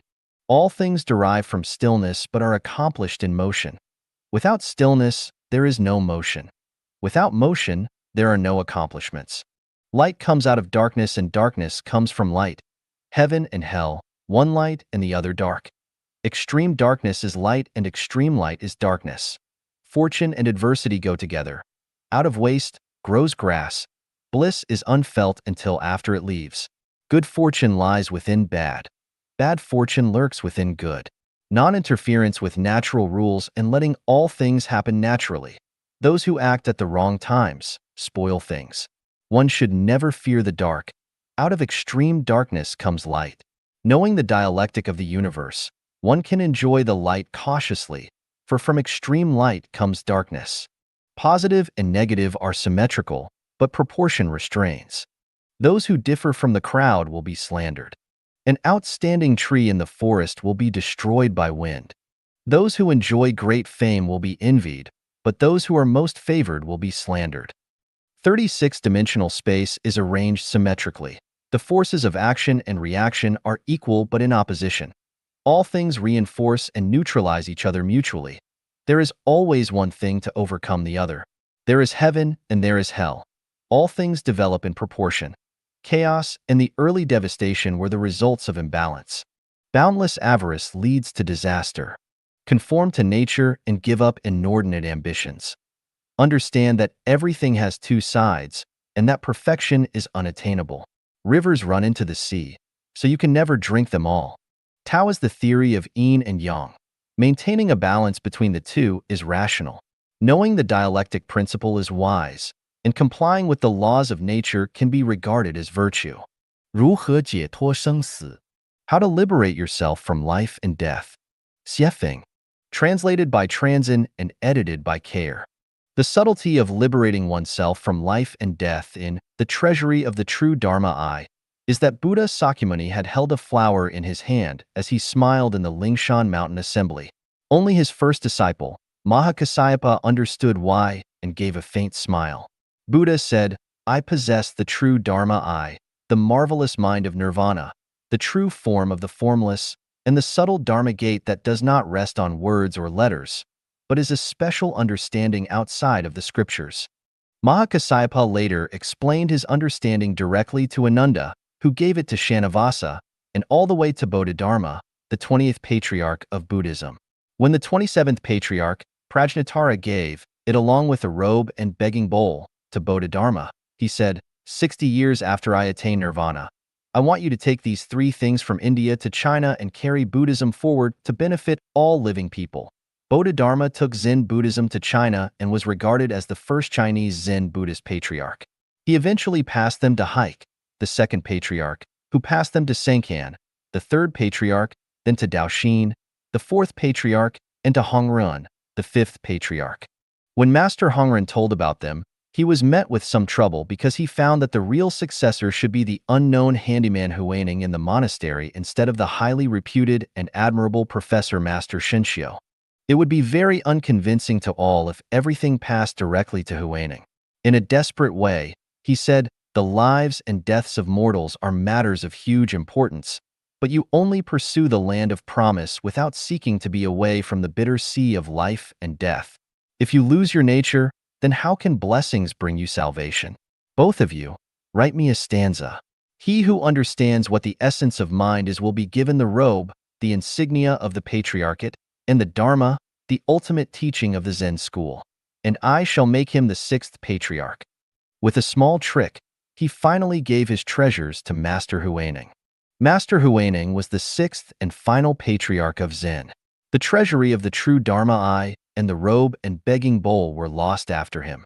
I used to joke that I am the seventh patriarch of Zen, and that I have written on Zen by the seventh patriarch of Zen 1, 2, 3, 4, and 5, which are the most heavily weighted 5 articles of all my writings. Now the question, as instructed in Buddha's Treasury of the True Dharma Eye, this subtle Dharma gate, does not rest on words or letters, but is a special message outside of the scriptures, becomes how to transfer from mind to mind. If I were to tell it with words, then I would be rebelling against the teachings of Buddha. So, if not expressing with words, how can we know how to liberate ourselves from the samsara of life and death? To make the best of both worlds, I can only slide over the water. Whether you can be liberated from life and death all depends on your level of practicing Tao, your destiny, and your root of wisdom. There is no life or death in life. The life and death seen by the world is an illusion. It is the evolved deduction of the carrier of life. Life has nothing to do with time. So life has no limitations of time and is beyond all ages. The nature of life is non-material structure. The form rendered by life is decided by its non-material structure. Its non-material structure decides the form rendered by it. Consciousness originates from structure and in turn controls structure. Human consciousnesses make people, animal consciousnesses make animals, and if you develop your consciousness to that of a celestial beings or a Buddha, then you will become a celestial being or a Buddha. Life is a cycle of reincarnations. The death we commonly see is not the death of life itself, but the phenomenon of life transformation. Life travels from one dimension into another, from one world into another, through the gate of life and death. When a life crosses that gate, from this field, we see it as is death, but from the other field, it is life. All dharmas are marked with emptiness. They neither begin nor end, are neither immaculate nor defiled, and neither complete nor deficient. Therefore, in emptiness there are neither forms, feelings, perceptions, impulses, nor consciousness. Neither eyes, ears, noses, tongues, bodies, or minds. Neither sights, sounds, smells, tastes, touchables, or any sensations, and so on until we have form. There are no mind consciousness elements, no ignorance, no extinction of ignorance, and so on, until we have form. There is no decay and death, no extinction of decay and death, no suffering, no origination, no stopping, no path, no cognition, no attainment, and no non-attainment. Therefore, it is because of their non-attainmentness that bodhisattvas, through having relied on the perfection of wisdom, dwell without thought coverings. In the absence of thought coverings, they have not been made to tremble, have overcome what can upset, and in the end, have attained nirvana, to be free from life and death. When you are liberated from life and death, you can attain nirvana. If you understand the truth above, then you can be liberated from the samsara of life and death. The problem is that as mortals, we have fleshy eyes and mortal stalks. As we cannot see higher dimensional space and worlds, we are not fully convinced of the above truths. Then what? It is easy. Follow the guide and verify, step by step. What are those things that hinder us from liberating from the samsara of life and death? The answers are greed, anger, ignorance, arrogance, and suspicion. Greed is the want to always possess more out of self-interest. Anger is to detest, blame, and envy. Ignorance is the belief that you are always right and never wrong. Arrogance is self-importance, pretentiousness, disdain, defiance, and the lack of a gracious, cherishing heart. Suspicion is being full of doubts and not facing the facts. It is hypocritical, false, and self-deceiving. Overcoming greed, anger, ignorance, arrogance, and suspicion will enable you to understand this truth and will liberate you from the samsara of life and death. The reason is very simple and easy to do, but putting it into real practice is difficult. After being liberated from life and death, one also needs to understand where to go after death. If you are heading to the lower world, then you will be miserable. 宇宙全息一 Cosmic Holography I. Xiefeng. Translated by Transin and edited by Care. The universe runs in holographic order and consists of the distributed psychic energy of the greatest creator, Tao, just as we humans are composed of the flesh and spirit of the same. From the infinitely cosmic to the infinitesimally tiny, each are closely related and connected together. I am in you, and you are in me. On the macro scale, energy fills the space and time of the entire universe, while Tao controls the operation, development, and changes of all things in within it. Therefore, it is an organic whole, and the seemingly unconnected multiple celestial bodies, phenomena, and people are its constituent parts, its cells, so the universe is holographic. On the micro scale, atoms, molecules, and people are consortiums of structure and energy which have mutual interaction with everything else and together belong to the unity of Tao and energy. So the universe is holographic. I'll try to pierce your toe with a needle. You will feel muscles tightening throughout your body, and your brain will jump with an immediate emergency response. If a lover or your parents are next to you, they will also react promptly. Why? Because you are holographic. I'll turn your computer on and access the web. Global data will stream onto your screen as you search. Why? Because the internet is holographic. L-arthritis sufferers can sense rain while the weather is still dry, and many animals can detect seismic disturbances before the Earth shakes. Why? Because the Earth is holographic. The waning and waxing of the moon raises and lowers the tides, and sunspots directly affect climatic changes and the rhythms of life on the Earth. Why? Because the solar system is holographic. Cosmic holography also means that the whole contains all of its parts, and all of its parts contain the whole. Our bodies are constituted of 130 trillion cells, and each of them contain all the information of the human body. That is, when they all assemble together, they constitute a complete human individual. Each cell is just an insignificant component, but when we divide them individually, each one can form a human body. Viewing them with Buddha's eyes, each of them is a complete human body with 5 senses, 7 holes, bones, hair, internal organs, 4 limbs, flesh, skin, and so forth. If we split a single cell, we will find that this inconceivable cell is made up of an equal number of even more inconceivable ones. Our complete image can be seen in a mirror, but if we break that mirror in half, then each half will reflect our complete image. That is, we will have 2 images. Break it in half again, and we will have 4 identical images, and so on. If we break this mirror into millions, billions, or even trillions of pieces, we will still see our complete image in each and every one of them. The number of potential images is countless. Even if a seed has not been planted in soil to take root, sprout, blossom, and bear fruit, its whole entity, the shape of its leaves, growth patterns, and so on can be seen with Dharma eyes. We cannot see the shape of a bud if we do not know what type it is, and without referring to its blade with naked eyes, and we will not know how big it will grow, but we can see its size and shape by looking at it holographically.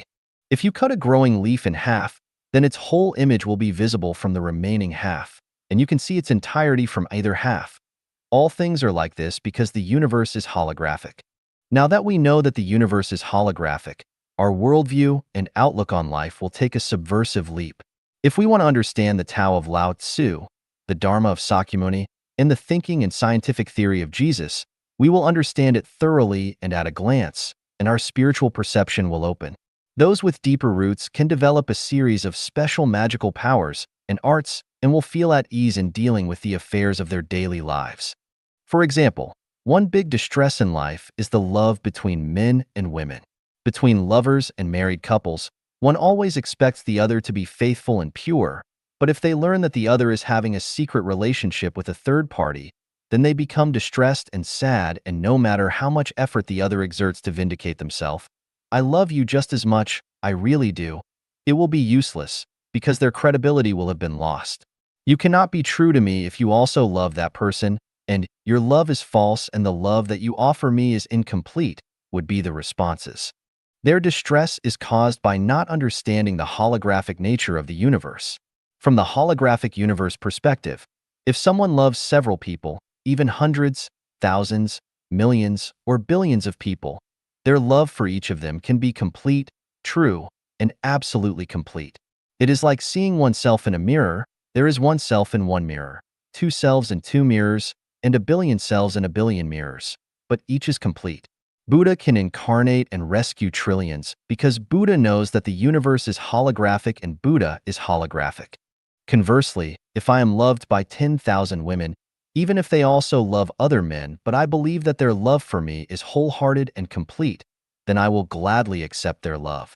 Likewise, if I love 10,000 women, then my love for each of them can still be true and complete. Why should you have to cling on to just one? Life is short. Does it matter if you love more than one? Other truths can be inferred accordingly. In short, oneness of man and nature, universal holography, subtle wisdom, and depth of understanding reincarnate into trillions. 宇宙全息2. Cosmic Holography II. Xiefeng. November 3rd, 2005. Translated by Treasure and edited by Care. Cosmic holography means that the universe really is alive, that everything in the universe shares the same breath and destiny, and that any local change, directly or indirectly, affects its entirety. A storm on Mars can cause colds on Earth. The death of a whale in the Pacific Ocean can cause grief in Nile River fish, and a butterfly flapping its wings in Alaska can cause a storm in the Cape of Good Hope. This is an extreme and exaggerated expression, but it conforms to theory of cosmic holography. An article by Xiefeng will inspire the awakening of human consciousness as a whole. This is an extremely exaggerated expression, but it conforms to theory of cosmic holography. The purpose of understanding things is not only to appreciate them, but also to use them to serve us and to maximize our freedom. Taking the way of the greatest creator is not for suffering or enduring hardship, but to maximize our enjoyment of life, and to obtain more joy, pleasure, and happiness. To understand cosmic holography is not only to enrich our own knowledge, because gaining knowledge is not our purpose, but to apply it to serve ourselves and others. How can we make the knowledge of cosmic holography help us to navigate through life? Since the universe is holographic, the greatest creator, gods, and Buddha are all in us because we are the cells of each of them. A cell contains all the information about the universe as a whole, and in the same way, devils also live within us. When our hearts are filled with love for all lives in the universe, then we have the character of the greatest creator. And when we show mercy to all lives, then we have the character of God and Buddha. But when our hearts are filled with hatred, weighing and balancing everything for our own self-interests, then we take on the character of devils. Since the universe is holographic and each cell contains the information of the whole, then by understanding and appreciating ourselves, we can know all the mysteries of the universe, sense future changes and trends of the universe, and acquire information about the universe's past, all from our own present. Since the universe is holographic, it shows that our memories exist not only in our brains, but also in each cell of our whole bodies, and even in the space and time of the entire universe. Our brains are just sensors, and through it, we can extract records from hundreds, thousands, even millions of years. We can not only trace our own history over the past millennia, but maybe even recall the historical process of the evolution of the universe. Whether Tu'e Bei Tu, less prophecies, divination before saddle horses, Mayan or Martian prophecy, Tibetan remote sensing prophecy, revelations, or any other prophetic manuscript, they are all evidence of cosmic holography. They prove that people are able to accurately predict the future as well as to recall images after several years, decades, and even centuries. Since the universe is holographic, we humans are able to see the entirety of the universe, to see the Milky Way system and the planets that exist outside of it, and to picture the images of the 1,000-year world, the 10,000-year world, and the Elysium world. 36-dimensional space is no longer mysterious and incomprehensible. When a small thorn is placed on one's toe, their brain will feel it instantly and react accordingly. Similarly, everyone's words and deeds are sensed instantly by the greatest creator and also reacted to immediately, which means that you reap what you sow, good will be rewarded with good and evil will be punished with evil, and that causation is the iron law of the universe. So we can believe firmly that we will receive the proper return for our self-refinery and self-cultivation. The dream world is the symbol of holography, which proves that we live in other spaces at the same time, and that we are just a fragment of the holography of this moment. Based on how we feel and express ourselves in reality, we can know where our other self or selves live. If one has Buddha nature, then their negative self is in the Elysium world. If one is cultivating themselves to become a celestial being, then their negative self is in the Celestial Islands continent or the 10,000-year world. If one yearns for a free, joyous, and blessed life without family relationships, then their negative self is in the 1,000-year world. If one has deep love for the human world, then their negative self is elsewhere within the mortal world. If one enjoys fighting, striving, robbing, and seizing, or the law of jungles, then their negative self is in the animal world. If one enjoys dark and selfish activities, then their negative self is in hell. In A Brief History of Time, the great scientist Stephen Hawking realized that there is an anti-universe with anti-humans, and quantum mechanics vaguely detects antiparticles. For particles and antiparticles, however far apart they are, they seem to connect, and they can respond to each other and interact instantly. Therefore, we can infer that every Chanyuan celestial's negative ego, or anti-ego, is in heaven. What we need to do now is improve our consciousness, bring it into closer alignment with heaven, and return to our home. That is to say, to leave our mortal consciousness and let our subconsciousness return to its source. Since the universe is holographic, we are not afraid of death. As long as consciousness exists, we can incarnate trillions of times and project ourselves into boundless worlds. I am the universe is me, so we can attain Buddhahood. With regard to this cosmic holography theory, I put forward the above 8 aspects as a starting point. I cast a brick to attract jade. However, we can draw 80 or even 800 more examples.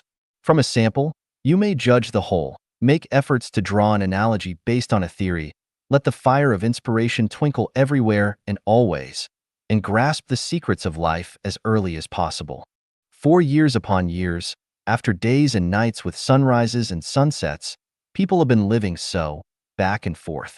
Is this the time to change to a new lifestyle?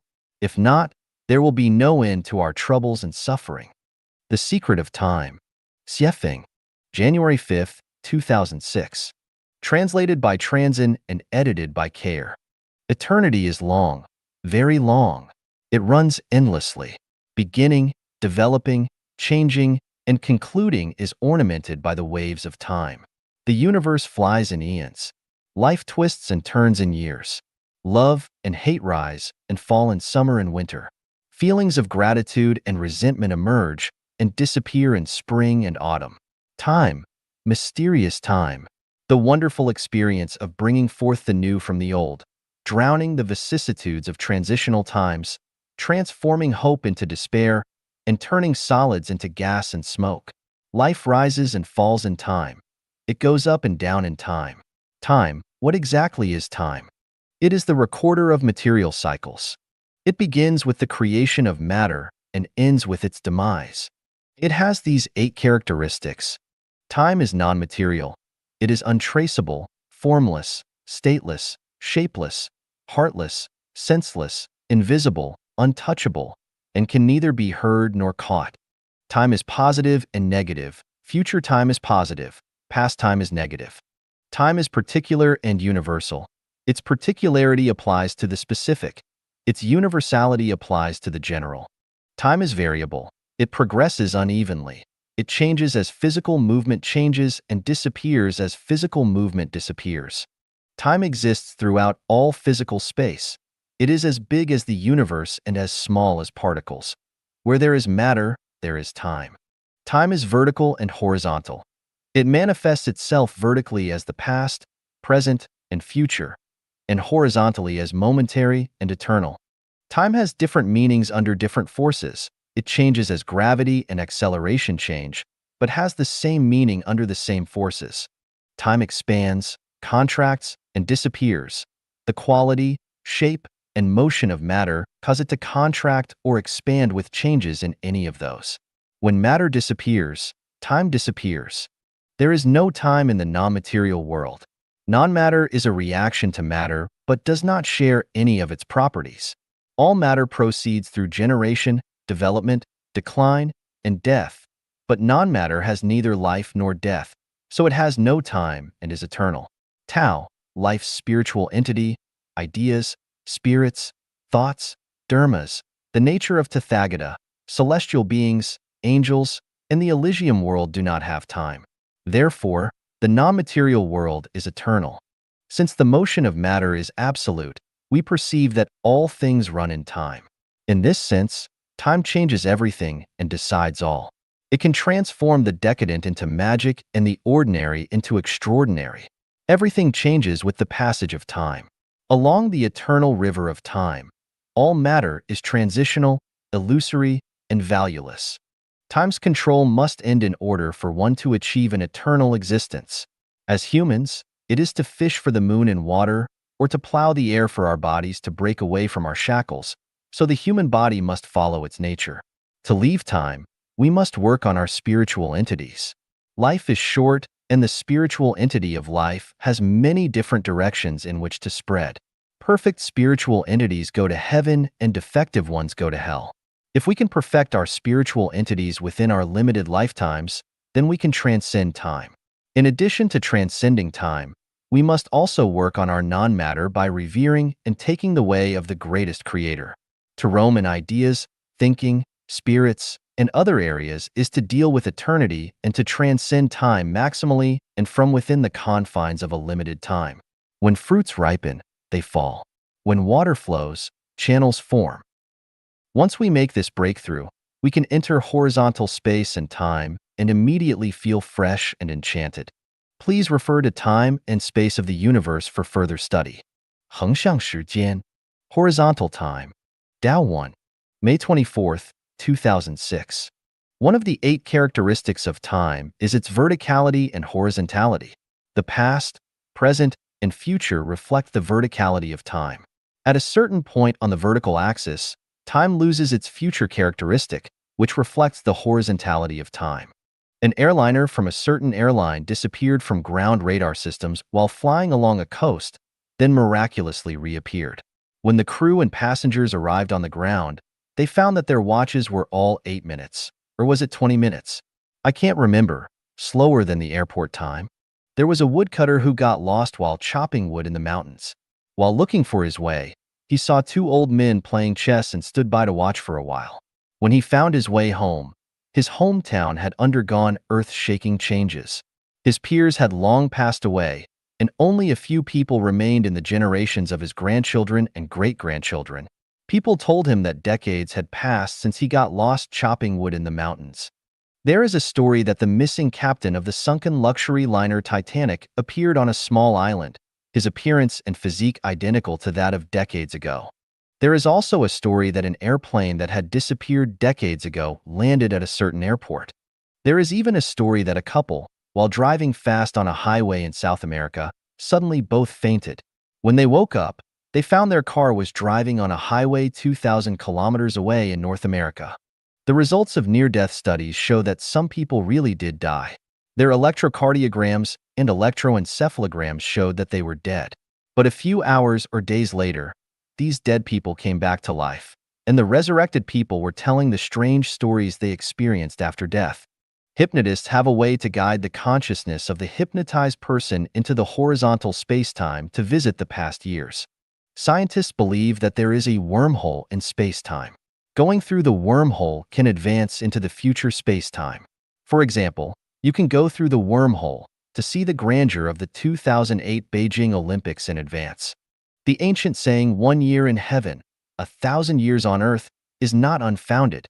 It must be the enlightenment of the celestial beings. From the time chapter, we already know that the speed of time depends on the state of motion of matter. 2 ripe peaches are picked from the tree at the same time. One peach is left in its natural state, and the other is put in the refrigerator. After 5 or 6 days, the peach in its natural state has rotted, while the peach in the refrigerator is still as good as new. We can say that the peach in the refrigerator has entered horizontal time. The examples above of the woodcutter who went into the mountains to chop wood and the captain of the Titanic who was still young decades later, while their peers in the world had aged and died, actually show that the woodcutter and the captain entered the horizontal space-time like the peach put in the refrigerator. Many things that humans actually do, such as sperm banks and so on, are applications of the principle of horizontal time. Sperm dies in a few minutes, or even a few seconds, under normal conditions. But once scientists bring it into horizontal space-time in an instant, it can survive for a long time and always maintain its vitality. Horizontal space-time is not a cold world. It is a different space-time system from the one we are in now. As long as we enter horizontal time at a certain point in time, we enter an eternal state. But after entering horizontal space-time, we can live vigorously. We can sing and dance. We can talk about love. We can grow old. But once we return to the world from horizontal space-time, we are still at the point when we first entered horizontal space-time. Our appearance and physical abilities are still the same as they were in the past. Scientists, based on the theory of quantum mechanics, believe that parallel worlds exist, and not just 1 or 2 parallel worlds. In fact, the so-called parallel world is the domain of horizontal space-time. I don't need to give you a detailed introduction to this. As long as you look at the 36-dimensional spaces, you will understand. Now I am going to tell you a little secret about how to enter horizontal time in order to bring practical benefits to you. Nothing is impossible, only unthinkable. How to enter horizontal time. To get the whole body into horizontal time requires opportunity. If the opportunity is not there, it is impossible to enter, and there is no use in being anxious. Now I am giving you a method that can enter horizontal space-time at any time, that is, the method of consciousness entry.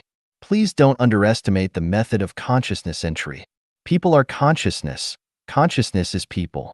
Without consciousness, people are not called people, they are called dead things. At least they are walking corpses. Once consciousness enters, it is actually you who enters. How to enter horizontal space-time. At any point in vertical time, you can instantly enter the domain of horizontal space-time. This point in time is horizontal time. Let's analyze it specifically. I have step-by-step led everyone's thinking towards the high-level life space. First, I talked about the land of idyllic beauty, then the Life-Echanuan era, then the 1,000-year world, the 10,000-year world, and finally set the target on the Celestial Islands continent of the Elysium world. I have already drawn out the whole blueprint of life's journey to the high-level space for everyone. Now, as long as you are willing, you can let your consciousness enter any of the above horizontal space-time domains at any time. For instance, at this very moment, allow your consciousness to enter the land of idyllic beauty. Using the visualized thinking method that I've discussed among the 8 types of thinking, you can freely explore the realm of imagination. The more beautiful you imagine it, the better it becomes. The sky is high, allowing birds to fly freely. The sea is vast, where fish can leap at will. Celestial horses roam the sky, coming and going freely. Don't perceive this as unreal or illusory. Anything that brings you joy, freedom, and happiness, including imagination, is not illusory. It is reality that can be illusory. Who can claim that the sexual climax achieved through self-pleasure is illusory? Imagination alters the way the body moves and changes the antimatter structure of life. Sometimes, we see someone lost in thought or someone enjoying themselves alone. What are they doing? They are savoring beauty in their imagination. As they imagine, their facial expressions change, their psychology shifts, and the antimatter structure of their life also transforms. People who often enter horizontal time share a characteristic: they are generally healthy, happy, and content. Why are they relatively healthy? It's because at a certain point, they enter horizontal space-time, much like a peach that's placed in a refrigerator. The peach's content in the refrigerator. Over time, compared to the peaches outside the refrigerator, it appears healthy and youthful. The peaches outside may become diseased, bitten by insects, start to rot, and emit a foul smell, but the peach in the refrigerator doesn't get sick. It remains fresh and juicy. What kind of consciousness you have what kind of life existence form. You might think that the sun is not moving, the plant's not growing, and that your conscious activity has no impact on life. In the subtle changes, unconsciously, in the unpredictable, earth-shaking major changes are happening. As long as you enter horizontal space-time from time to time, you will be healthy and not get sick. You will always stay young. You will gradually adapt to the way of life in the high-level life space. You will form a tie with celestial beings, and finally become a celestial being and go to live in heaven. About horizontal time, I only talk about these to ignite everyone's thinking library. For the rest, you have to explore and comprehend on your own. The mystery has to be experienced and mastered by yourself. The duck knows first when the spring river is warm, and the willows along the river know when spring comes. 人间剧本探秘. Explore the script of life. Xiefeng, March 24, 2017. Translated by Treasure and edited by Care. Is life dominated by fate? How does fate come into being? Is everything in life prearranged? If it is, then who arranged and directs it, and how can we still have free will?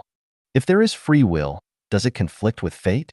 If there is no free will, then does the causality law of you reap what you sow exist, or does it not? Is it true that every word and every act of everyone is prearranged? If so, then are we not biological robots? Is everything accidental or inevitable? Who carries out punishments, rewards, and so on? It is an extremely complex and enormous system, and it is impossible to reveal the whole system clearly. I can only draw a rough outline, and you, the reader, must verify it for yourself.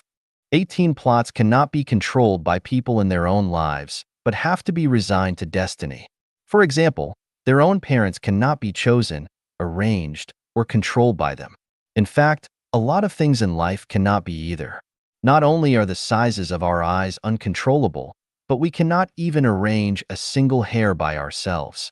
In the face of such vast complexities, we have to resign ourselves to destiny. If we cannot change things, then what can we do? Everything in the universe has its trajectory, all of which are run according to a well-arranged overall trajectory, and we are no exception. That is to say, we also have our trajectories. These trajectories determine the directions of people's lives, whether they will be officials or commoners, poor or rich, or male or female, and be subject to fortune or misfortune. Everything and everyone have been determined by their trajectory. Facing our trajectory, we are powerless. Who is writing your life script and arranging your trajectory of life? You are. Who is directing it? It is procedure. Everything in this life is established by the thoughts and actions of your previous life. This is fate. It is impossible to change the fate of your life because it has already been written. All of your efforts in this life only work for your next life. It can be said that your past determines your present, and your present determines your future. Since everything has already been arranged and planned out, and the story and plot of your life has already been set, then how do we reflect on man's subjective initiative? What good are an individual's efforts? If even what we say and do have been determined in advance, then why should we make any efforts? Individual efforts are reflected in one's mind and how perfect a role they play. Our inner activities are not arranged by our script. Our free will is reflected in our mind, and whether our specific role is performed perfectly or not. Such as in a stage play, the script has been arranged by a writer in advance. The director selects performers according to each performer's appearance, character, acting skill, and so on. The performers must act strictly according to the script and plot and the director's requirement. If done well, the director will be pleased and the actors will receive more pay and have more chances to perform in future plays. If done poorly, the director will not be pleased and their opportunity for future castings will diminish. The quality of their performance depends on them. This is individual effort. Our inner activities are not arranged, nor are they destined. They rely completely on the free will and effort of the individual. It is entirely up to them to decide whether they want to have good or evil thoughts. Our inner activity is our thinking activity. Thinking activity is like a wave that spreads throughout the universe. That is, when the mind moves, its inner activity expands out to the universe and tells the universe what it is doing, and very loudly. Regarding this, we are unable to view or receive it, but gods know it. In other words, everyone's inner activities can be learned instantly by the universe and recorded in the procedure of Tao. The procedure of Tao automatically arranges the future fate and trajectory of everyone's life based on their inner activities. Karma, karma, karma. Then who rewards and punishes and who executes the mechanisms of rewarding and punishing?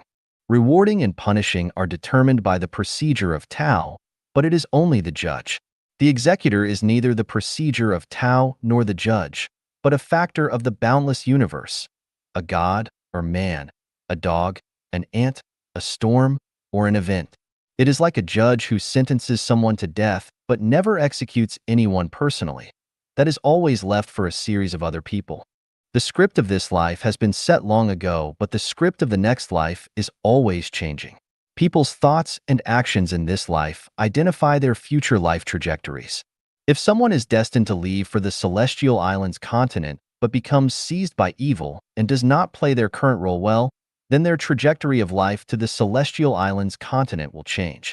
Their revised trajectory may devolve toward the 10,000-year world, the 1,000-year world, back to the mortal world, or even to the animal world or to hell depending on the severity of what they do. As Life of Chanyuan's guide, I sigh with deep emotion during my directing the scripts of Chanyuan Celestials. For instance, I planned to have a certain individual eat a fairy peach which had been determined by her trajectory of life. However, she failed to play her role as a Chanyuan Celestial well in her course. I asked her to clean a toilet, but she failed to clean it thoroughly, so I knew that she was still unable to eat the fairy peach, but only wild peaches. In this way, both her fate and her trajectory of life were changed. It is a strict law that absolutely beautiful things can only be enjoyed by absolutely beautiful lives. If we do not reach an absolutely beautiful state, then absolutely beautiful results will never appear. When we enjoy absolutely beautiful things but our personal quality declines, then those absolutely beautiful things automatically disappear.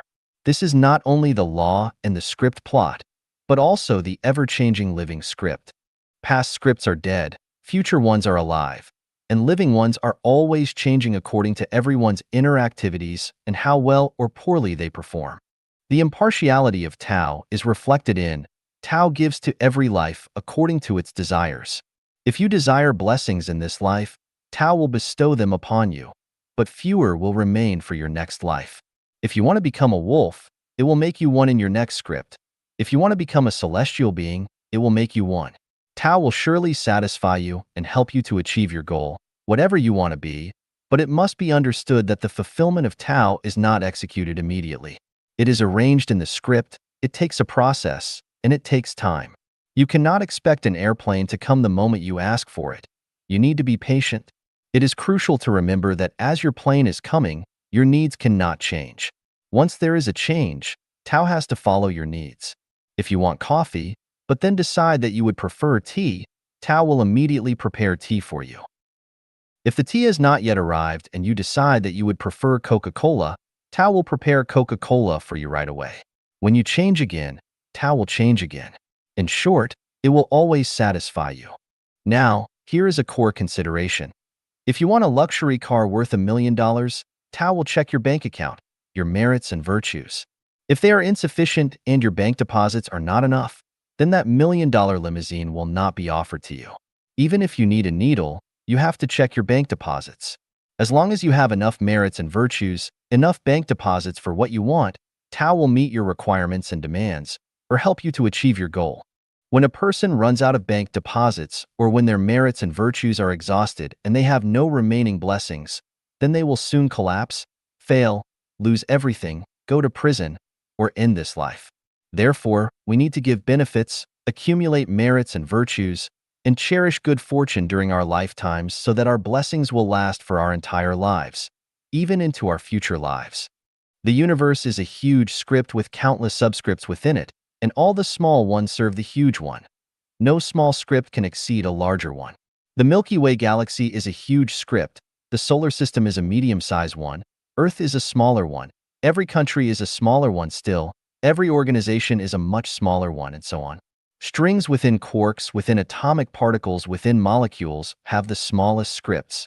Adding the non-material world, 20 parallel worlds, in the 36-dimensional space, it is unimaginable and inexplicable for us to know how complex and how huge the master script is.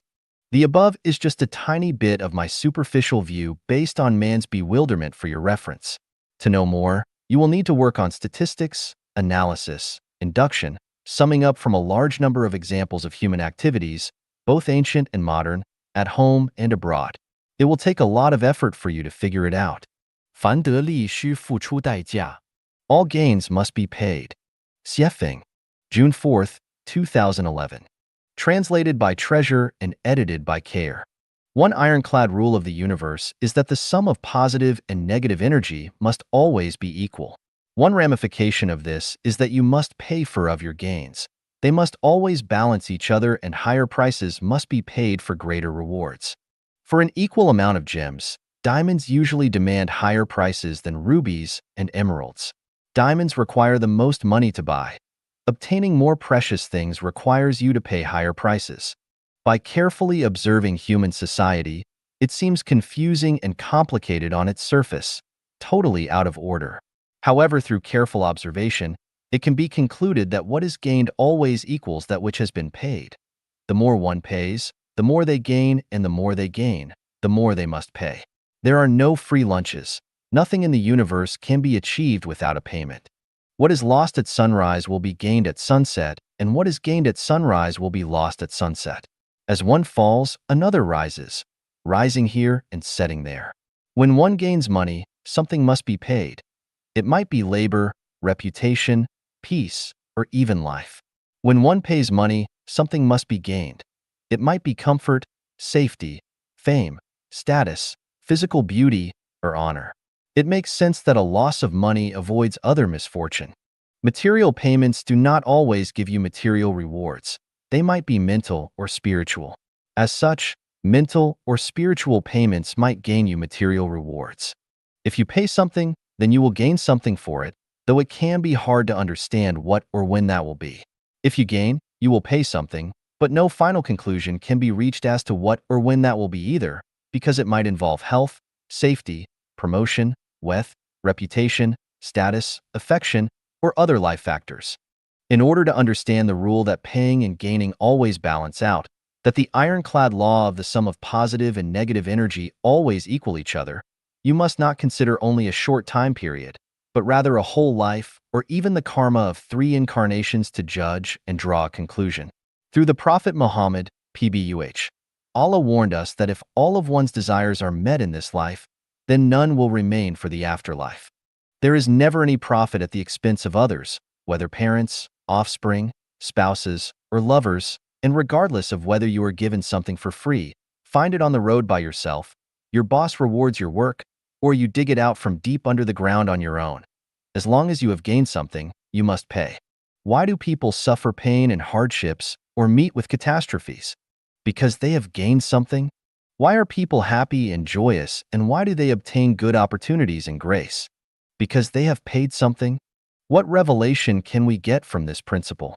Never profit from other people's expenses at any time. Never fish in troubled waters. Never profit from others' misfortunes. And take nothing for free, not even donations and contributions.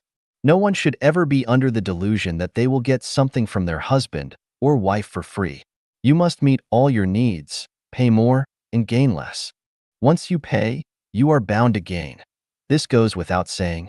Whenever you gain something, always remember that a loss is inevitable. You can escape it in the short run, but not forever. You might escape a blow in the mortal world, but you cannot escape punishment from Tao in heaven. To reap more valuable rewards, a higher price must be sown. To reach the kingdom of heaven, you must dedicate everything, your entire body and soul. As the guide of human life and life, I state these words here. You can inspect, test, and verify them, but time and results will tell whether or not they are correct. 人间八道, 8 Ways Through the Mortal World. Xiefeng, June 21st, 2010. Translated by Treasure and edited by Care. Our universe consists of 20 parallel worlds within 36-dimensional space. Among these 20, our mortal world is designated as the XY world and manifests itself as 3-dimensional space.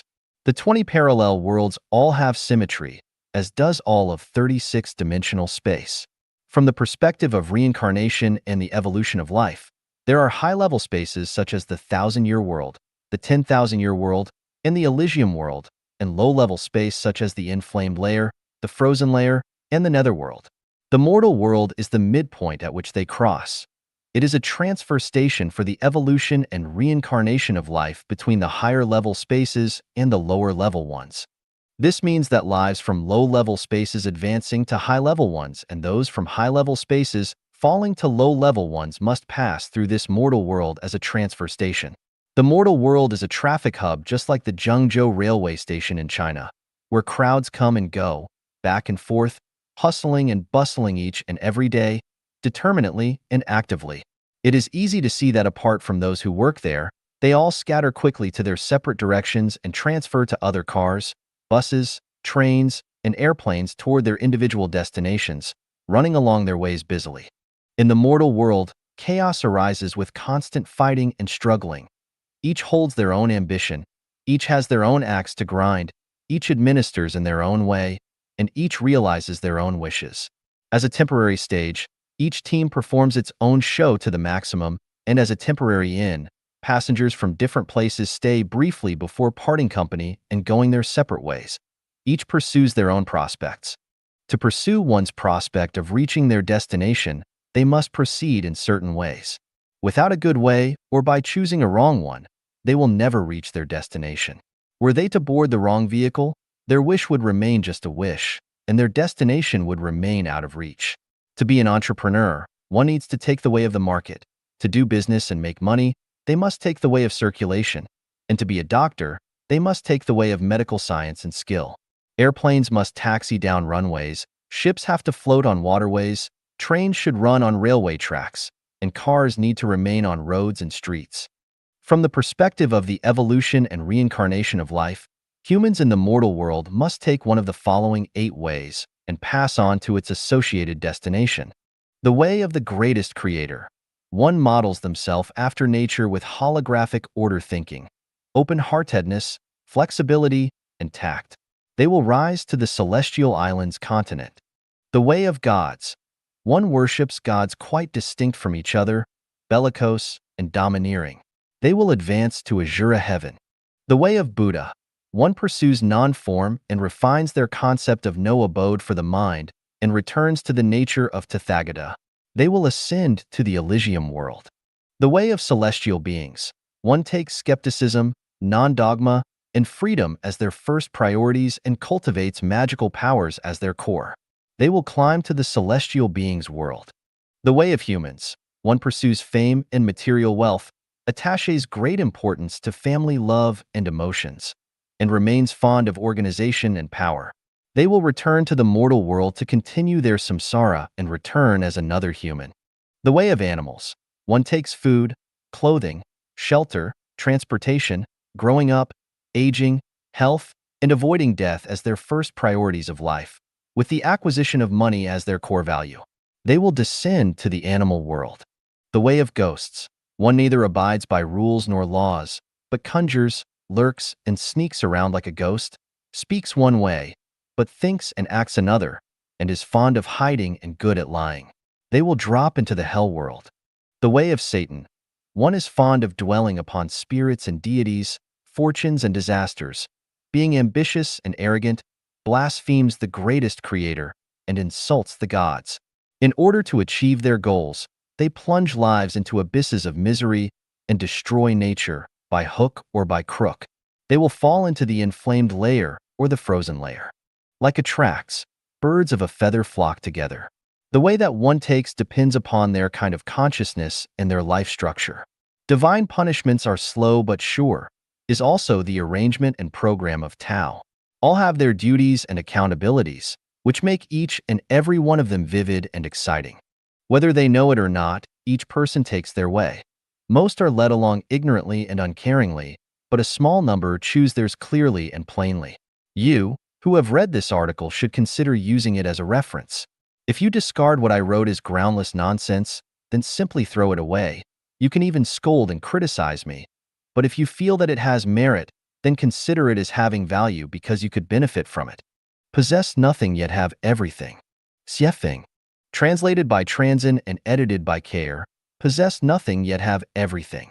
This is not a paradox, but a great secret with which to go toward a better life space. Jesus Christ taught us to lay not up for yourselves treasures upon earth, where moth and rust doth corrupt, and where thieves break through and steal, but lay up for yourselves treasures in heaven, where neither moth nor rust doth corrupt, and where thieves do not break through nor steal. It is only by owning nothing on earth that you can enter the realm of the greatest creator. Shakyamuni Buddha taught us to develop a pure and clean mind which does not abide in anything, neither in form, sound, smell, taste, touch, nor dharma. We should have no notion of ego, personality, a being with a life, dharma, or non-dharma. Everything with form is unreal. All phenomena are dreams, illusions. In other words, owning nothing is the way to enter the Elysium world. The immortal Lao Tzu taught us to take no action, regard one's body as accidental, do not contend, value the world as itself. It gives them birth, but does not own them, acts, helps, but does not appropriate them. He who acts, spoils. He who grasps, lets slip, accomplish but lay claim to no credit. All this is to say that we must not take credit for our positive actions. To put all this into one sentence, all the teachings of gods, Buddha, and immortal are to try to own nothing. Stupid? No. The teachings of gods, Buddha, and immortal are the Tao of life, the Tao of light, and the Tao for us to gain everything. How can possessing nothing lead to having everything? The Prophet Muhammad, PBUH, taught us, to any that desires the tilth of hereafter, we give increase in his tilth, and to any that desires the tilth of this life, we grant somewhat thereof, but he has no share or lot in the hereafter. The prophet's prediction was right. You have already had your share, and you will not have any share or lot in the hereafter. So just give, and you will have more later. The less you possess now, the more you will have later. We have learned from the Taiji thinking that the sum of positive and negative energy is always zero. If you gain in some ways, you will lose in others. This is to maintain the law that positive and negative energy are always in balance.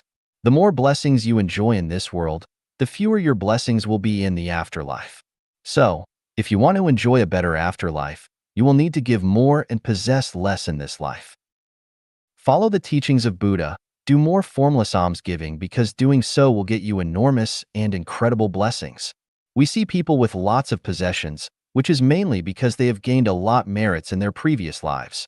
Many others are poor, mainly because they have done little or garnered few merits in their previous lives.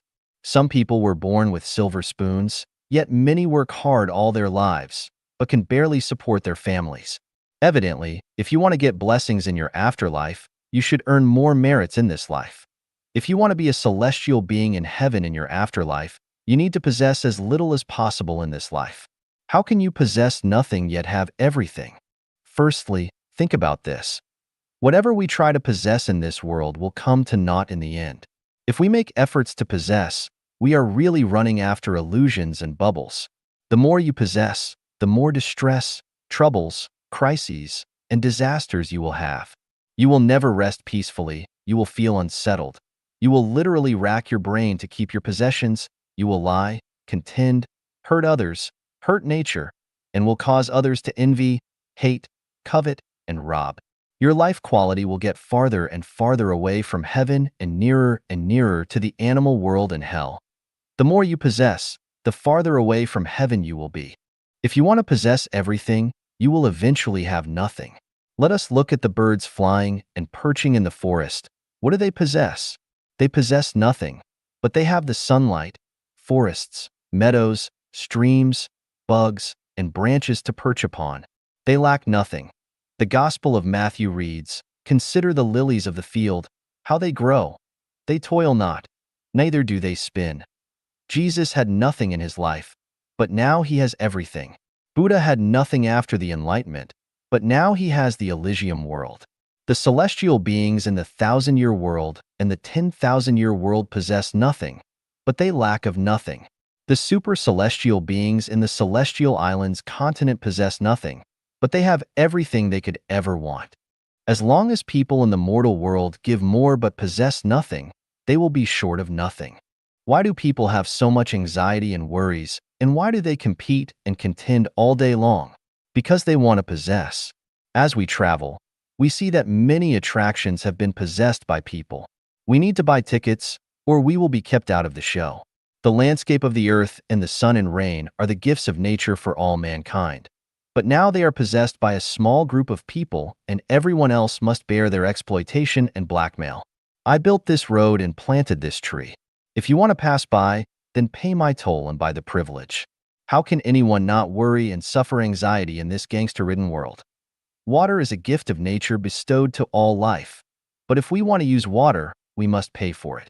We are told that water needs to be purified, and that costs money. But we should ask who polluted the water. The people who polluted the water should be responsible for its purification.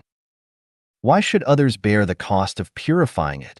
We are told that the water was in rivers and lakes, but now it comes directly to our sinks in our homes, and that costs money. Yes, bringing water from rivers and lakes for our convenience does indeed cost. But that cost should be resolved by voluntary labor under government organization, and the materials should be provided by the production plant. And it is said that if we do not charge for water, people will waste this resource. Yes, this could be a problem, but why would people want to waste for no reason? This is a mental and spiritual problem. Why not just solve them? This belongs to the country. This belongs to our company. This belongs to my family. This belongs to me. In these cases, the public resources will be seized. One day, the mountains, rivers, and the earth will be carved up, and even the air we breathe will be sold and taxed. Everyone wants to possess, but the result will be that everyone will suffer and be lacking in everything. It is only when no one possesses that everyone will have everything. First of all, without traditional families, 80% of social issues would be resolved. Secondly, without countries, 90% of our problems would be resolved. The remaining 10% will be problems of spirit and soul construction. Is this possible? Unlikely, of course, because this is the mortal world, not heaven. However, it is imperial for anyone who wants to go to and live in heaven. If you want to possess something, you will never reach heaven. The consciousness of possessing is our biggest obstacle preventing us from going to heaven. All those who want to go to heaven must clearly recognize this point and realize a consciousness of owning nothing and putting this consciousness into practice. The new oasis for life built by Life Echanuan serves this purpose. Those who enter the new oasis for life possess nothing, but they can get everything. To people who are not Chanyuan celestials, this ideal sounds like the Arabian Nights. It is just a myth, a dream, a fantasy, and a delusion, but to Chanyuan celestials, it is no longer an unattainable dream, but rather a clear reality. If you want to live a better life on earth and ultimately go to heaven, the only way out is to live according to Life Echanuan values. In this way, you will possess nothing yet have everything. Brains, minds, consciousnesses, and the great universe. Xiefeng. Translated by Transin and edited by Care. Brains are the bridges between consciousnesses, minds, and the great universe. The great universe that is seen, heard, smelled, tasted, and felt is processed by brains into minds. Brains would die without the great universe. Brains can be activated by observing and experiencing the great universe, and they will become quicker and smarter thusly. That is why we have the saying, read 1,000 of books and travel 1,000 miles. Apart from interpreting sensations, the brain is also capable of thinking. The closer we look, the deeper we feel about the things and phenomena that we sense, the more developed our brains become, and the more powerful our minds become. Our minds are determined by the information and data provided to our brains which come from the great universe. That is to say, the great universe that a person experiences determines the person's mind, which is why there are wolf children and deer children, as well as the origin of the belief that the Belesprees reside on green mountains with sparkling water while rogues live on barren hills with turbulent rivers, and the reason to keep the company of good people, and you shall be counted among their numbers. From this, we can draw the conclusion that the environment creates human minds. Different environments create different life. The environments of animals bring up animals. The human environment brings up people. The environment of celestial beings brings up celestial beings. The environment of Buddha brings up Buddhas. This environment known as the Great Universe includes both the material world environment and the non-material world environment, the reality environment and the super-reality environment. The reality material environment is the great universe that we see, hear, smell, taste, and feel. The super-reality non-material world includes the great universe written in books, sent to computers and TV screens, dreamed by our subconscious minds, and imagined in our minds. Always remember that you can know the principles and ways to have a sublime life, but you must live in the corresponding environment of life level in order to achieve the life in which you desire to be. Those who are surrounded by animals and animals' environment are animals. Those who are surrounded by people and people's environment are people. Those who are surrounded by celestial beings and celestial's environment are celestial beings. Those who are surrounded by Buddha and Buddha's environment are Buddha. Those who are surrounded by gods and God's environment are gods. People who live with people in the human world for a long time cannot become celestial beings or attain Buddhahood. If one wants to go there, they must live in environments that possess those attributes. Live in their worlds. The new oasis for life created by Life Echanuan is the environment of celestial beings where celestial beings live. So, if you want to become a celestial being, you must live in the new oasis for life. A brain cannot exist independently, but a mind can. A brain is restrained by the material world, but a mind is not.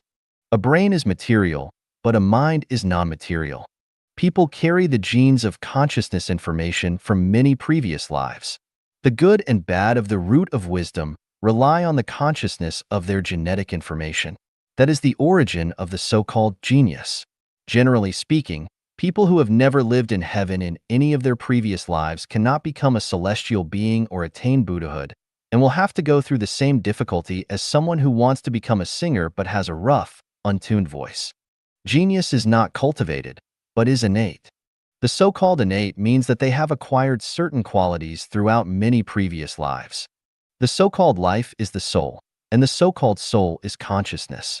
Consciousness determines the nature and level of life. Therefore, a brain is a channel for information from the great universe to enter a mind. A brain is dead without the great universe and cannot survive without it.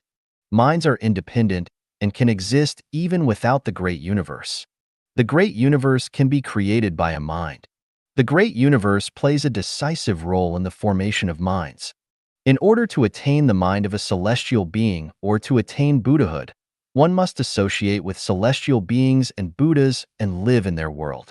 我阻挡住了前往天堂的道路. It is ego that blocks our way to heaven. Xiefeng, March 4th, 2013. Translated by Treasure and edited by Care. If everything works according to the greatest creator's will, so let everything return to nature and follow the law of nature as the way of permaculture agriculture. Then the wind and rain will come in their time and everything will harmonize with each other. People will lead carefree lives and enjoy their years of life. It will be realized that we are integral parts of nature, and everyone will enjoy peace and health. Harm and pain are created by people with egos. One is bound to be selfish with an ego, and selfishness is bound to bring harm and pain to others, society, and nature. In return, that harm and pain will reflect back upon themselves. This will lead to vicious cycles and eventual destruction. The teachings of gods are that by abandoning the ego, one will receive life and peace. The teachings of the Buddha are that by being free of ego, form, and worry, one can enter the Elysium world. The teachings of celestial beings are to take things as they are, associate with others by following predestined relationships, act in accordance with nature, and take advantage of opportunities as they arise. Follow your own nature and be unrestrained. Follow your destiny and be carefree. The teachings of saints are to lack the hearts of egos, but to take the hearts of the world as their own. The core of their teachings is but one: be free from ego. Being free from ego, one can enjoy the pleasures of life and enter paradise, the pure land, the fairyland. Facts speak louder than words. People living in the new oasis for life are more joyous, freer, and happier than those living in traditional marriages and families. Why? Because people living in the new oasis for life are freer from ego and more selfless than those living in traditional marriages and families. In the new oasis for life, the freer you are from ego, the more happiness, freedom, and joy you can have.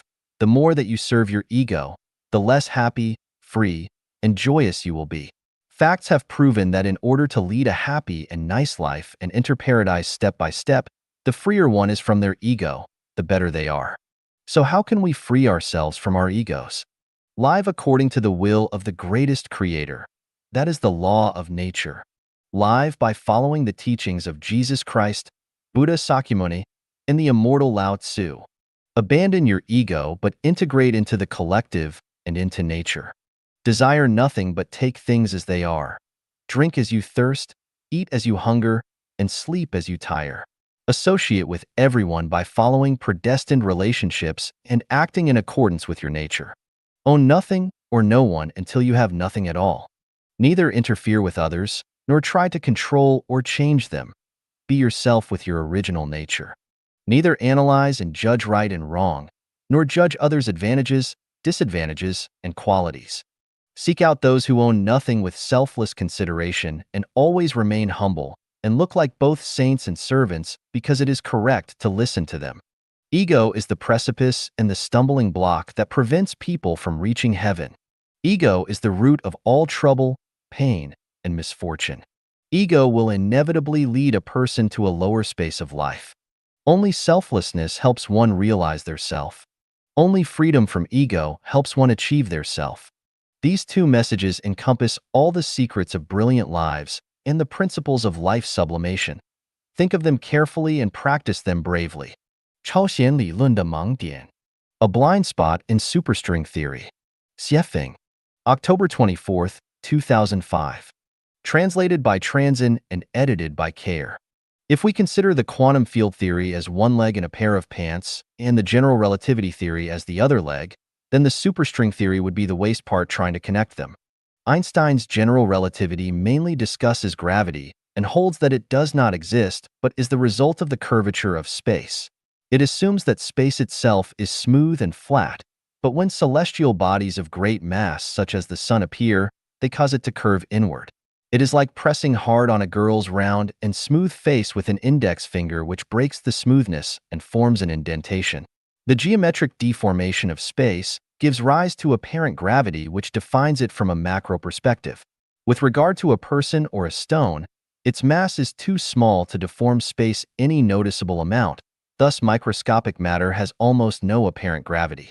The problem with microcosmic matter is that its space is not smooth and flat, but is filled with countless, flying particles which are unable to curve space to produce gravity as huge masses do. The movements of microparticles have nothing to do with gravity.